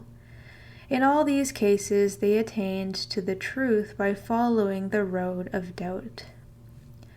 Leaving behind the investigations for natural laws, let me now turn to human progress. It was Thomas Clarkson who put an end to a source of great social misery for later generations by calling into question the justice of the law of buying slaves. It was Martin Luther who reformed the Christian faith through doubting the false teachings of the Roman religion. The French began the French Revolution by calling into question the authority of the Ancien Régime. The American colonists achieved their independence by calling into question the laws set up over them by England.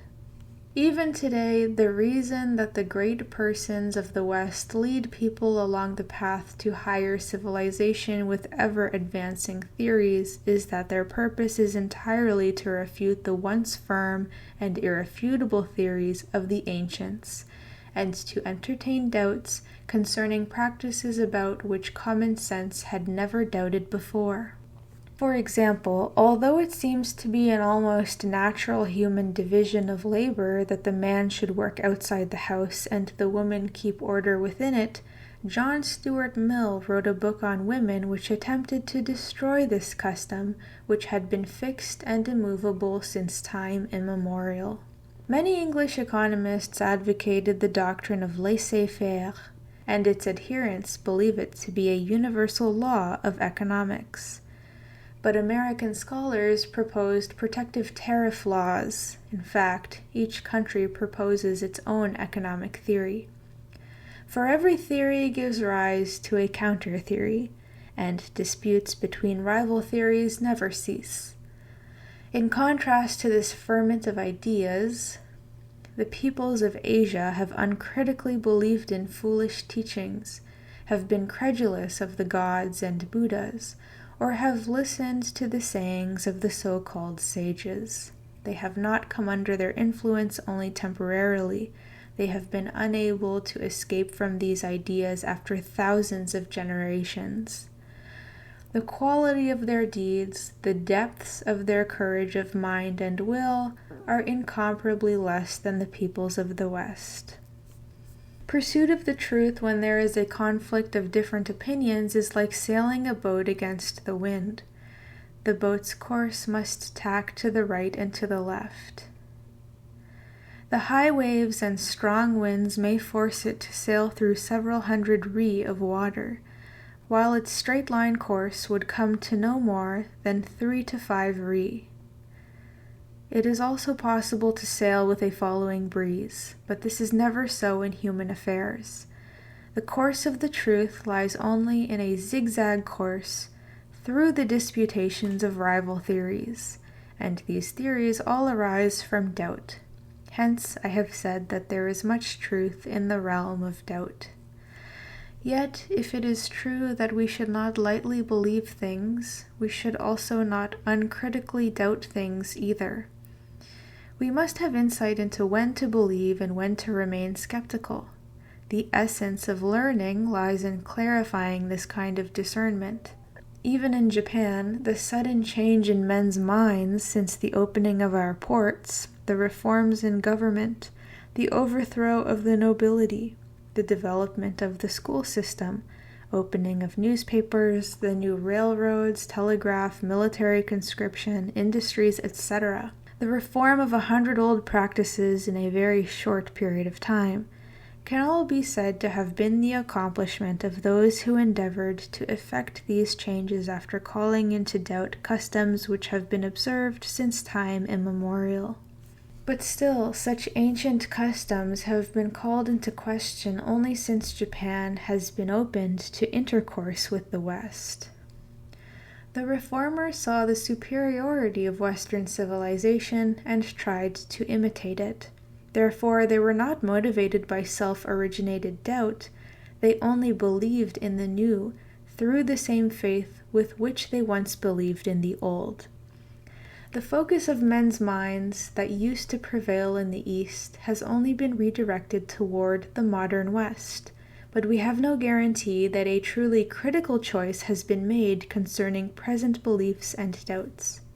I regret, of course, that due to my as yet shallow learning and limited experience, I cannot enumerate in each and every case the rightness or wrongness of what is being accepted and discarded. But surveying the general trend of the changes in human life, it can be clearly shown that human-mindedness tends to ride along with the times. Those who believe and doubt each go to extremes. Neither side knows how far to go in believing or questioning the old or the new. Let me discuss the point further below. East and West have had different customs, and especially different sentiments, for thousands of years. Even when their relative merits and demerits are clear, ancient customs cannot suddenly be interchanged from one country to another. This is all the more true in things whose merits and demerits are not yet clearly known. Our judgment as to the acceptance or rejection of these customs can only be made after their nature has been clarified through countless considerations over the course of years. But nowadays, the somewhat better educated people of the middle class and above, those who are called teachers of enlightenment, are constantly declaiming the excellence of Western civilization. When one of them holds forth, 10,000 others nod their heads in approval. From teachings about knowledge and morality down to government, economics, and the minute details of daily life, there are none who do not applaud emulation of the ways of the West. Even those as yet barely informed about the West seem to be entirely abandoning the old in favor of the new. How superficial they are in uncritically believing and doubting things.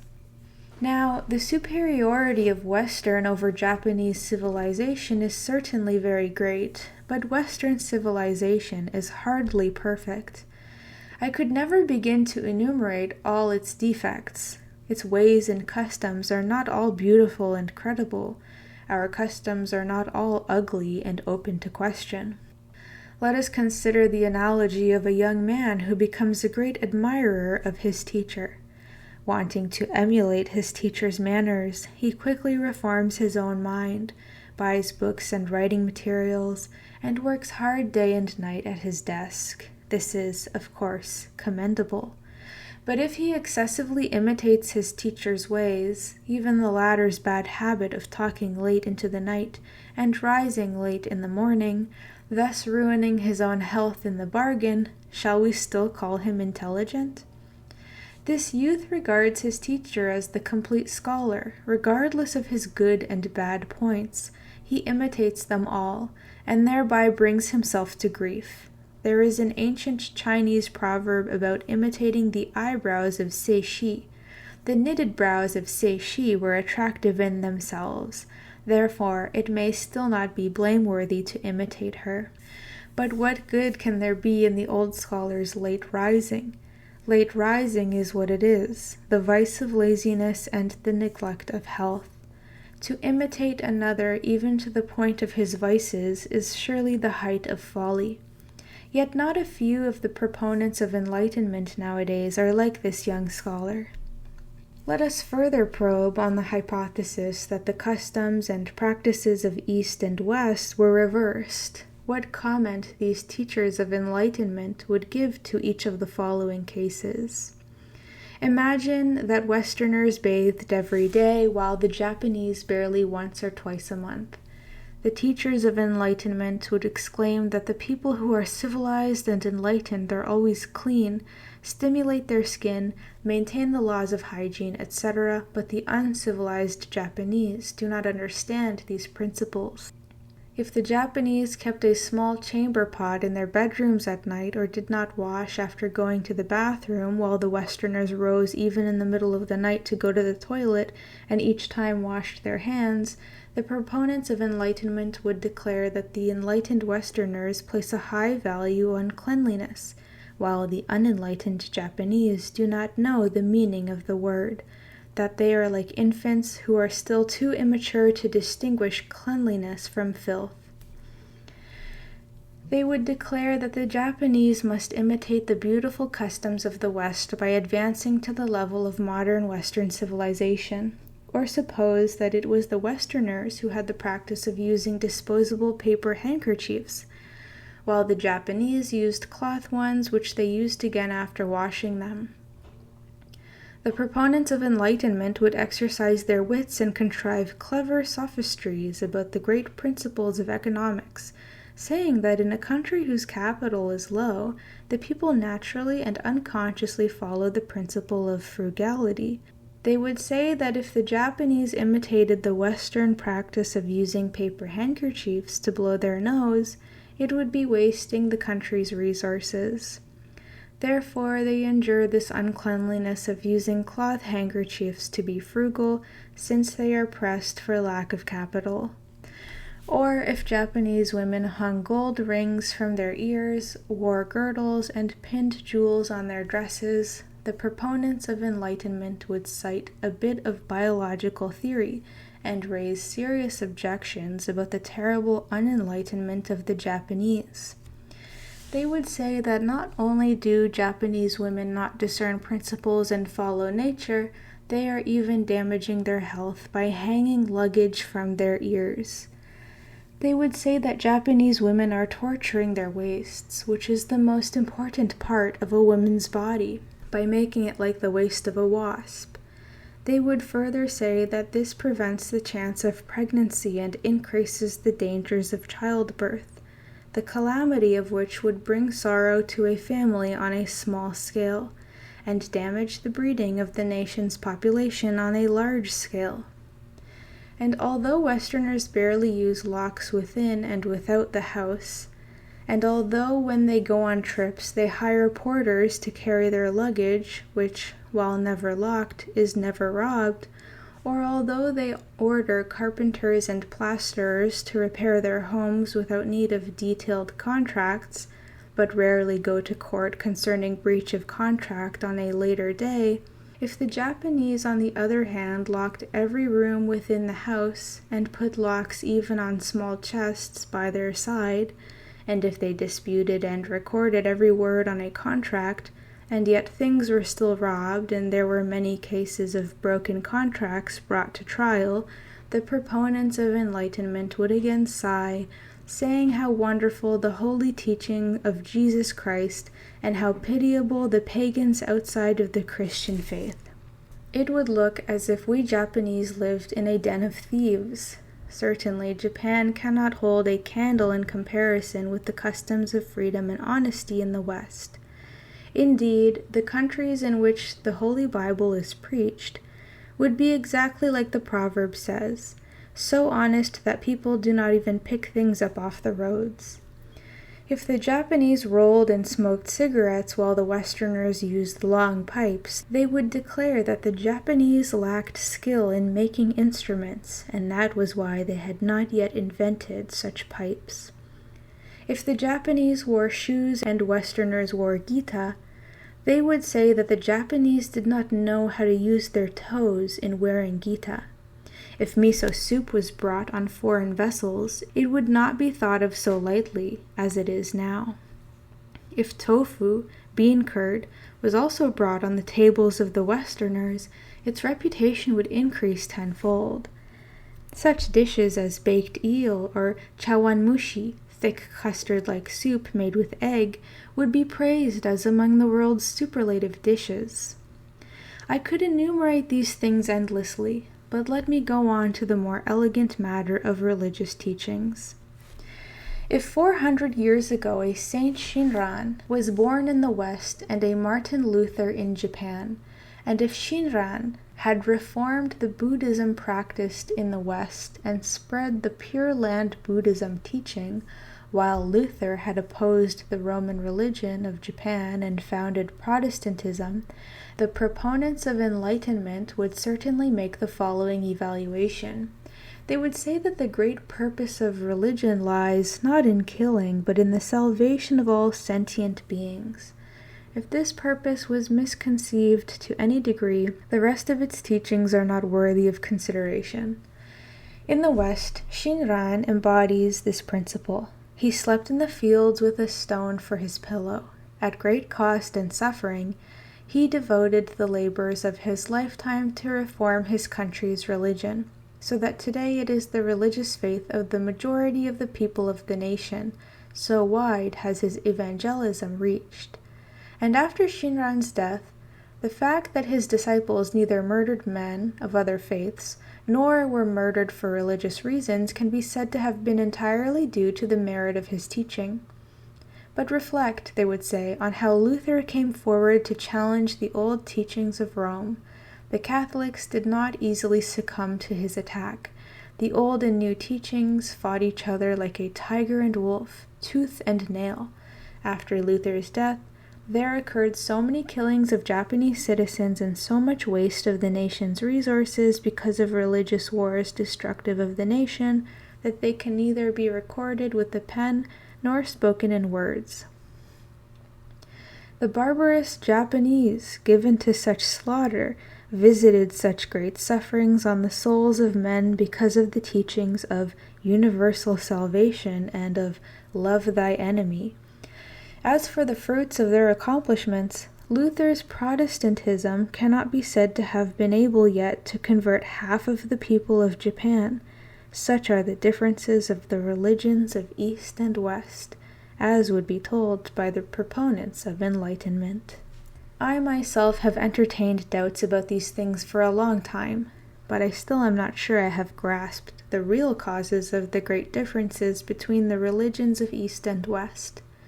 When I ponder the matter privately, the following kind of questions come to my mind. Although Christianity preached in Japan and Buddhism in the West are similar in nature, is it that when practiced in a barbarous land they promote the spirit of killing, but create a spirit of tolerance in an enlightened country? Or do they differ in essence from the start? Or did Luther, the founder of the Japanese Reformation, and Shinran of the West differ greatly in the attainments of their virtue? The proponents of the Enlightenment would say that these questions are not to be recklessly and superficially decided, but they defer them to the judgment of the scholars of future generations. In terms of the above, our present-day reformers, who dislike the old customs of Japan and believe in the things of the West, cannot be said to have entirely escaped the criticism of having their own superficial beliefs and doubts.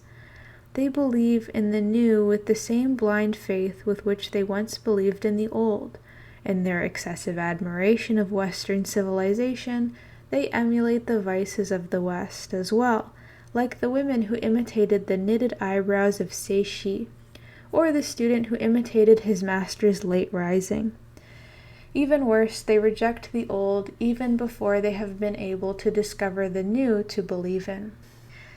Their persons are empty, as it were, having lost the cases of insanity because of this. What a pity!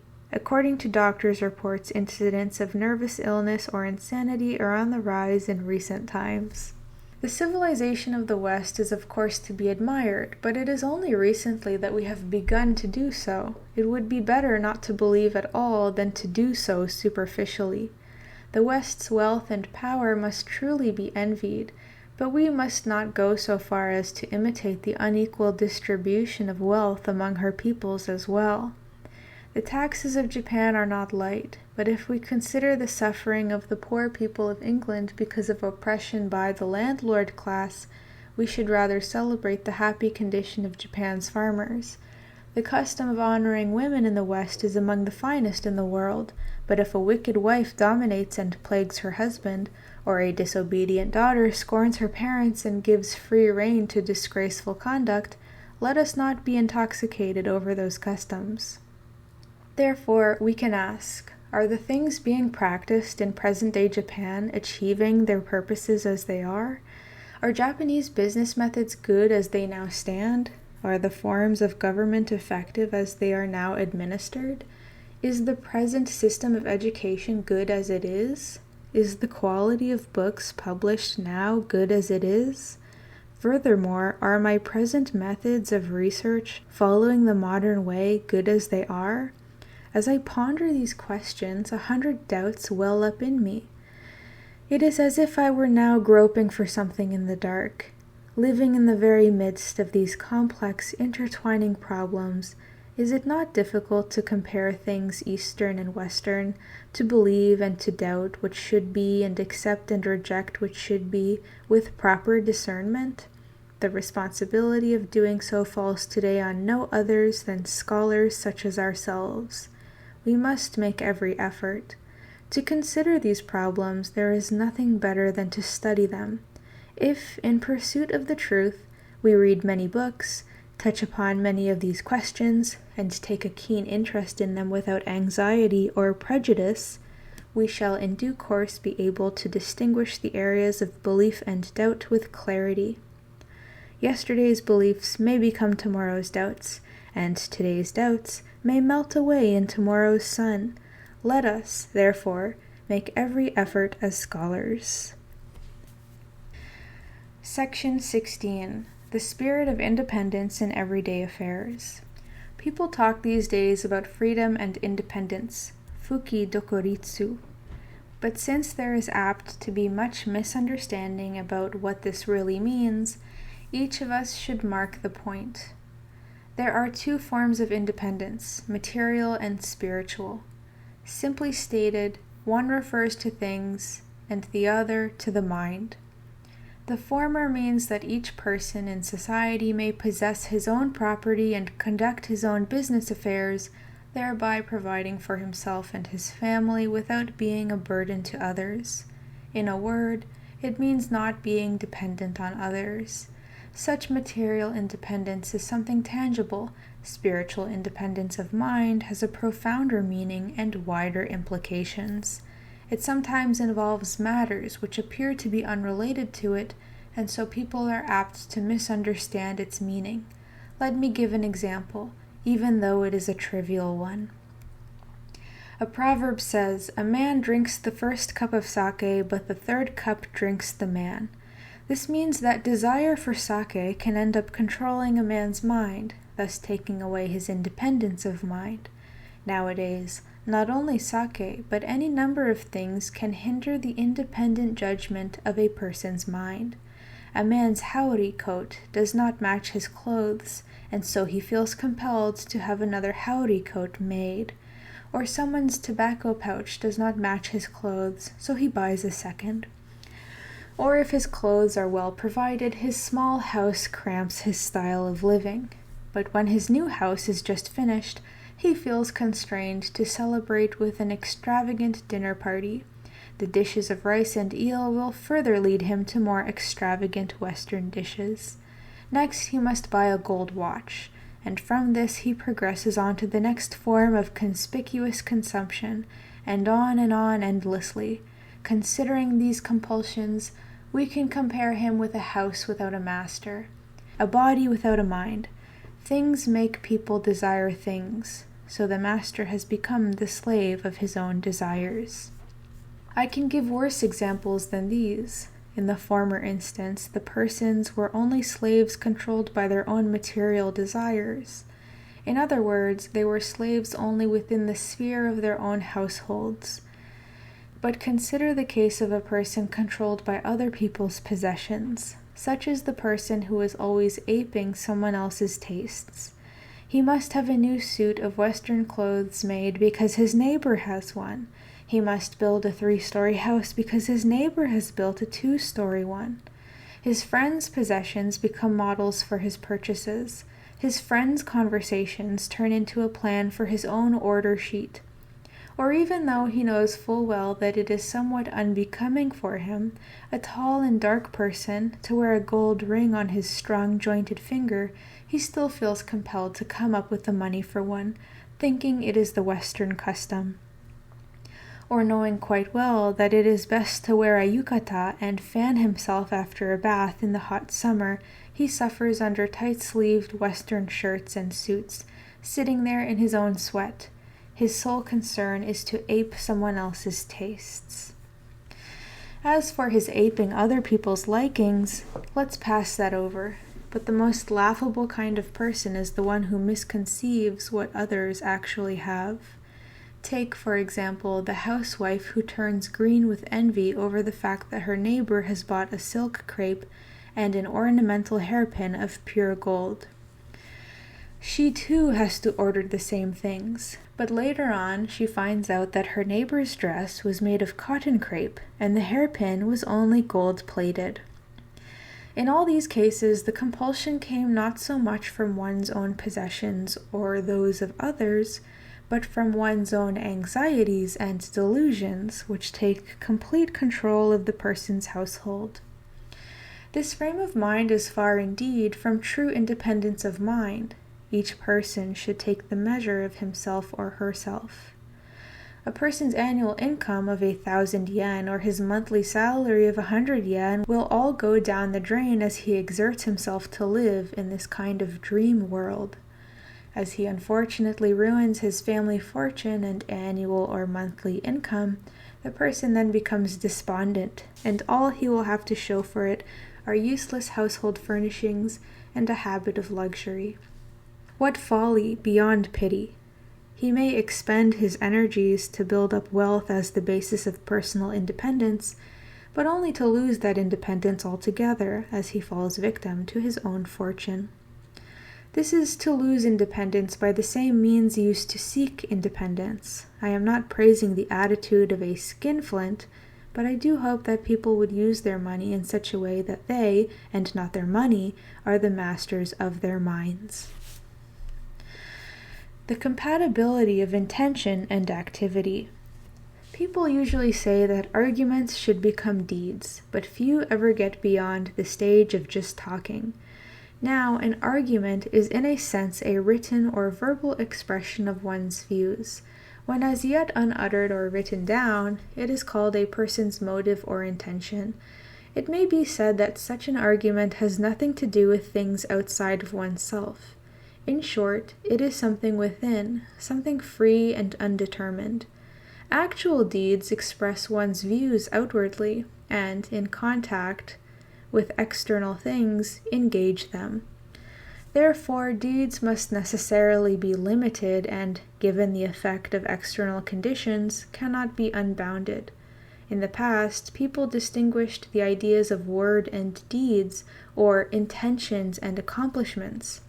What is popularly called views and actions refers to the same things.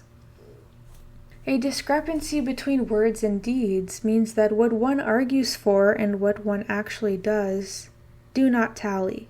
To receive remuneration for work actually done and not for good intentions means that you get paid for what you actually perform.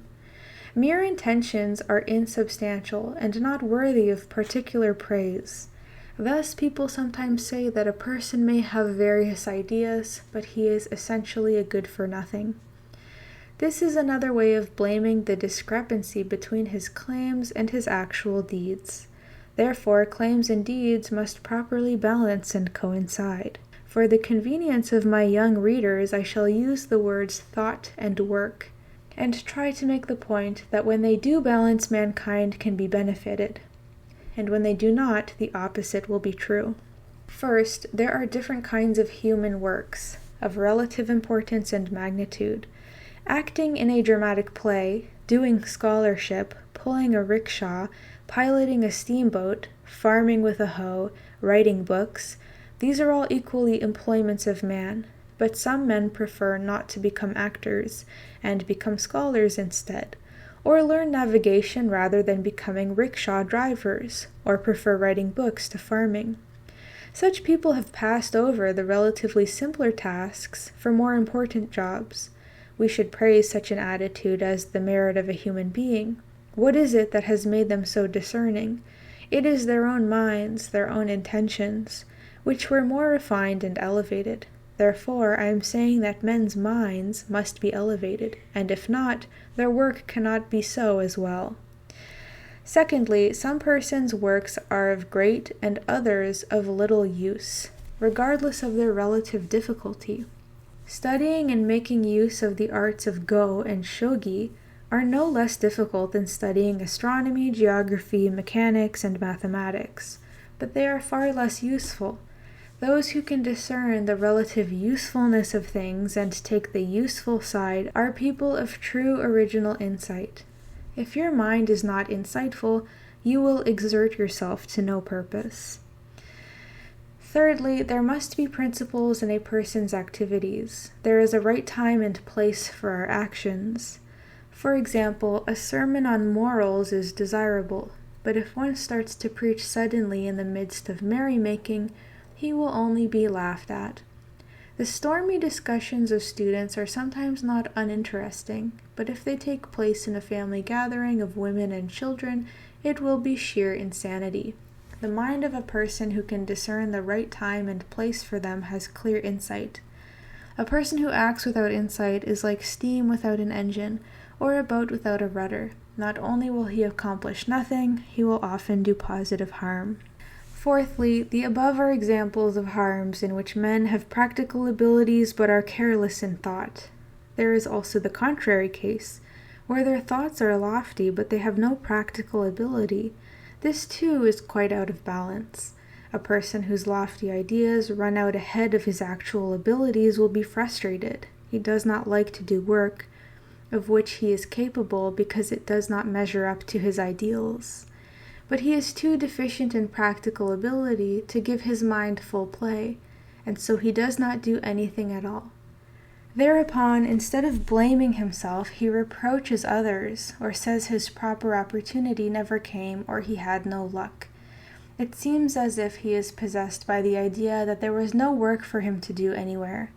Consequently, he withdraws to brood by himself. He complains with a querulous face that others are his enemies and unkind to him. His attitude is like that of one who reproaches someone else for not promptly returning money that was in fact never lent. All the livelong day there seems to be only grief and unhappiness. The Confucian scholars grieve that no one understands them. Students deplore the fact that there is no one to give them correct guidance. Government officials complain that they cannot find the secret to rising up the ladder of success. Merchants grumble over bad business conditions. After the abolition of the Han domain, the ex-samurai deplored the fact that they could not make a living. Peers out of office complained of lack of respect. Everyone is grumbling these days. As proof of this, just watch people's sour faces in their daily intercourse with each other. How few there are whose speech and looks are cheerful and full of life. In my own experience, I am always meeting gloomy and never cheerful ones. Many could lend their faces to condolence cards. What a pity! If each person could just be made to work according to his ability, he would naturally relish his work and gradually grow his business. Then he would finally come to harmonize his aspirations and actual deeds. But people never think like this. Their aspirations run way ahead of their deeds, and as they want more and more, but attain nothing, they are endlessly frustrated. They are like a stone image of Jizo, infused with the soul of a postal courier, or like a paralyzed patient, whose nerves have become extremely sensitive. From this we may judge how great people's grievances and frustrations are. Again, a person with noble mind but poor practical ability is sometimes disliked and isolated by others. His work is, of course, inferior to others. But from his own point of view, he finds faults only in others. Naturally and privately, he regards others with contempt. It is without question that people who despise others more than necessary cannot avoid being despised in turn. They will finally ridicule each other as being eccentric and queer, and will not associate with each other. In my view, some people are disliked by others because of their own arrogance and insolence, or because they desire to get the better of others who are too demanding or slander others. They fail always to make a true comparison of themselves with others. They make their own noble intentions the criteria with which to judge others. They then create enchanting fancies about themselves which only arouse the hatred of others. Finally, they withdraw from others' company and fall into despondency and loneliness. Let me therefore say to the younger generation, if you are dissatisfied with another person's efforts, go and do it yourself. If you think another's business is poorly done, just try to do it better. Put your own household in order if you think your neighbor's household is not. Write a book yourself before commenting on another's. Before you comment on a scholar or a doctor, become one yourself. If you want to meddle in another's work, no matter how trivial, put yourself in the other's shoes and then examine yourself. Or if someone else's job is completely different from yours, make a fair estimation of the relative difficulty and importance of his work. Even if his work is different, you will not make a great mistake as long as you compare just the practical ability of yourself and the other person's. Section 17. On popularity. A person to whom many others look up and point as trustworthy and reliable may be called popular. He is one who inspires confidence in people in whatever calling he pursues and in whatever job he takes on, and for whom society has great expectations. The human world has people of various degrees of popularity. If a person cannot be accredited, even in the slightest degree, he will be of no use at all. To take a small example, a person who is sent on an errand to buy something worth 10 sen is trusted to that amount, and is accredited by others to that amount, passing from 10 sen to 1 yen, from 1 yen to 1,000, 10,000, and finally to a person who manages a bank having a reserve of several million yen, or again to a governor of a prefecture or ministry. Not only do they have charge over money, but also over the welfare, wealth, and honor of their fellow citizens. Therefore, unless persons in such important tasks are looked up to by their fellow citizens and have their confidence, it will be very difficult for them to do their proper jobs. Not to trust them in such instances would be to call their integrity or ability into question. There will be no limit to distrusting them. There are many examples, both past and present, of strange anecdotes told about how the anxieties of men were exasperated by placing Mitsuki, feudal censors, to spy on one another, or by ordering inspectors to inspect other inspectors, etc., but without ultimate success. There are also many people who buy without checking the quality of the products of Mitsui or Daimaru, thinking that since their policy is to mark prices on price tags, there will be no overcharges. And there are many who think that the works of Bakin must certainly be interesting, and so they order them just on account of the titles. According to the stores of Mitsui and Daimaru, the works of Bakin become increasingly popular. Such popularity is a great convenience to business and the writing of books. Even from such examples, we can know the importance of a good name. Now the question of popularity or good name is beside the point when talking about putting a 16 kan, 60 kilogram weight on the back of a person who has the power to lift it, or about lending 1,000 yen to a person who has an estate worth that amount. For these are entirely questions of whether the person can, in actual fact, handle the added weight or repay the debt. But the affairs of men are generally not as plain and simple as that.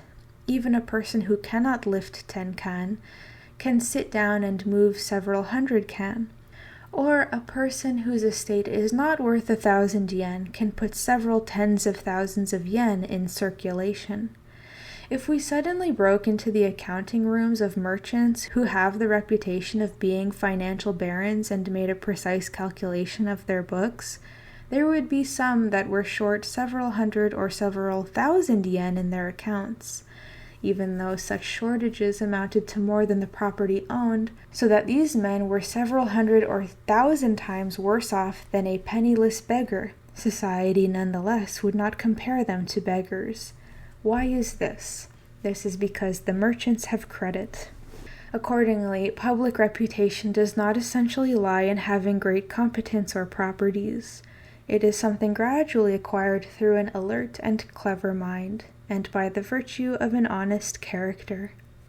That popularity is connected with knowledge and virtue is rational and inevitable, but still there have been not a few cases of its opposite in public affairs in both ancient and modern times. Phony doctors have enlarged their office entrances and become prosperous. Apothecaries have put up gold signboards and widened their sales of medicines. Speculators have placed empty safes by their desks. Scholars have adorned their study rooms with original sources which they could not even read. People riding home in rickshaws read newspapers only to feel drowsy and have to take a nap. The same people who weep tears in church on Sunday afternoon fight with their spouses on Monday morning. Throughout the nation, honest and false, good and bad are intermingled. Which can be called which? Even worse, a few people, in view of their very popularity, worry whether they are ignorant or immoral. It is no wonder that somewhat high-minded gentlemen do not seek fame or deliberately avoid it as the vain glory of the fleeting world. This is one of the commendable points in the attitude of a gentleman. Nevertheless, if we discuss only the extreme cases in the affairs of society, there is nothing without its potential harm. That a gentleman does not seek fame in the world seems to be praiseworthy, but he must first clarify the nature of fame before he decides to seek or not seek it. If his fame runs to the extreme of vainglory, like the doctor's entrance or the apothecary's signboard, it should of course be repudiated. But from another point of view, human affairs are not all motivated by vanity.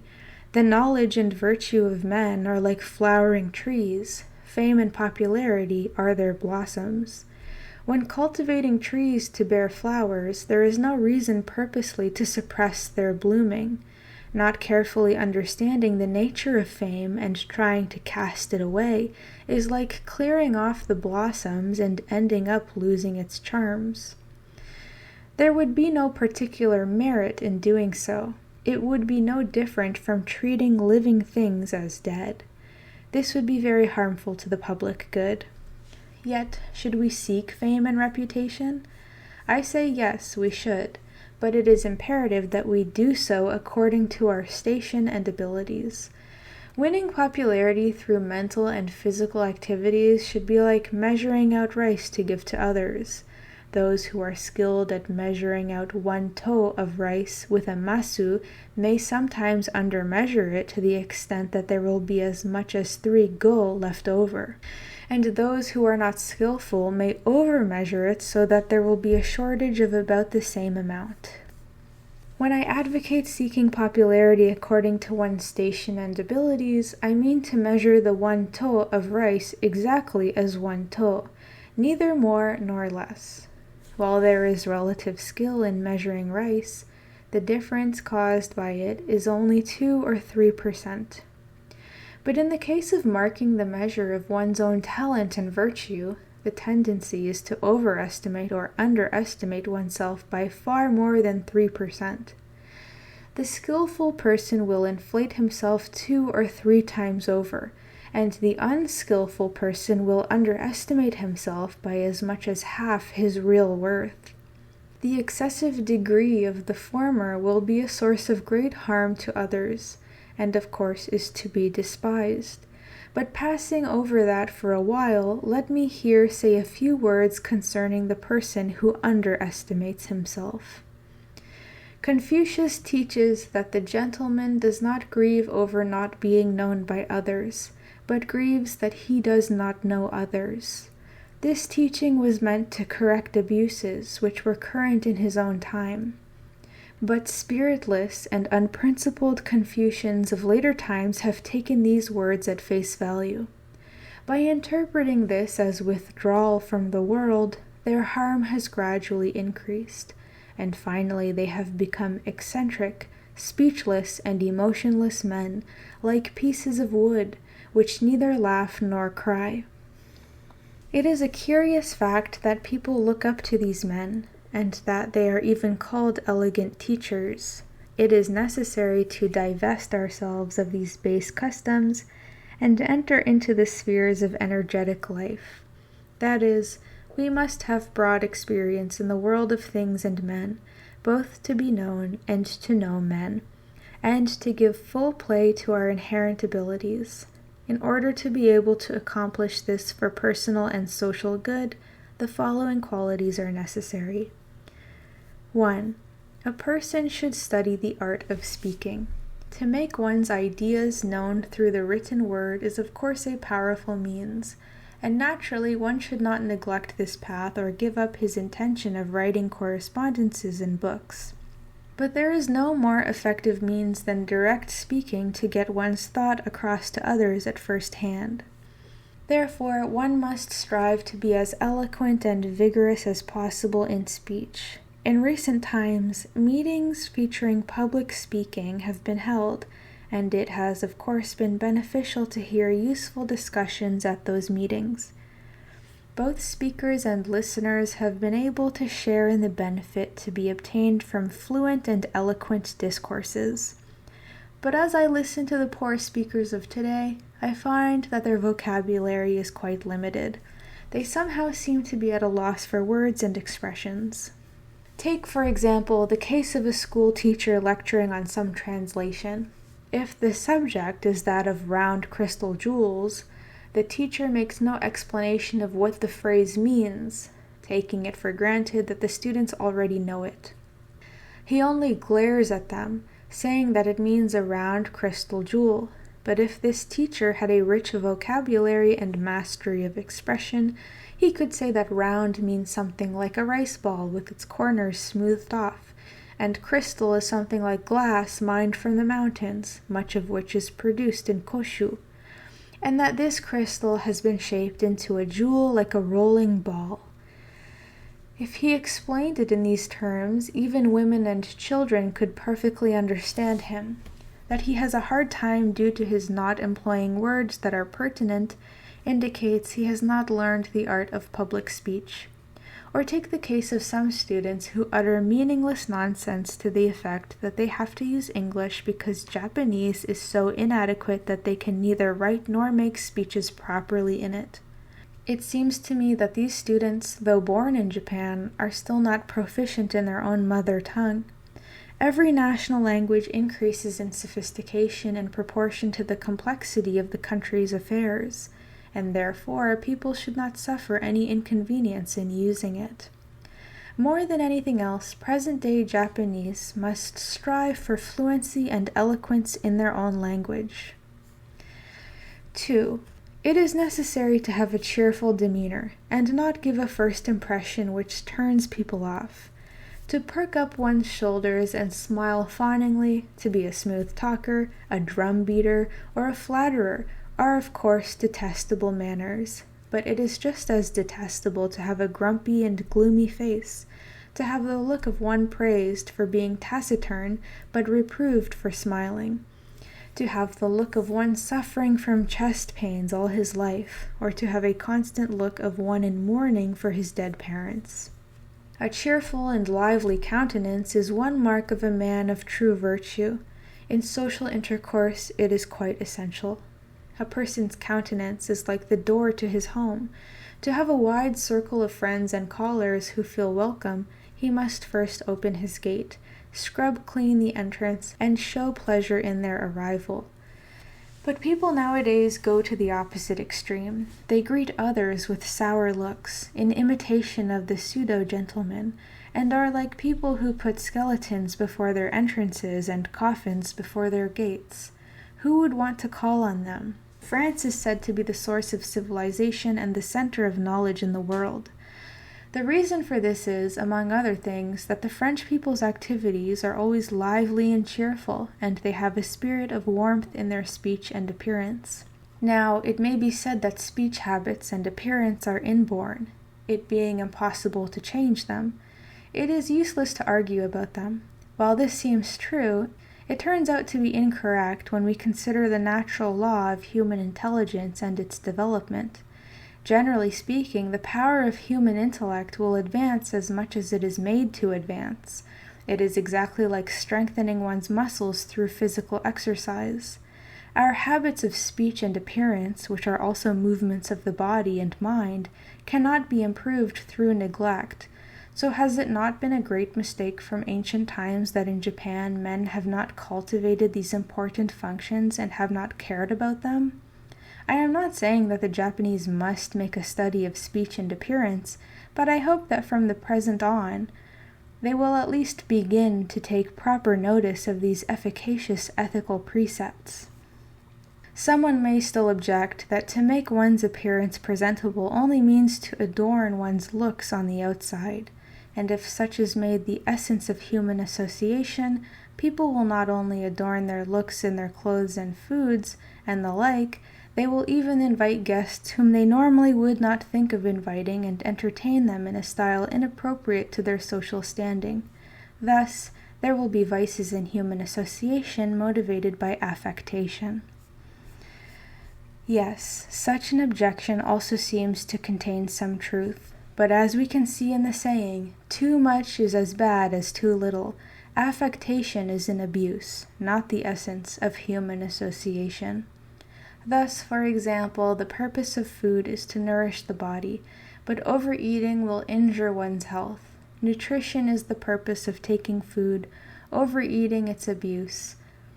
Thus, each is the opposite of the other. The aim of human association is also to be harmonious and sincere, whereas indulging in ostentatious role-playing is not the true essence of human relationships. No relations are as intimate as those between husband and wife and between parents and children. What then governs such intimate relationships? It is a sincere heart that is harmonious and honest. Intimate relations can be realized only when affectation has been swept away. In like manner, human friendship is based on sincerity, which is entirely incompatible with ostentation. I say this to show people the direction in which they should strive, even though I do not expect people to treat others with the same affection as they treat their spouses or parents or children. These days, people rightfully praise a person for being cheerful, open-hearted, free and easy, frank, manly, talkative but moderate in pressing his views, boisterous but lovable, taciturn but kind, or serious-looking but frank, and the like. These qualities are all family-like qualities, and put a premium on sincerity and harmony with others. 3. Another saying has it, if people walk different paths, they will never meet to discuss matters together. People also misunderstand this saying. Birds of the same feather tend to flock together, scholars with scholars, doctors with doctors, and so forth. If slightly diverging in their occupations, they do not remain close to one another.